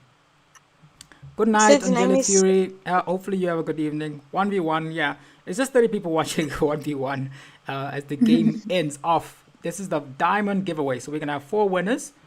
Shade X Cat being one of them. Waiting for Reese to win diamonds. Okay. Before they hack. Oh, yeah, fair. That's actually a good strategy. What? Yep. What is Sid's in-game name? Who's the other It's person Sid. again? There was one more person. Is it Alpi? Who's Alpi? Who is Alpi? No, I don't LP is know. in Secret Squad. Isn't who? Sekai. Is Sekai it? Squad. Okay. Yeah, that's what he said. Sikai, who's Alpi? I'm sending my ID in the chat so they can. Liam who said it. It's Rimu. Never mind. Is Rimu, is he Alpi? What? Oh my god, are they cheating? Check No. the editors. Group chats, Kai.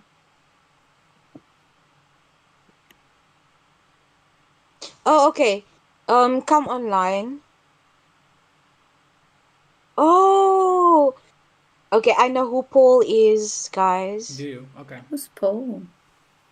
Paul is But Jojo. Rimu Is it? You're joking.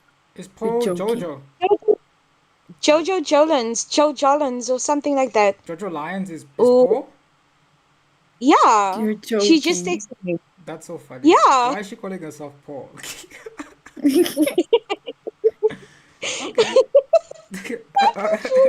Okay then, guys, we're just waiting for one more person. Then we can go. We can proceed and then. Alfie's coming.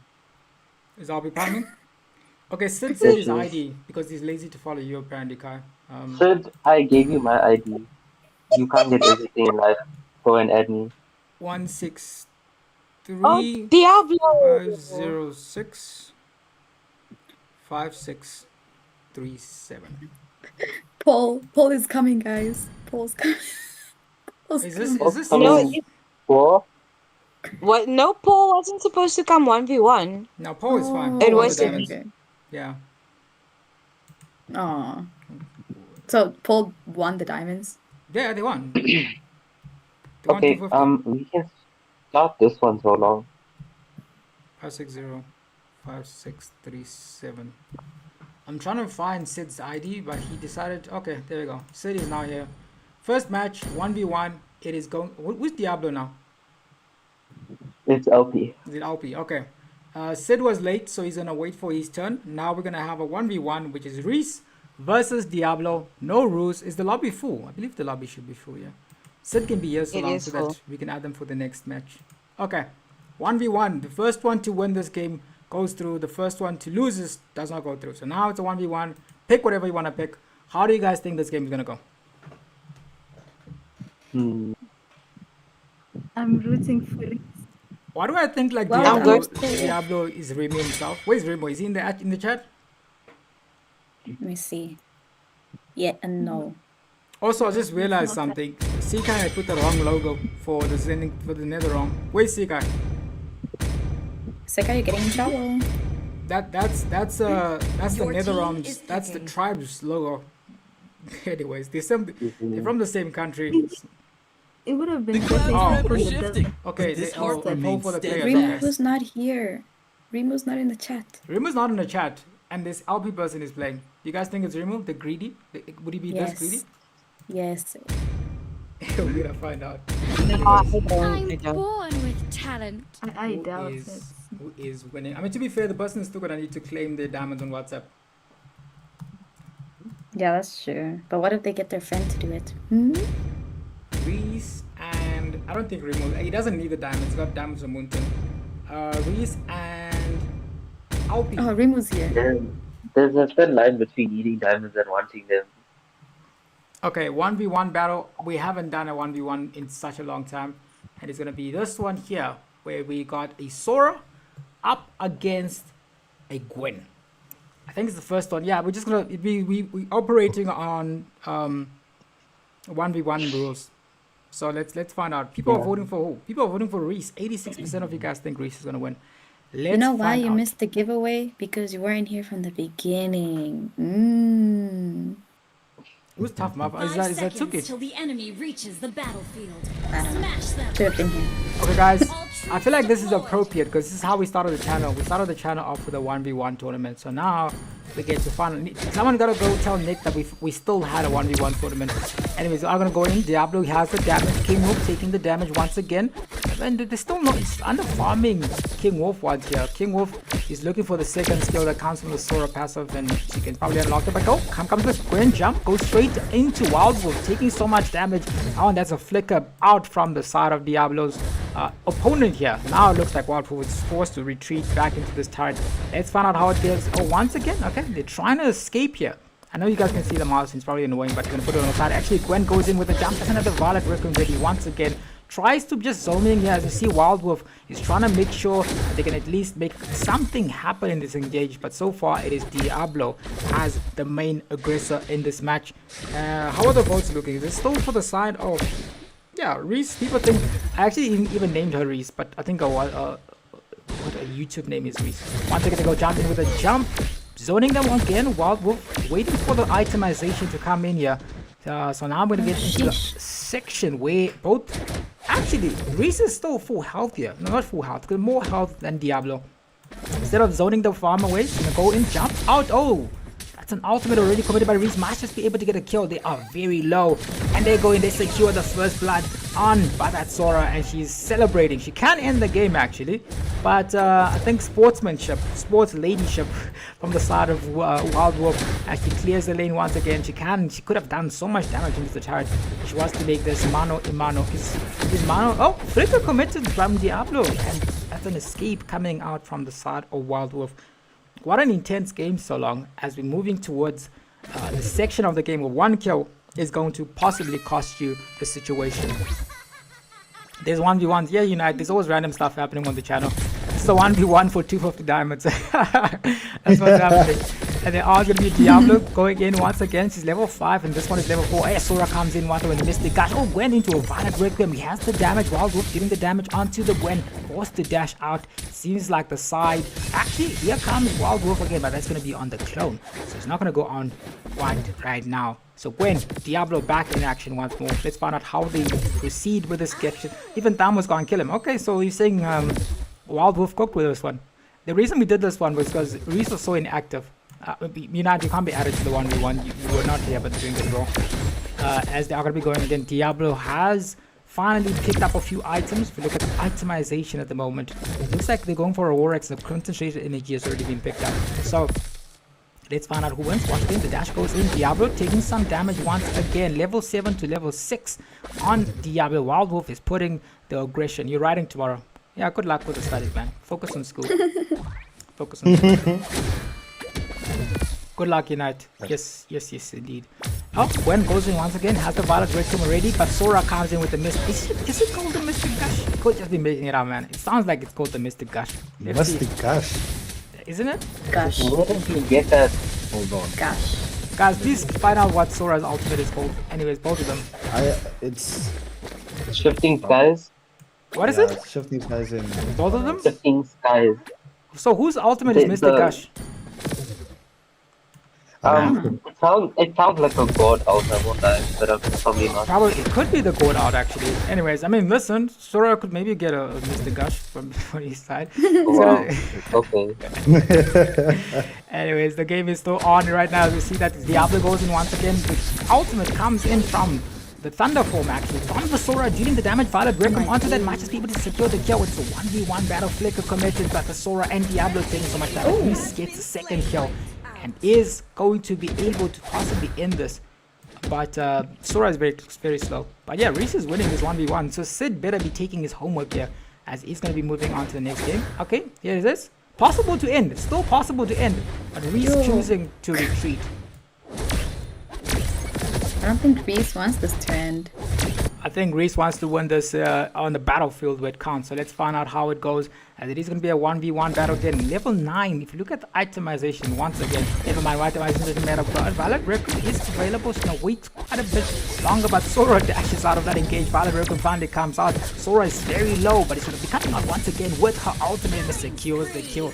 That's a kill. And a win for the side of Reese. You guys can't spoil the results now. I know you're itching. Reese is itching to type the results. You gotta wait a few more seconds. Now Sid he leaked the results. Anyways, it's fine, guys. GG's to the side of Reese. Now she's gonna be proceeding towards her next opponent. That is gonna be Sid. Sid versus Reese. Let's find out who wins this game. So where's Sid? Move down. Here?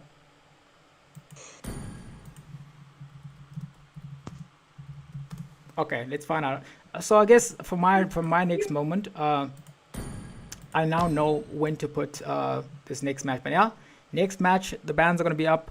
Now is if Reese wins this one, she's going to win 250 diamonds despite being inactive. And Sid is going to be able a chance to earn his diamonds. I feel like it feels better when you win it, right? Instead of just getting they said ban Sora. Why is Remo back when the game is done? You guys said he's not here. Yo, that's true. He wasn't saying anything during the chat. Anyways, guys, next ban's coming out. Sora is being taken out from Sid. He saw the damage that was coming out here. So now it is time for them to decide what they're gonna pick. Oh, Sid using both of his bans. But Reese didn't ban anything. I think she wants anything to come here. I'm on. Feared than Really? loved, if you cannot both. What are your thoughts on this one, Shelly? Amon versus Freya. Oh. Eesh. Oh. Eesh. Oh. I am a daughter of Northern Reese Vale. might be I cooked. swear to Obviously, protect you the- till my I think last she might be breath. cooked, man. I think, I don't know. Amon is not good in general because if we need to wait for items, like Sid has picked up Vengeance plus Freya. And also what happens in this mode is that the first person to pick a hero, you get a chance to get counted. I don't know about Amon, it was instant. But Reese thinks she's gonna be able to do it. Let's find out who wins this. Do you guys think that Reese chose this on purpose to not win the diamonds? Is she that honorable? Let me take the votes. Let me take the votes. No, I think she has confidence in her aiming. Okay. But it's Freya. Yeah, 1v1s look We fun. believe in Reese. Okay, we believe in Reese. Amon. It's a cute. Oh. With the execute. Reese is win trading right now. She doesn't want to win these diamonds. She doesn't want the community out there. 5 seconds till the Toxicity. enemy reaches the battlefield. Smash them. Anyway, let's find out how this game goes. Sid, you have been handed an opportunity of a lifetime. Theoretically, you should not win this game. I mean, Amon should not win this game, but let's find out how you do in this 1v1 battle. Maybe Amon is invisible. A lot of the times you can't catch him, but it's a Freya, man. Let's find out how this game goes. I'm looking at the votes right now. People still think... actually, it's a bit divided. Sid, they think Sid is going to win. Here comes the damage once again. Sid is already level 2. Amon is only level 1. Let's find out how this game goes. Why did she lock it so early? That's very early also, Amon. If Sid wins, it's gonna be a 1-1. So aren't they gonna have a redo? Are we gonna Or go what? maybe that's No, that's done. It's done now. It's done. Otherwise, what if she wins the next one and then we're gonna keep going into a loop? But are you trying to bail gonna be Sid? a Are you one- trying to bait a Reese out in the situation? What do you want to do? Should we do one more? I'm gonna ask the chat, but I don't think so. I think if you lose, What you we lose. said was the first two people to get into the lobby go first. And then whoever wins that goes versus the next person. Yeah, and then if they lose, they lose. First come, first serve. Yeah. So let's not be. We're gonna treat it the same way we did. What's this tournament? The tiebreaker with the men.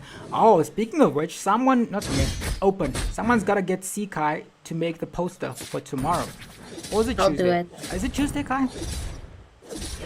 Are the tiebreakers happening on Tuesday or are they happening on Monday? I think Tuesday, right? So we can take a break. Okay, Freya goes in with the Valkyrie then once again, goes on to Damwon, taking so much damage with Damwon, but she's trying to deal so much back in return. But every hit from the Freya is just squeezing back to full health as Wild Wolf is trying to farm up again here. This is gonna be a long game. And you want 3 of this? Tell Leah to not do it, man. She wants another one after this. If her bestie Reese loses. Leah, I wanna eat, Leah. I want to eat too, man. Amon in a 1v1 versus Sid. Actually, to be fair, Amon hasn't died once, but it might just change as he's still healing up. I think I get the idea behind Reese's spec. Amon heals every time he's invisible, so maybe that's the idea. This is winner take all. Yeah, I love sleeping. As much as he loves sleeping, he wants to also go offline. So, actually, yeah. I don't explain why he wants to go off. He can go sleep. It's Monday. Oh wait, Sid is from Namibia. I love sleeping, so you got a person to support you as Freya goes in once again with the Valkyrie sent, waiting for something to happen. Oh, that was the wrong side. Maybe it was part of the plan. Maybe it's part of the bait. Oh, look at the damage onto the Freya. Finally secures it, but it might just fall. Okay, Sid is fine. But that was an interesting. Okay, can he end? Please, Sid wants to thank hit the you. base right now. He's locking onto the base. Mon is finally back on the map. Mon goes in once again. And it says he's going to be able to escape in that situation. Back to the Freya though. We're going to find out whether or not the Freya can get another kill here. She almost died, but the Vengeance saved her. That was a good itemization from Sid. It is 1v1 battle. Oh, you guys can't even see the score. You can see the score. No, you can't really see the score. And as Freya goes in once again, trying to... Amon goes in finally, but the Valkyrie then pulls out. Ooh, the damage coming in from the amount is a lot, but it's going to be enough to take out the Freya. Freya trying to do the basic damage once again. Actually, Reese dies once again. Now it looks like Sid is going to be able to end this and solidify his 250 damage. That is where this damage is going to go. Can we ask Reese what the vision behind the pick was? Should we get Reese? I don't know where she is. We can ask in the chat what the vision behind this. I think maybe to heal up and then be invisible and end the game that way. Maybe that was the idea. But why did she picked him first though? She picked him first. That was so. I think she's win trading. She didn't want to win the diamonds and upset the community, so she picked what did me say? I didn't pick. Oh, she didn't mean to pick a one. That's apparently that's what happened. Oh. Yeah. Oh well. Things happen, mistakes happen, hippity hoppity. But that is the last game of the evening. No, guys. They want to do mods versus. I don't even have the energy. Let's do that when there's a tiebreaker. So we're gonna have a confirmed mods versus chat when the ladies do their tiebreakers. That is gonna be on Tuesday. Kai, it should be Tuesday, right? We're gonna check the schedule. So we're gonna take off Tuesday. Wait. What's up? Okay, we'll talk about it after. All right, guys. We'll let you know when the triple tiebreaker happens. But from our side to you guys, we thank you guys for joining us once again. Thank you for 1,000 subscribers. Let us know. Did you get an ad, guys? Did anyone watch the YouTube today? Does anyone have without YouTube Premium? Did you get an advert? Because I have YouTube Premium, so I can't tell if there was ads on this channel. Let me ask them. Let me ask the chat. Was there an ad when you joined? Yeah. I want to see if you're making money. If you're making $2. Let me see. I didn't get an ad. I didn't get an ad. You didn't get an ad? I didn't get an ad. No. No. Bro made zero money. Yeah, we made zero money, bro. Okay, before that, let us advertise something too. Yeah, we can advertise. Did you guys get an ad? to the- Yeah. Did you guys get an ad? I'm trying to see the votes now. I didn't get an ad. Damn, no one got an ad? So we made no money today? Damn, okay, crazy. Listen, tomorrow there's going to be an ad at every retry battle. So when there's an ad, you have to set up headsets. Oh, okay. So Rebu's telling me I got to set it up. So yeah, at every retry battle, there's going to be an advert. But yeah, thank you guys for joining us from our side. Thank you, Shelly, for joining us today. Thank you, Bibi, for playing and casting. Leah wants to speak. Leah wants to say something. Leah, you have the platform. Okay. Thank you guys for watching. Thank you guys for getting us to 1.01k subscribers. Also, we have a Instagram account now. If you guys could go follow up, it's called Paradox Africa Esports, and it's run by me and Bibi alongside Kai as the supervisor, but it's just me and Bibi. So if you guys could go show your support there, it would be very much appreciated. Thank you. Yes, they post regular content on time every day, so you guys are going to be updated. They're not missing any posts. They're updating every post there, so make sure that you guys follow the Paradox Africa Esports Instagram channel. I think there's 3 people away from 100, so if 3 people of you guys go check there, we are going to have lots of subscribers on every platform. We're not going to be doing Twitter though, but we are. It's not even called Twitter. It's called. Okay, let me not get this channel demonetized. I don't want to talk about different apps.